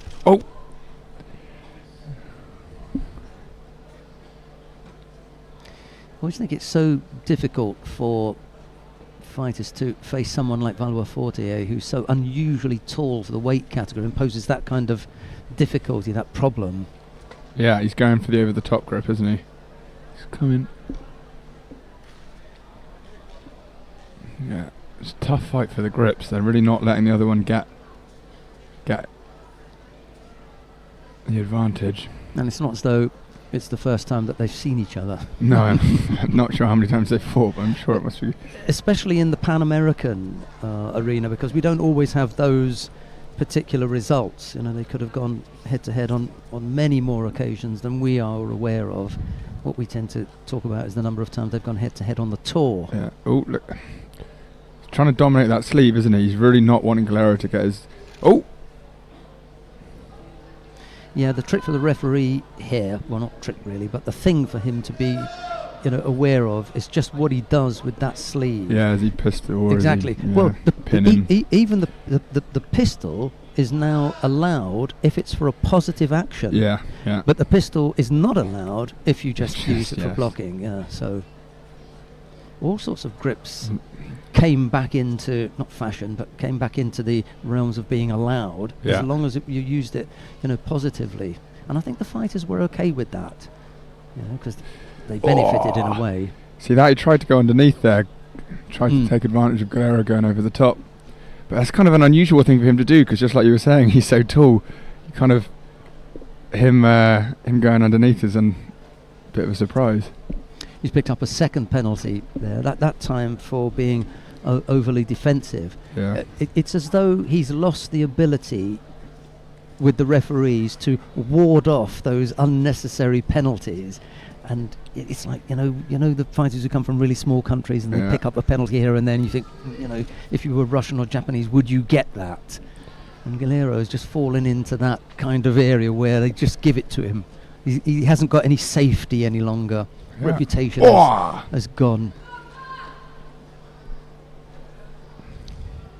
A little over a minute left to go. 2 penalties picked up by Galera. A single score, I think, would do it from here. You score with a minute left to go. The defence should be good enough to keep the other one out. Yeah. Who will score? That's the question. Similar gripping sequences each time, actually. Oh, no, that's different. That's very different. No, just luckily he sat up and he didn't need his hands to save him. Yeah. He was on his way down there. Yeah. That really did look like a score. Yeah, it was one hand after the other, wasn't it, rather than 2 hands at the same time. Oh, they're going to look at it, though. Yeah, but for me, there was at no stage was he in that kind of, I'm breaking my fall position. He was going across, Yeah. And they've had a look and said, Yeah. Thanks for There that. we go, shot him, we were right. Get one of those badges. Stick it there. There's a space. He's coming for that left lapel and he's trying to feed, isn't he? He's coming in on the left, kind of almost stiff-arming him a little bit until he gets the moment, this is Valois Fortier, to come over the top and then control with that high right grip. You do get the feeling that's just a matter of time now before Valois Fortier catches him. Yeah. Oh! Ooh. Continuous, or did he call Mate? I think he may have called Mate. Oh, we've given it. No, they've given. Yeah, and to be honest, that for me there was enough in there to say, yeah, we're gonna give that. Yeah, bit of a falling wazzer, as I like to call it, but got to take what you got to, He's gone now, isn't he? Yeah. He can't fight against that little pull. He's gone down to his knees, and he just hasn't got the kind of. Valois Fortier just filling time, I should say. However, a loss in the quarter-final will put him into a repechage contest, and we may yet see him. 4 seconds to go, Cangalero. No, that's it, mate. We may yet see him in the final block. He's be nice to see him fight for bronze. Yeah, I think he's he's still got something that's worth looking at, because he could come up with, you know, really spanking technique, which some of the others may not have in them. Anyway, it's Antoine Valois-Fortier of Canada who goes through to the semi-final. We've got another quarter-final coming up now. It's in the under 63 kilo category. Sanne Vermeer of the Netherlands faces Cho Mok-hee of the Republic of Korea. It's Vermeer in the white judogi, Cho in blue. And stadium announcer, I just hear him in the background telling us that this is the last quarter-final before we have that kind of mini restart, when we've got semi-finals on mat 2 and 3 and repechage contests on 1 and 4. Just enough time to get a coffee. I wonder. Time for a cup of tea, maybe. I don't really drink tea, I'll just say that. People expect it because I'm English, you know, so it goes down well. It really does, actually. Half a minute gone. Nothing to left write v home left. about. Yeah. Both just sort of kind of killing the other one's grips. What's the female term? What's the female term for workmanlike? I always feel to apply that to Sanne Vermeer. Yeah, work woman like doesn't quite roll off the tongue quite as easily, does it? Without being terribly exciting, you know, or breathtaking judo, she is quite workmanlike and she gets the job done. She can throw as well, but just second Ochi now. What happened to Jules Fransen? She's the other Dutch fighter in the under 63 kilo category. I thought I saw her in the later rounds. Vermeer and Cho, this is the contest going on now, this quarterfinal. The winner faces Tina Tursteniak, good luck with that one. And then Nabekura and Fransen it will be. There you go. In the other semi-final. So that's what happened to her. Kim Polling has been exciting today as well. She absolutely buried Ono Yoko in the opening contest, much to my surprise. I thought we were going to get Kim Polling Mark 2, but today we got Kim Polling Mark 1. Yeah, she came out just blasting her way through, actually. That's the one you want to try and avoid, if at all possible. And it's just, you know, she's got that kind of head today. You know, multiple European champion Kim Polling, that's the one you want to avoid, Smash everybody, and a poor old, who was it?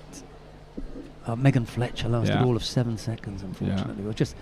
I saw one of the cameramen just taking his seat as she was flying in front of him, and by the time she'd landed, I think his lens just, you know, sorry, missed it, mate. Wasn't me. No, it wasn't. Single Shido against Sanne Vermeer. We've got half the contest still to come. A lot more attacks coming from Cho, but it was a good, an almost good counter there from Vermeer. But she's definitely been the more passive so far. There's something slightly untidy about Cho's work. I don't know what it is. It's well, she's not keeping the upper body control, so she's attacking. She's kind of breaking the balance, knocking Vermeer over, but then allowing her to turn onto her front. And it's always slightly unattractive when you get, you know, extreme left and left, or right, you know. Yeah. Yeah, it ends in that situation a lot where the attack's just you end up falling on your front. It's just going nowhere. Yeah. But you don't want to be the one to break from the extreme, because then you square up and you give your opponent the chance to throw you. Player of the day for you so far? Is it Probably too early? I think it's either Malai or Polling. Yeah. Malai's been really interesting judo, really really tough style, unusual grips, unusual techniques. I like the rough housing that he had with Grigolashvili in the last contest. I enjoyed that, You know, it is a contact sport, people at home. You know, you are going to get a little bit of rough housing. Shit on the arm? No, I just missed it. No. Yeah, you're right. And you see at the end of the contest, he wasn't too happy. Well, Grigolashvili allowed that situation. I think it was about minute 40. He realised that it was getting away from him, and he got frustrated, and the frustration just washed over him to the point where, especially with the shimiwaza across the chin, he wasn't happy about that is you know, serious discomfort, and I could see why he reacted the way that he did. However, you need to, you know, get a lid on that, especially when you're fighting the world champion, because he's not going to forget that. You disrespect the guy and everything, and push him with a finger. You're also not going to do your best judo. Yeah, because you've lost it. Yeah. Oh. Yeah, this is a bit of a grinding match, this one, isn't it? Neither fighter are able to kind of take any ascendancy. Still that single Shido against Sanafame. And there you go. Cho back up. decides we're going to level things up. Well, actually, it was the referee who decided to level things up. There you go. She's gone right, fed to the left again. Both left, both extreme left.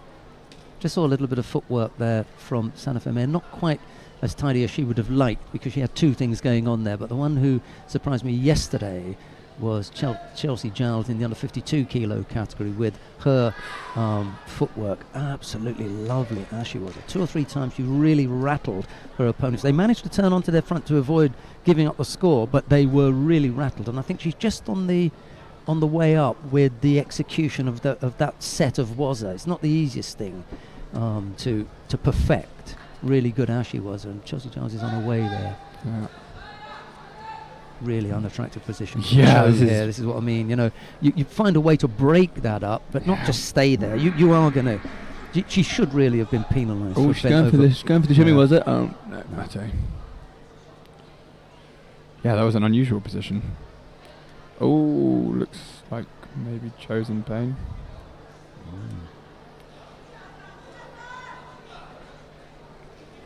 Coach paid no attention to her, just telling her on your feet, get on with it. Look. No sympathy at all from Mr. Bay, look. No. Oh, she's struggling a bit, isn't she? I'm not sure with what, but... Yeah. Right, back out. Can Vermeer capitalise on that? Of course, if there's the suspicion that she had, spent any time asleep, you know what I mean, then they would have had a look at that, and the tap would have been immaterial then. If she'd passed that would have been it. She'd have been off. Oh, a drop. Classic Korean. Yeah, not bad. Little Love that drop. Oh, return fire. On the side now. We can tell she's not right-sided then. Yeah.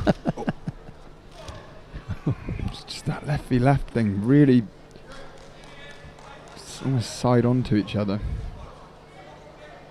It's nice for the fighters who are 2 or 3 contests down to just get that little bit of extra Breathing time. room. It's not that good for Polaris and Howell and Pogazelic, who are, standing at the front. They're just waiting because clueless as to how long the golden score period is going to take, and they've finished their warm-up, so they're just standing there with the remains of whatever perspiration they managed to work up. Almost. Bit of Teiwaza. Oh, going for the strangle again. No. Second time she's managed to slip out of that. Yeah. She's uncomfortable. I can't figure out with what, but she's struggling. Yeah. Yeah, as you said, no throwing in the towel. Again, she's going for the right. She's trying to feed with the left stance over the top with the left again. Now she's in a. Just lost control with the hands there. Well, contact with the hands. She wouldn't have had control, but at least she would have had a better shot at coming up with something. Vermeer's just been asked to tidy up her gi. Yeah, I wonder if it's the second time. Well, that's it now. Yeah. Now that he's told her, you have to do the gi up. Some of the fighters. Oh, again, look, is that same position as earlier? Yeah, she wasn't as bent over this time, was she? No. But she was definitely hampered. Her movement was, curtailed. She wasn't free to get around and didn't find a way out of it. It's breaking that grip rather than trying to just stand there and defend against it. Yeah. You can see in each break how Vermeer's really ready going forward, and Cho is taking her time a little bit. Nice sort of strolls around the mat. I'm going to go with woman-like. But no one's going to have a clue what we're talking about. It's workmanlike, isn't it? Yeah. She did. She just, close, left-sided effort there, but just onto her knee, so no chance of a score there. Yeah, not letting up. Now she is tidying her gi good. Otherwise, still only Bushido apiece. 2 minutes into golden score. That's a sign of a good, at least an active contest. Neither fighter. Yeah, no one's taken their foot off the pedal. They just haven't been able to get out of second gear. Yeah, yeah. It's been an uphill battle, I think. That's the best way to describe it for both of them. Trying to get the. Really wasn't going anywhere with that one. Yeah. couldn't really figure out what she was trying to get something. Right, now I feel that Vermeer Look at is that. just about, to lift off here, because there is something that is ailing Cho. Absolutely. She's really See that? Vermeer was up, Yeah. standing there 15-20 seconds. slow to her feet, slow to Yeah. the start point. It's not a breathing thing, because she's not like, dead on Yeah. her feet, but something is not right. It's got to play on your mind as well with Cho, because I know that I've been told that even if I'm feeling knackered, just get back up and look Yeah, like you're yeah, not. yeah, yeah. Play on the mind of your opponent. And there's that untidy kind of look that I'm talking about, and it's so un-Korean. At least you get one attack in, Yeah. but it's hardly anything. It's just a turn of the top half of the body. It does, There you go, that'll do. yeah. Yeah. Another sort of folly was. Oh, she's struggling. Yeah. And at the end, she wasn't able to fight it off. Mr. Bay Yeah. thinks there's no score there, but this is just Taewaza at the end that Yeah. finishes her off. Certainly not an Ippon, but it's a No, Wazari. it's enough for me for a Wazari, and the two things are together. There's not a break here, so she doesn't go to the ground and then get pushed over. It's part of that first action that Vermeer was taking that failed. So here is the failed Ashiwaza, and she never stops. Yeah, there's no. Yeah, So this there's, one- for it's me one that's motion. joined up. Yeah. Yeah. Yeah. This is- Jean-Claude Chimby is the referee in the middle. He decides it's Wazari, and Robin and I say it. Wazari. If we shout loud enough, you might be Yeah. able to hear us. Although what we say is absolutely of no consequence whatsoever. No. However, he did decide that it was Wazari. Good job, Sheldon. That's 2 calls in a row we've made. I will ask. I suppose they could give me one of those. What do they call it when you get something that you really haven't earned? Like a degree. It's, Yeah. not posthumous, because I'd have to be dead to get that, wouldn't I? So, what is the one that you get? can't- Honorary. Honorary. An honorary referee.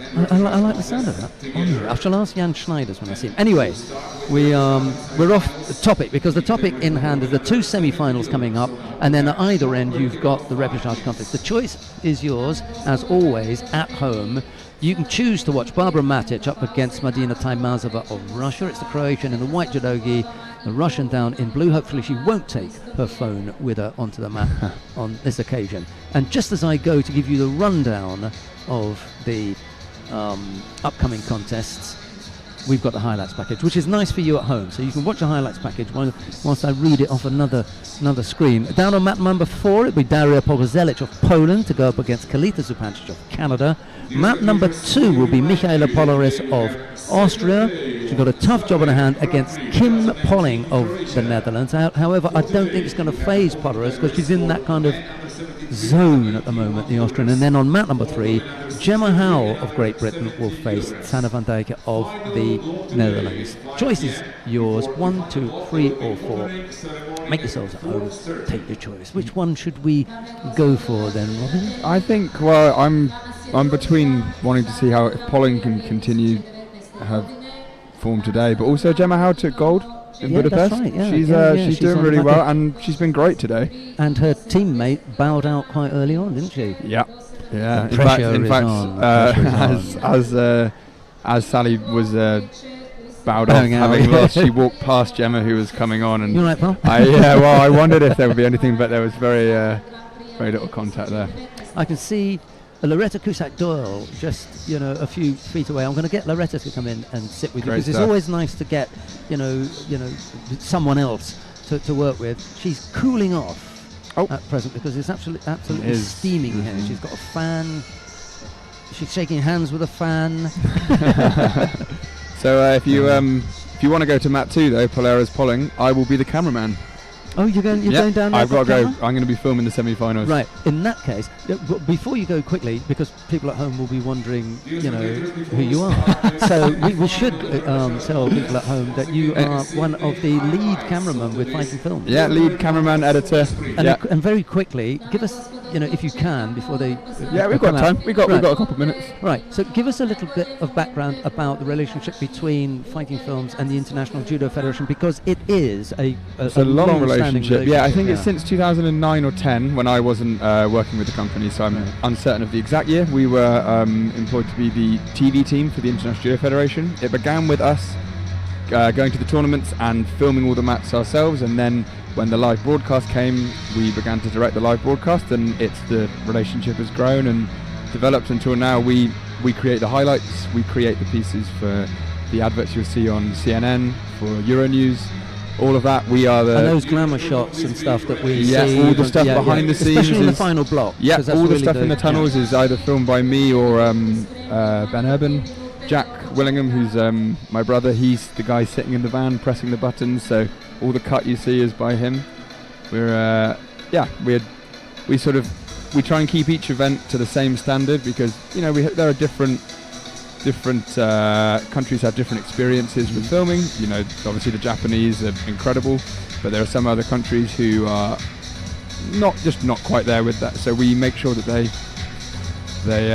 every event comes out strong and looks good. Basically, that's our job.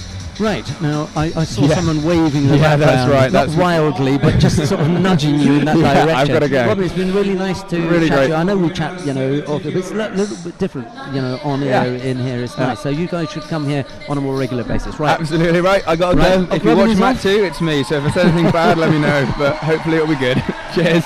And we're about to be joined again by Loretta Cusack, because Robin on his way out will tell her to come up and take her seat. No, he doesn't. He just rushes straight past. We're going to go to mat number 2. Michaela Polleres of Austria faces Kim Polling of the Netherlands. It'll be Polleres in the white judogi, Polling in blue. And I wonder if Freddie can attract Lance Wicks's attention. For 70 kilos in white judogi from Poland, Daria Podolsene. In blue judogi, Canada, Kenita Zukancic. Now please welcome our referees.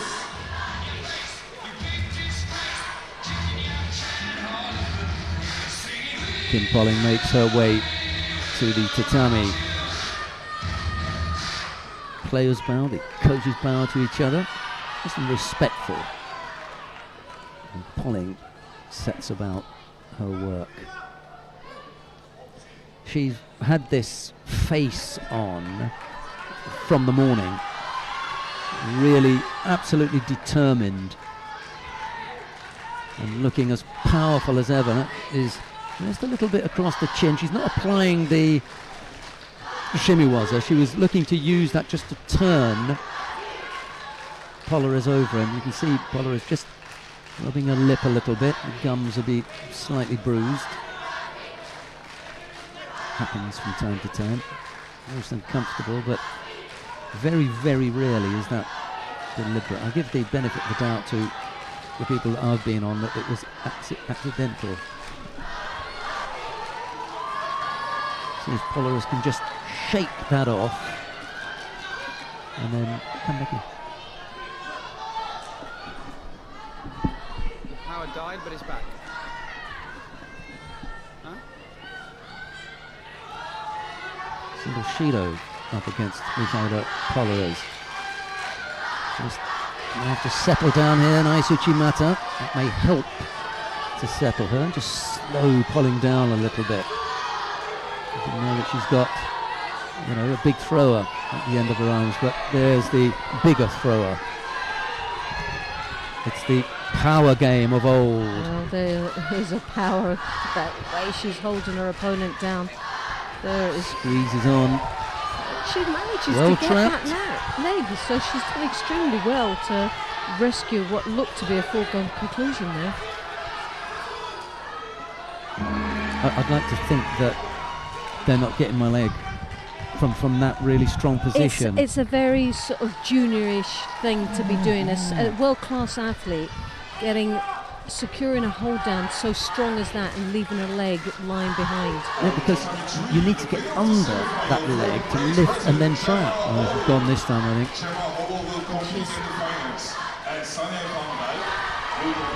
Well, we can't go to watch the semi-final on the other mat, which would have been Gemma Howell, because she just won that and she's in the final. So it'll be Kim Polling of the Netherlands who's overcome Michaela Polleres, and it's Gemma Howell. She goes into the final. That's your final.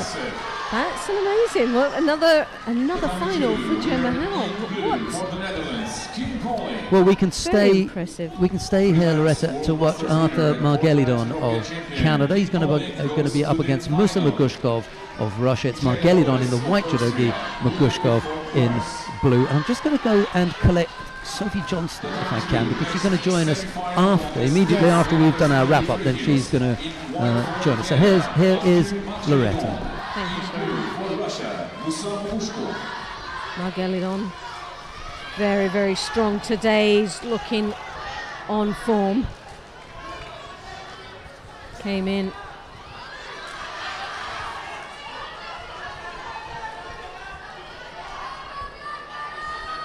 As the number 1 seed in this under 73 kilos. Comes round the waist there, gets that leverage that he wants.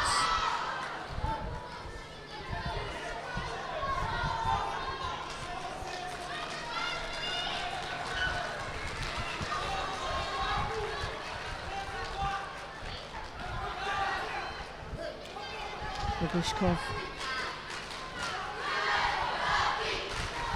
Lowering the centre of gravity, trying to slide in under those very strong and dangerous arms.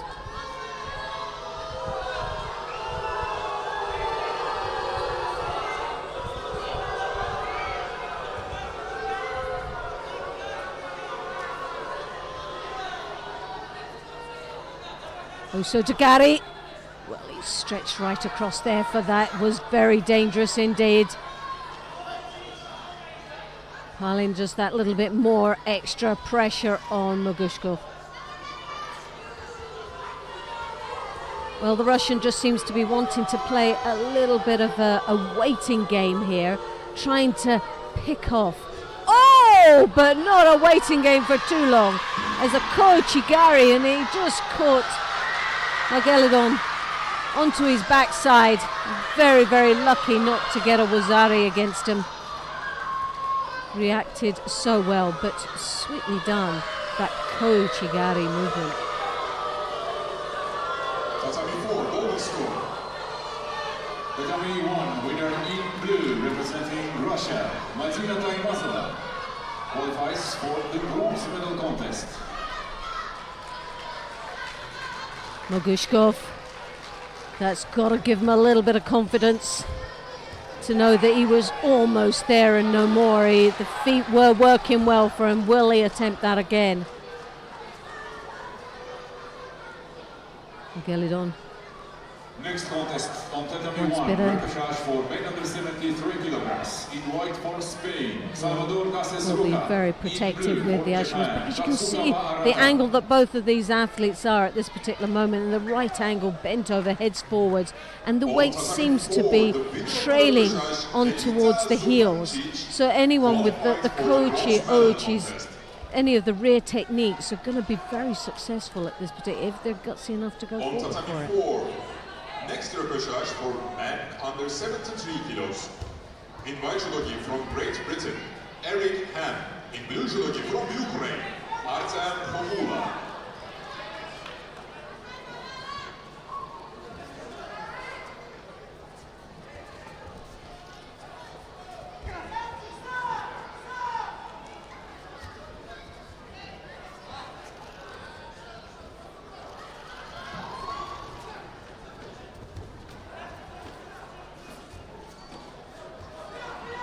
Kochigari, and there we saw it earlier on, but that was even a better entry for the Kochigari. Just the feet were working so hard, he really overstretched there, but as you can see, he's landing to his own side, meant that the upper body control on the attacking leg just wasn't there.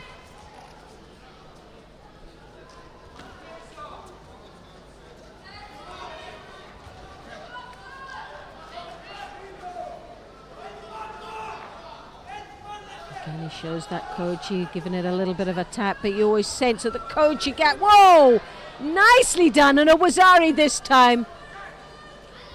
Magushkov gets a bit of his own medicine back, and the timing couldn't have been more perfect for him as he clambers up Magushkov.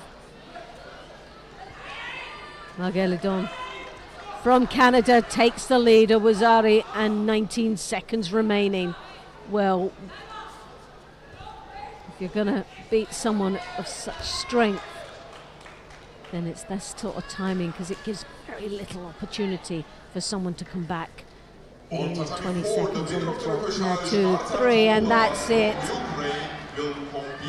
Margelidon there for Canada gets himself in that final.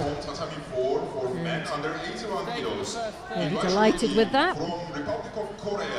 Magushkov will go through for Russia in the bronze medal match a little bit later on in the final block. The winner of the semi-final, Tovar Butbul, will compete in the finals, and Denis Iatse will compete for the bronze medal. On Tatami 3 semi-final for men under 81 kilos, in white judogi Nagase Takanori, in blue judogi Robin Pacek. Winner on men 2, representing Canada, Artur Margelidon, goes to the final. Musa Magushkov will compete for bronze. Semi-final for men under 81 kilos, Tatami 2, in white for Islamic Republic of Iran, the world champion Said Moai, in blue for Canada, Pan American champion this year. Now we're here for the semi-final of the 81 kilo category. Malaye in white, Balou Fortier of Canada. Now the Canadian here, well, the Canadians have been doing extremely well. Great build-up, and they seem to be getting that timing right towards the World Championships.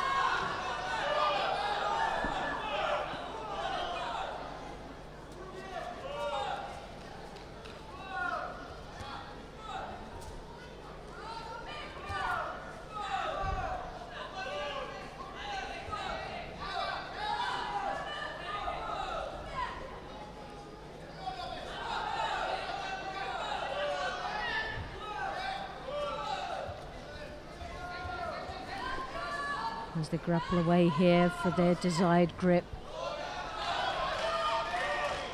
Malayev, #1 seed, world champion. Displays with pride that red back number, identifying as the current world champion.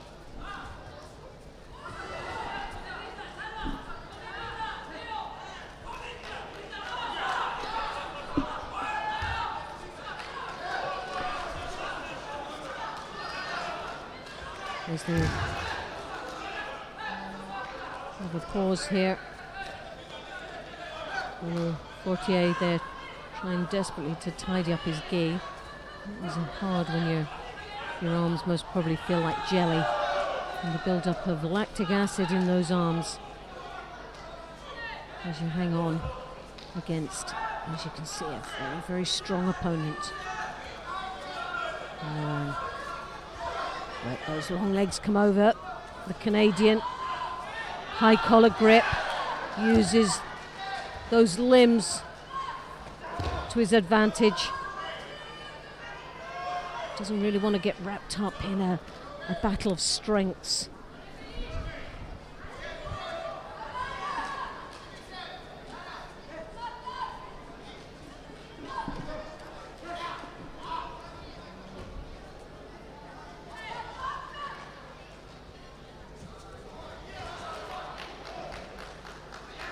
On Tatami 4, the winner of the repechage from Republic of Korea. Chasing a little bit now, looking a little bit frustrated as he tries to get past those long limbs, those arms that seem to be keeping their distance. Next repechage for women under 63 kilos. In white judogi from Russia, Daria Davidova. Trying to come around the back, he comes in one way and the other, his arms deep onto the hips as he tries to get that leverage. We know he's a massive big thrower. No, he just collapsed there, didn't he? All of a sudden, and Valeo Fortier was just... Valeo Fortier he's playing a very good game here, because one thing he doesn't want to do is he doesn't want to exchange in the big Yeah, blocks. exactly. He doesn't want to get up close and personal with him. No, he wants orthodox grips. He wants to be using these long arms to keep the distance, but using these long legs to be able to come in with Uchimatas and the Osotagaris, looking busy, in a way to try and frustrate the Iranian into making that mistake, to create an opening. At the moment, Mollier is just trying to draw him in and power him.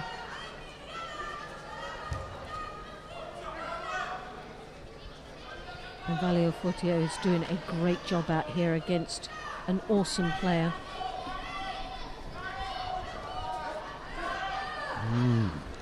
Picked up a second penalty there. No score on the board.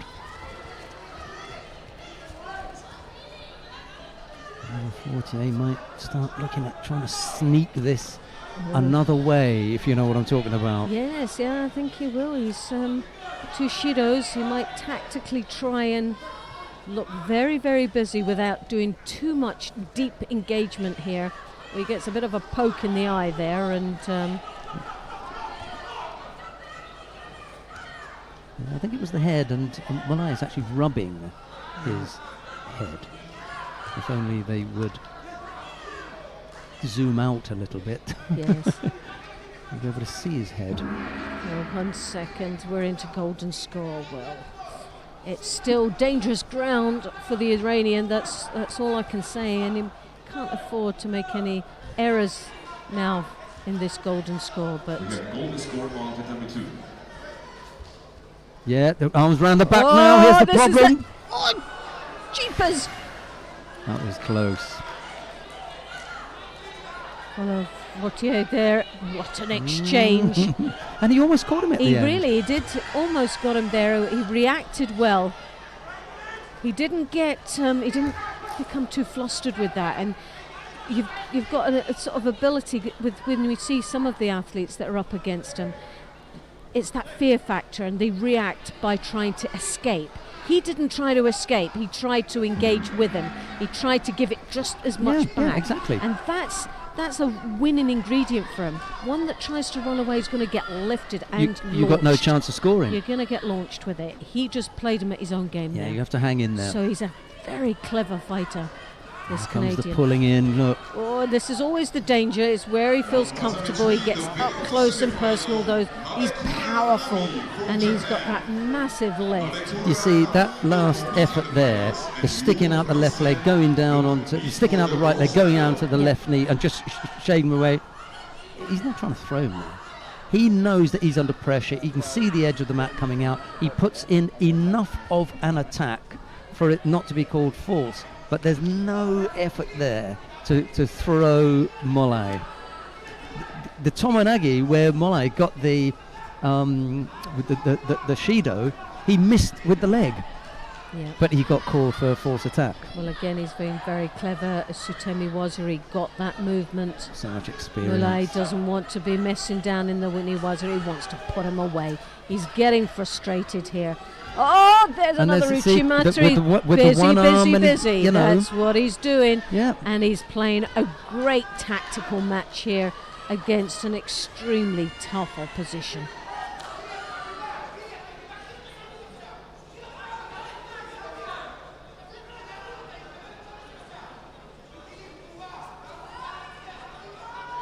Oh, there's a power. Oh, goodness me. He's not even looking for any knee. He knows it's going to burn too much energy out of him to try and free up an arm there. No, you just can't do it. He's got to. He's going for. There's only one way. He's got to go for the big one, and he really is. Fortier, that for me is. Here he goes again. Absolute blinder here, and he knows how to crush it. And he can afford to be defensive to a point. Oh, there's the turn. He's got that leg, and is he going to try and rotate him over? But as you can see, the Canadian's arm was right behind his back. Yeah, and it would have rolled onto the back. Yeah, and he trapped himself there, in the failed technique. So he couldn't really do anything from there. That's a better grip there. And again, nice work. Oh yes! Yeah. What a finish! Yeah. Great bit of judo there. What a great tactical play against such a... outsmarted him. It outsmarted him, no doubt about it. It was wonderful. The two Shidos against Mollier made him push when, you know, if he'd only had one, he would not have pressed as hard. And it was in the pressing that he opened himself up. And with a fighter as clever and as wily, as and experienced as Antoine Valois-Fortier, there was always the chance that he was going to catch him with a counter. I didn't feel that at any stage he was going to initiate an attack that would catch Said Molay, but I felt that there was the possibility of a counter, and so it turned out. Tina Trsteniak of Slovenia faces Sanne Vermeer of the Netherlands. It's Trsteniak in the white judogi, Vermeer in blue. Semi-final in the under 63 kilo category. I hope that you enjoyed that last contest, because I did. Oh gosh, I did as well. It was a very well fought match, very clever. As you would say, a very intelligent play that was, wasn't it? In white for Philippines, Watanabe Kiyomi. In blue for Republic of Korea, Chong-Ki.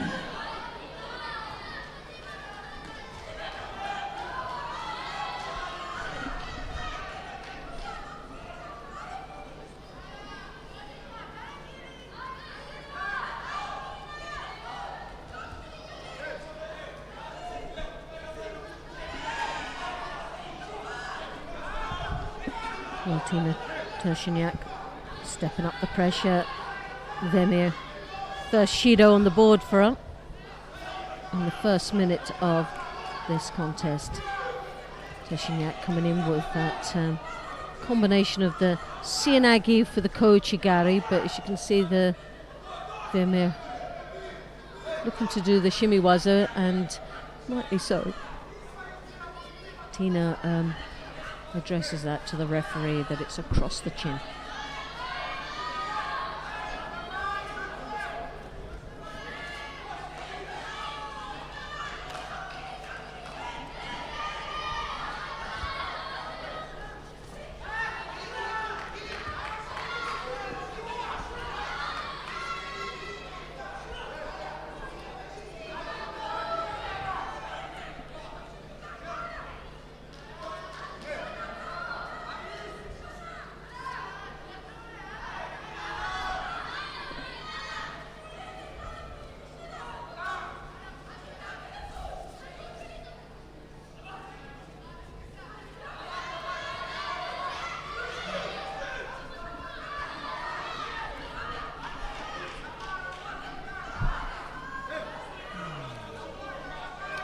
There's real battle going on between these two athletes, and what's been surprising throughout, and she's needing now, Tina Trsteniak is needing some medical attention. I think she's got a bit of a burst lip from that Shimiwaza exchange, I think, that we saw earlier on.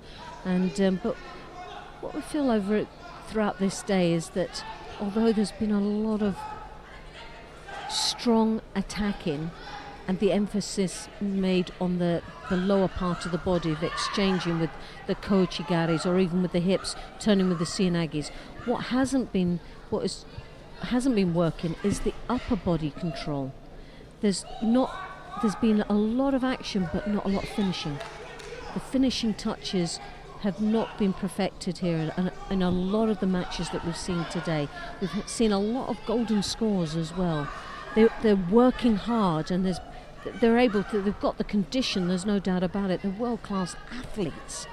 But when it comes to their judo, it's that finishing touch to it. There's been a lot of judo that way, that you're just looking for that extra little turn or that extra little pulling of the arm. A lot of attacks on one-handed, and you just think, how on earth do you feel you're going to be able to throw? And it's been a little bit frustrating throughout the day. You've got one or two matches that you just tend to forget, and then we go back to this sort of head-to-head, one attack for another, but no one really wants to give that 100% commitment on it. And I find that it's been a frustrating day for me throughout, in general. But here we are back in action now, and Tina Trsteniak, my goodness me, well, something's upset her, and she's come out like a bull in a china shop here. She really is given an aggressive first couple of seconds into this contest against Vermeer with a gripping style. Again, it was aggressive, the upper body, pull, but no finish to it. Sodi attempts, she comes in, Sodi with the arms, and then trying to get that leg up to get the Uchimata.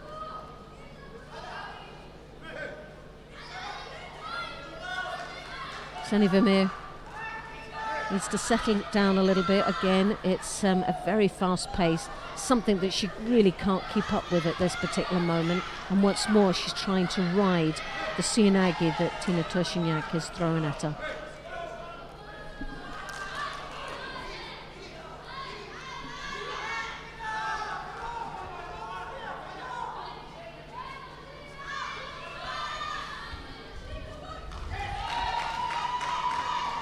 Very aggressive with the upper body.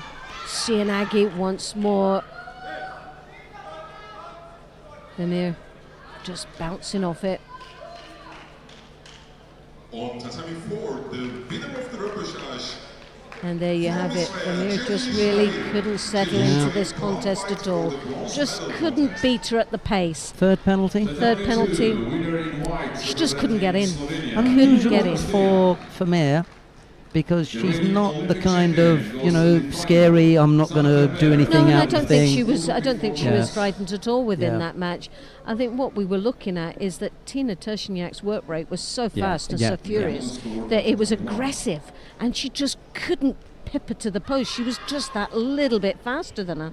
She couldn't deal with it. You're watching the last of the repechage contests. This is in the under 63 kilo category. This is in golden score. Kiyomi Watanabe of the Philippines faces Cho Mok-hee of the Republic of Korea. It's Watanabe in the white judogi, Cho in blue. We joined the contest with 28 seconds of golden score already gone. Watanabe has picked up 1 penalty. Cho has picked up 2, and that's the state of play as it is at the moment. I think we are going to get Sophie Johnston down here, because she's wandered down. So immediately after Loretta and I have done the wrap-up, we'll have a chat with Sophie Johnston. I'll leave you to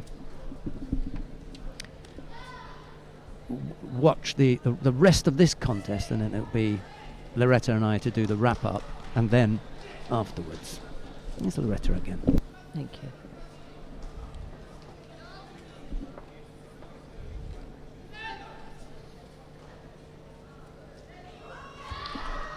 Well, there you have Watanabe defending against Cho. Sianagi gets the rotation over, trying as she rotates to try and open up her opponent and hopefully be able to slip in on that arm for the arm lock.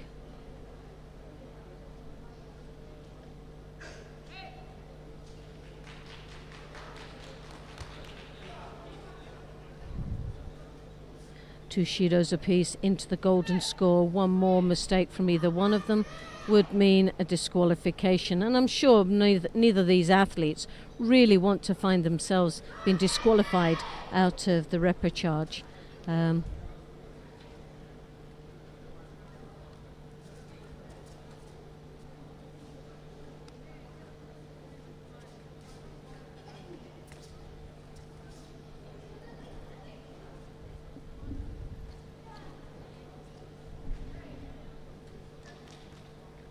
Well, she's digging in deep, both these. I think it's a very, very close match.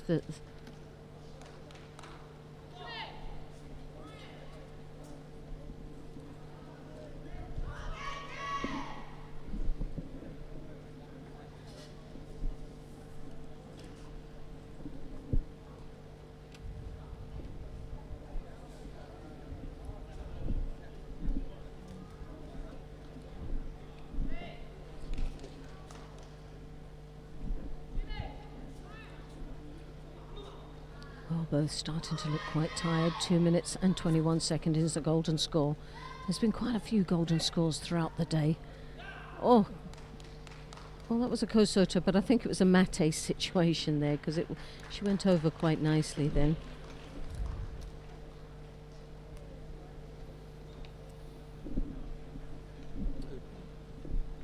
Oh dear. A third penalty picked up by Kiyomi Watanabe. You know, I think she's still a little bit off her feet after that head. You know, she hit her she head. did have a really heavy fall, didn't she, earlier on? And there you can see another. She's taking her time, and she's rubbing her head there as well. And I went to see her afterwards, and I asked her and a coach, "Are you okay?" And she kind of smiled and shook her head. And I'm not sure if she was doing that because she couldn't quite, you know, work out the English, how to say, actually, I'm really suffering here. Right, let's have just a quick look then. We won't worry too much about the repechage, not the repechage contest. We won't worry too much about the bronze medal contest at the moment. We'll really try and concentrate on the finals, unless of course you have them. So let's start with the ones that you have. What have you got completed? Right, let's go to 73 kilos. It Right, was a really good 73 kilos. good weight category, and a large weight category, 59 judokas. Who have we got in the final? Let's just focus on the finals. Margelidon. Artem Margelidon, the Canadian boy. Yes. He came in here as number 1 seed, so you know, no real surprise. But has had a solid performance, and I think he could actually. Well, he's up against football. And so we've got the number 1 and the number 2. You can't really ask for more than that. Yeah. And I just think the number 1 seed, Margelidon, will take that number 1 spot. The way he's been performing, it's been nice to watch. There's been a lot of excitement. There's certain times that he has been challenged, but never looked like he was under any real threat of not getting through to the next round. So Butbul had that really big throw in the semi-final that we were loving, weren't we? That was spectacular. Oh gosh, yes. Nice way to get into the Well, final. you know what? Yes, that's definitely going to be one of the highlights, isn't it? There's no doubt about that. We saw Antoine Valois-Fortier amazing, defeating the current world champion Said Malay. I mean, absolute clever judo. He really worked that well. It may not necessarily have been the most attractive of ways to get in there, but there was zero wrong with it. No, that was a very intelligent match. That's all I can say.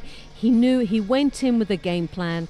He stuck to that game plan, although at times there was elements that he was in a very difficult situation where he was then engaged very deeply and the big lifts were coming. He manages to get out. He knew exactly where to move and how to escape from that. He was well prepared for that match, and that was obvious there. So great match. I can't see him losing that final. Right, Valois-Fortier will face either Nagase Takanori of Japan or Robin Pacek of Sweden. I didn't actually see which one of those won. However, when we come back at 5 o'clock, either one. He's really good, Pacek. Right, under 63 kilo category, we could have picked this one out. Yes, definitely. From the get-go. And in fact, I think we did really. Tina Tursteniak and Nabokura Nami. It's the Slovenian and the Japanese. Just wondering, the only not 1 and 2 matchup is in the under 81 kilo category, because we've got 1 and 2 in the under 73 kilo category, 1 and 2 in the under 63 kilo category. It will be slightly different slightly different in the under 70s. In the under Conway 70s was the number 2. Right, so we do not have the number 1 or the number 2 in the under 70 kilo category. It's the only weight category where we've lost both of the top seeds. Yes. Michaela Polares lost out to Kim Polling of the Netherlands in the semi-final, and Sally Conway unfortunately lost out to Daria Pogozelic in round 2 of the competition, so she's out completely. The final is between Kim Polling of the Netherlands and Gemma Howell of Great Britain, who was in, was it last week or week before? Yeah, she was the week before, and she in Budapest, where she took the gold medal there. Now, she is on form. She is really flying with confidence out here, and has had some great matches along the way. I can't see past Gemma Howell today. I really can't. She's been solid. Great performer, great fighter, and to me, she's got to hit that number 1 spot again, I think. Okay, we shall find out very shortly. We will be back in an hour and 20 minutes. But before we do that, we're going to say goodbye to Loretta because she's going to go off and take a break. So thanks very much for that, Loretta. But we are going to have a chat, as I said earlier on, with a former international judoka, Sophie Johnston. Let's have a look at this little video then.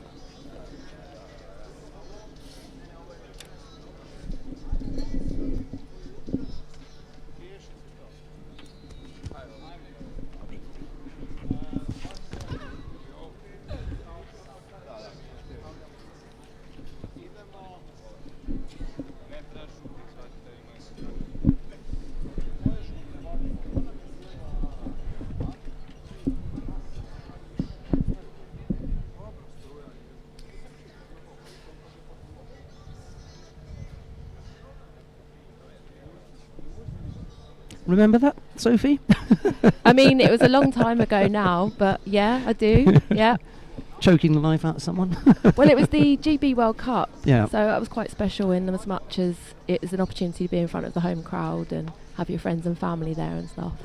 So let's do this properly. Let's welcome Sophie Johnston to the IGF Judo World Tour. Good afternoon. Good afternoon, Sheldon. Lovely to see you again. You are on holiday, or you've got some judo involvement, or what's the story? Yes, well, I'm a teacher now, so this is the start of my summer holidays. But also, Gemma Howe's one of my very best friends, so I'm out supporting her. So very, very excited. Busman's holiday, then? Kind of, yeah. Judo on holiday. Yeah, but it's been long enough now, I think, since I was competing at this level, so I can really see it as something to really be enjoyed, and yeah. So let's talk first of all about how you got into judo, then we work through your judo career, and then we talk about what you're doing afterwards, because we want to do this every competition with a former athlete in each of the places that we go to. You're lucky that we are here because we don't actually visit the UK on the IJF World Tour. So you're going to be our first. You're going to be our guinea pig, test subject. Yeah. So ballet, swimming, you know, whatever the sports, you know, piano, whatever it was that parents were offering up. Why judo? How did that come about? Well, my parents always wanted myself and my brother to be active and do sports, so we did lots of different things. And I was quite small, quite shy, and Dad thought it'd be good for my self-confidence. Nothing's changed then. Oh, well, you know.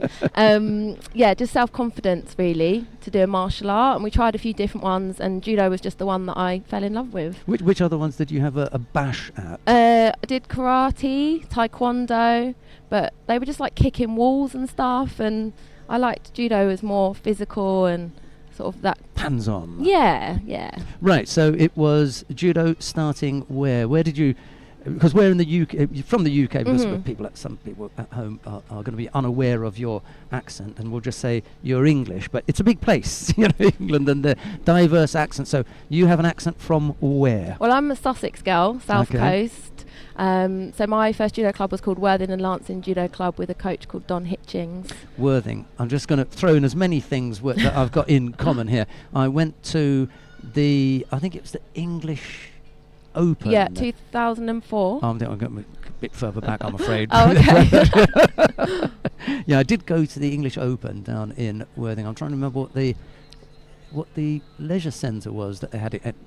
By the by, anyway. So Worthing, down on the south coast in Sussex. You started your judo there. First coach? Don Hitchings. Okay, and how long were you with Don for? He took you through, you know, various grades and various levels. So yeah, so I was lucky enough.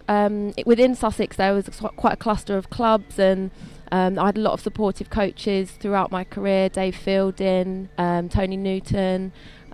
People like that, until really I went to Bisham Abbey when I was 18 at the National Judo Academy. So just before you get to that, apart from the club, there would have been some kind of regional step.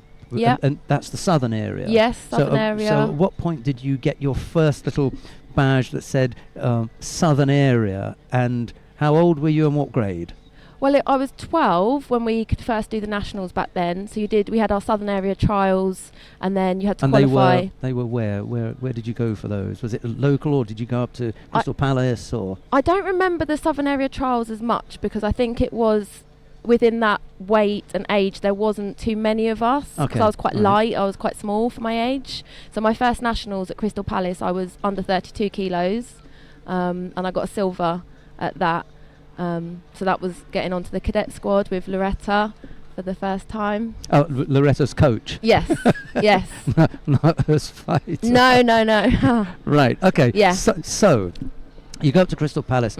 Must have been the biggest stage that you had been on. What was that like? And how old were you? 12 or 13? 12, yeah. So what was that like as a 12-year-old going to, the home of British judo as it was, at that time? It was amazing because we fought early on in the day, obviously made it through to the final, and then you have that big build-up in between, you have that big break, and you have the ceremony where you do the parade around the mats, and it's a different level of prestige to what you've experienced before. You're in the prelims, where you, if this is the Crystal Palace arena here, were you downstairs or were you upstairs on the balcony? We had a couple of mats up there as well. No, I was downstairs in the corner, right? Okay, like underneath the box where like the officials sat. Sit up that end. Yeah. No, I remember it well because sometimes they would have 3 mats along here and then 2 this way. I don't know if you remember that configuration. So I remember that well. I spent quite a lot of time down at Crystal Palace. Okay, so you're in the southern area squad now and well established over a couple of years, and you go up to, what's the next level then?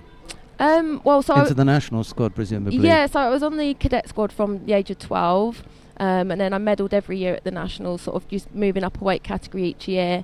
And then I suppose the first kind of major international competition I did was Cadet European Championships in 2000 in Romania. And you medalled there? Was it bronze medal or was it silver?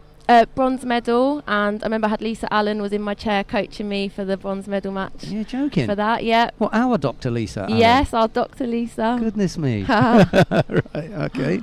So it's quite a tight-knit little family, isn't it? It is, yeah. Because her father, we're going to stray for a little bit, was, one of the most successful coaches in British judo history, Colin McIver. Yeah. So she had good pedigree.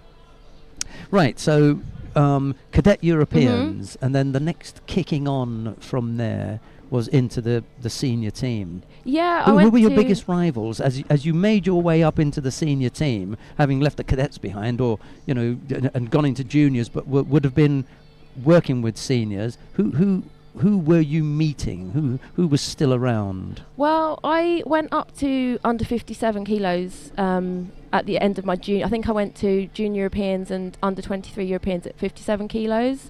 So then as I went through to the seniors, Sophie Cox at that time was the number one. And then I think it was 2005 was when I came down to under 52 kilograms and went to the World Championships that year in Cairo. Yeah, I remember that. I'm just trying to remember what my involvement was with some of the British team. Of course, it's impossible not to mention, because you mentioned 2005 in Cairo, and we had huge success there. And I hadn't thought about this before, and I hope it's not going to upset you, but we have to mention Craig Fallon and him having passed away. But that must have been an incredible thing to be around. For us to have, or for you to be on a team that had a world champion on it. How was that? It was incredible. At that time, obviously, there was Craig and Karina was medaling, and, we had, it was like Ewan Burton and Sarah Clark and Winston, and it was such I was obviously quite young into the team at that time, and it was just such an incredible thing to be part of. I always felt a little bit sorry for Winnie, because Winnie and Winston Gordon had competed at the Olympic Games in Athens and had fought in the semi-final against Zurab Zviadowri, and he'd only lost just narrowly. I mean, he really had just lost narrowly against him, and then went on to lose in the bronze medal contest and ended up as under fifth place. So I always felt sorry for him, and I really liked his judo. But he's coaching in Germany now, I think. I believe so. Yeah, if I'm not mistaken. From time to time, I see him. He does speak German to a degree, but it's like it's anyway. We'll leave that, because Winnie will just laugh at me. Right. So we come up to 2005. After that, after the World Championships, can you remember who you had? Who did you fight against? It was Hakuda, I think. She was Brazilian at the time, and then later went on to fight for Austria. Oh, okay, a little bit of a jump around then. Yeah. And then, and that's when I started at Camberley Judo Club as well in 2005. who was head coach there then? It was sort of the transition between Markel and Luke Preston. So Luke, I was kind of one of Luke's first group of fighters that he took on as a coach. Because Mark had been there for quite some time, hadn't he? And would it be right to say that he had established it, or was it already going and Mark then took it over and took it on? Do you know? I think, I mean, oh God, I'm going to get in trouble now probably for not remembering this. But I mean, Mark, when I came on board, Mark was the real, driving force and behind had been there it. for some time. Definitely. Yeah. But since then, however, Luke Preston, Yes. who himself was, I said to Stuart McWatt today, there were some fighters that I really enjoyed watching. Yeah. Their styles and their shape and their movement. It just, there was class written about it. Sometimes they didn't end up getting the same kind of results that others did. Yeah. Luke was a classy judo player. Oh yeah, that's Sode. Yeah, legendary. He didn't always get the kind of results that we would have hoped, if we speak from a British perspective, but he was really lovely to watch. He had really nice judo. Yeah. Stuart McWatt also has nice judo, by the way. Right. So, Camberley, established there. Did you stay there, or did they have you go to a central place somewhere else? No, I was Camberley girl. And stayed there for my judo career as a senior until 2012. So, as we talk about 2012, that must be the time when you are beginning to think, I wonder what else I'm going to do, because at some stage my judo career will come to an end. At what point did you start thinking about another job, and what sort of jobs did you think, or what careers did you think you would choose to go into? Yeah, so I was lucky enough in as much as when I was at Bisham Abbey, the National Judo Academy at that time, we were able to do a degree course. So I'd kind of done my exercise and health science degree, got that in the bag, and kind of just sort of put it away and forgotten about it, and sort of carried on with my judo. So that was good that I had that. I think I was so focused at that time, as many of us were, on trying to reach 2012 Olympics. I couldn't have, there wasn't much room to focus on much outside of that, and it was only when that really came to an end that I really had to stop and think, oh my goodness, like what now? I'm just going to stop you there for a minute, because we had a clip that Freddie showed earlier on. I'm just going to ask Freddie if we might be able to see that again, so that we can remind people of your prowess in Newaza. And whilst it's going, maybe you can tell us a little bit about who it was, if you can remember. Yeah. And see if Freddie can do it.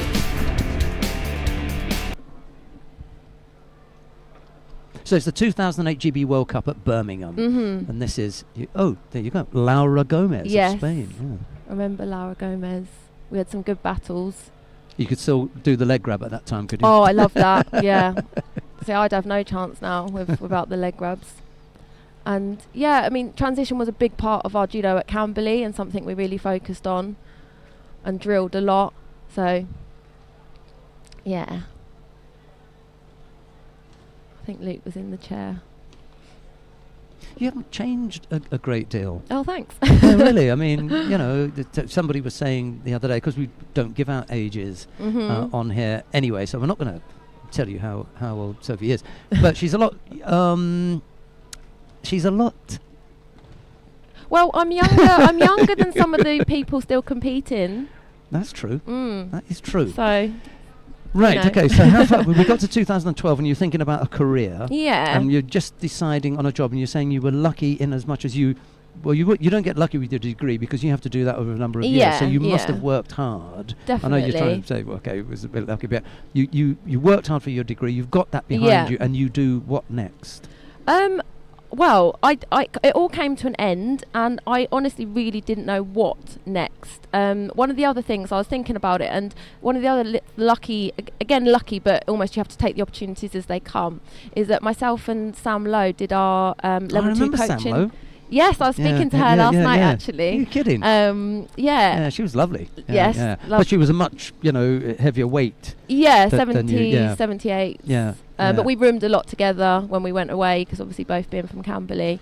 But Sam actually organised for us to do our level 2 coaching course over the summer of 2012.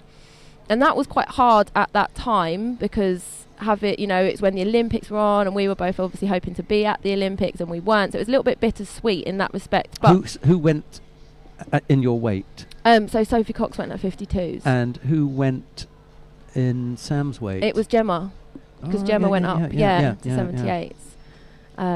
We did our coaching course. So that was a really good thing to have, I think, as an athlete, to have that, to be able to then have the opportunity to pass on to the younger ones. I did got a couple of different jobs, sort of sales type jobs, and did that for a couple of years, but just never really felt, I felt a bit lost, because with judo you're part of that community, and with the judo family, and you really feel part of something, and when you come out of that, I think it's quite hard to replicate that. And I did struggle a bit, and then I got back into coaching. So from having done that coaching qualification, I got involved with our Sussex County junior squad. Absolutely loved that, going back to the grassroots and really seeing the impact that judo has on children. What sort of age would you have been coaching? 8 to 12, 13. Okay. That sort of age group. And that gave you a taste for what then? I just thought how rewarding it is working with children and seeing the positive impact that you can have, and trying to inspire them and motivate the next generation. And so that's when I thought, maybe I could give teaching a go. So it's not just I'm interested in children, and I'm interested in coaching judo to children. I'm interested in teaching children, and there's this shift then from just coaching them in one thing to coaching them in the background that you had your degree in, which is education. Well, no, my degree was actually exercise and health science. Oh, okay, yeah. So you had to go and do something else then? Yeah, so I thought about it, and I thought, I could be a PE teacher, or could do primary teaching. Georgina Singleton. Yes. You mentioned PE teachers. Is she not a PE teacher? I think she's a maths teacher. Oh dear. Okay, I got that one wrong. I think. Well, she's a teacher. Right. Yes. No, there's a few of us, because obviously Gemma Gibbons went on to do her PE teaching, and Siobhan O'Neill, another good friend of mine, is a PE teacher. So, and Megan Fletcher teaches as well. So. Yeah, you don't want to mess around with that group of teachers, then, do you? Right. So, okay, you get as far as doing the PGCE. Yes. And then you find yourself a job. Yeah, back into the real world, the world of work. But you don't find a job, up north somewhere, or in London, or where did you end up working? Yeah, so it was really funny. It sort of all ended up coming full circle. I did my PGCE, which is your year-long qualification you need to do to become a teacher at University of Sussex, and the course leader was my old primary school teacher, so that was a sort of a coincidence, sort of a sign. And did she remember you, or? Yeah, she did, funnily enough, which was really you had done things to make a mark. Well, I must have done, but it was very nice, because she was so encouraging and welcoming, and yeah, she was great. So so they end up doing my teacher training at the school where I used to go to school, and that's where I'm working now, the school that I used to go to. Not only did you have your former teacher as a course teacher for your PGCE, but your teacher training was done at the school that you had been to yourself. Yeah. And you subsequently ended up getting a job teaching in your old school, and that's where you are now. Yes, that is correct. You spent most of your life at this school. You do realise that? Well, yeah, because I've just finished my 4th year of actually teaching at this school, and then I was at the school, because it was a middle school, so I was at the school as a pupil for 4 years. Oh, okay, so it's not quite half your life then. Well, no. It's a good chunk, yeah. Sizable memories as well. Yeah, definitely. The first year in particular was really surreal. Like, oh my gosh, am I actually back here, kind of thing. And now it's just obviously normal. It's just, but. And then I suppose the other question is, because we've spoken about your judo background, your work background. What has happened to that passion for in your life? What has happened to the judo? Is that now by the wayside, or do you still have some connection with judo? And if so, what is it? Yeah, so when I started teaching, I started my own after-school judo club at the school, really just for fun and to give the children a different opportunity, because we didn't have anything like that in our local area. So that was great. So coaching the kids, again, it was the first time I'd really coached from, beginners upwards, and loved that. And then a few of them started asking if they could do competitions. So I was at first a little bit reluctant, and then started taking them. Now we can't get you out the chair. Well, yes. So got one on the red squad this year, and hopefully maybe a couple more next year. So it's ended up back most weekends on the judo circuit again. And this weekend, you're out on the IJF World Tour to see which of your friends, who of your friends have you come to watch? Which of your friends? Well, I'm here predominantly to support Gemma Howe, who's a really, really good friend of mine. I think we bonded back in 2010 over snapped ACLs, and have been very, very good friends ever since. So I've come out with her mum, Suzanne, support her. So I'm very excited for her final later on. But obviously, Sally and Danny Williams and Nathan and Ashley, all people that I was still the crew. Yeah. So obviously wanting to support everyone, and and Nakoda as well. I always follow her, and I think she's amazing.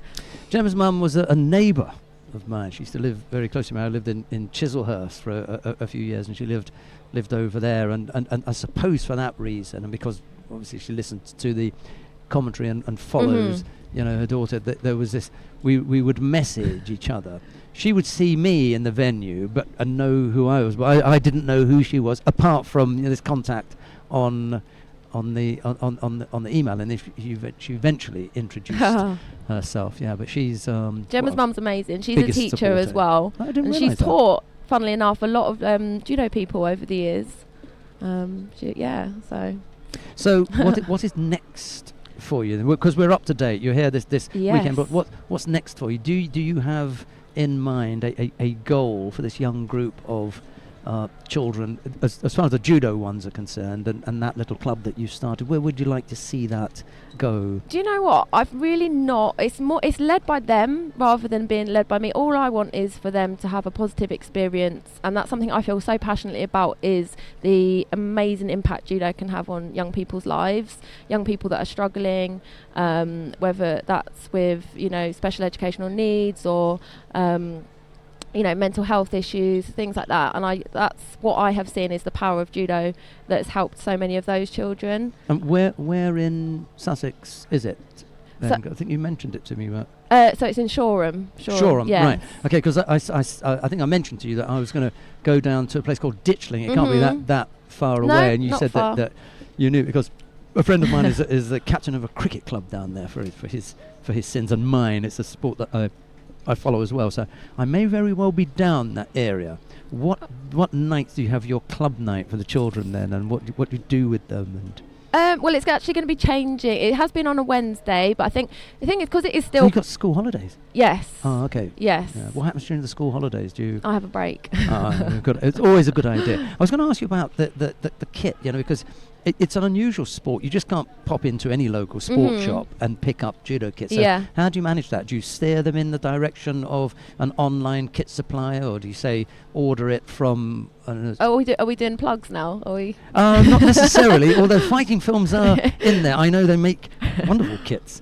But I was just wondering, because it was difficult when I was going around. You just couldn't go into any sport shop and buy an off-the-shelf, good judo kit. Yeah, no, I mean we have the spare kit bag, and when people outgrow kits, they donate them back to the club and things like that. And for people who've just started. Yeah, exactly, and just want to try it out, and then obviously try and encourage them to purchase. Right, I'm going to say, because how long have we been on? I don't know. Okay, but it may be long enough, because Freddie may want to go and have a bite to eat. So if you at home have enjoyed that, you can email us and say hi to Sophie. If you've got nice things to say, I shall pass those comments on. But bear in mind that over the next few weeks we won't be, for the next couple of weeks we won't be on air because we're gearing up for the forthcoming World Championships in Tokyo, and I think on day 2 we will identify who it is that we're going to interview, and then every second day of the competition, every time there's a competition, on day 2 we'll do exactly as we have done here, and we'll pick out some former competitor who's going to give us an insight into where are they now. That might be a good thing. Where are they now? Sophie Johnson, thanks very much Thank for you, Sheldon. joining us. I've been enjoyed lovely. that, and I've also enjoyed hearing about what other people are doing. So we're going to take a break now. We'll be back in 55 minutes with all the action from day 2, the final block, all the medal matches from the Zagreb Grand Prix. But from Sophie Johnston, Freddie and myself, it's bye-bye for now. Thank you.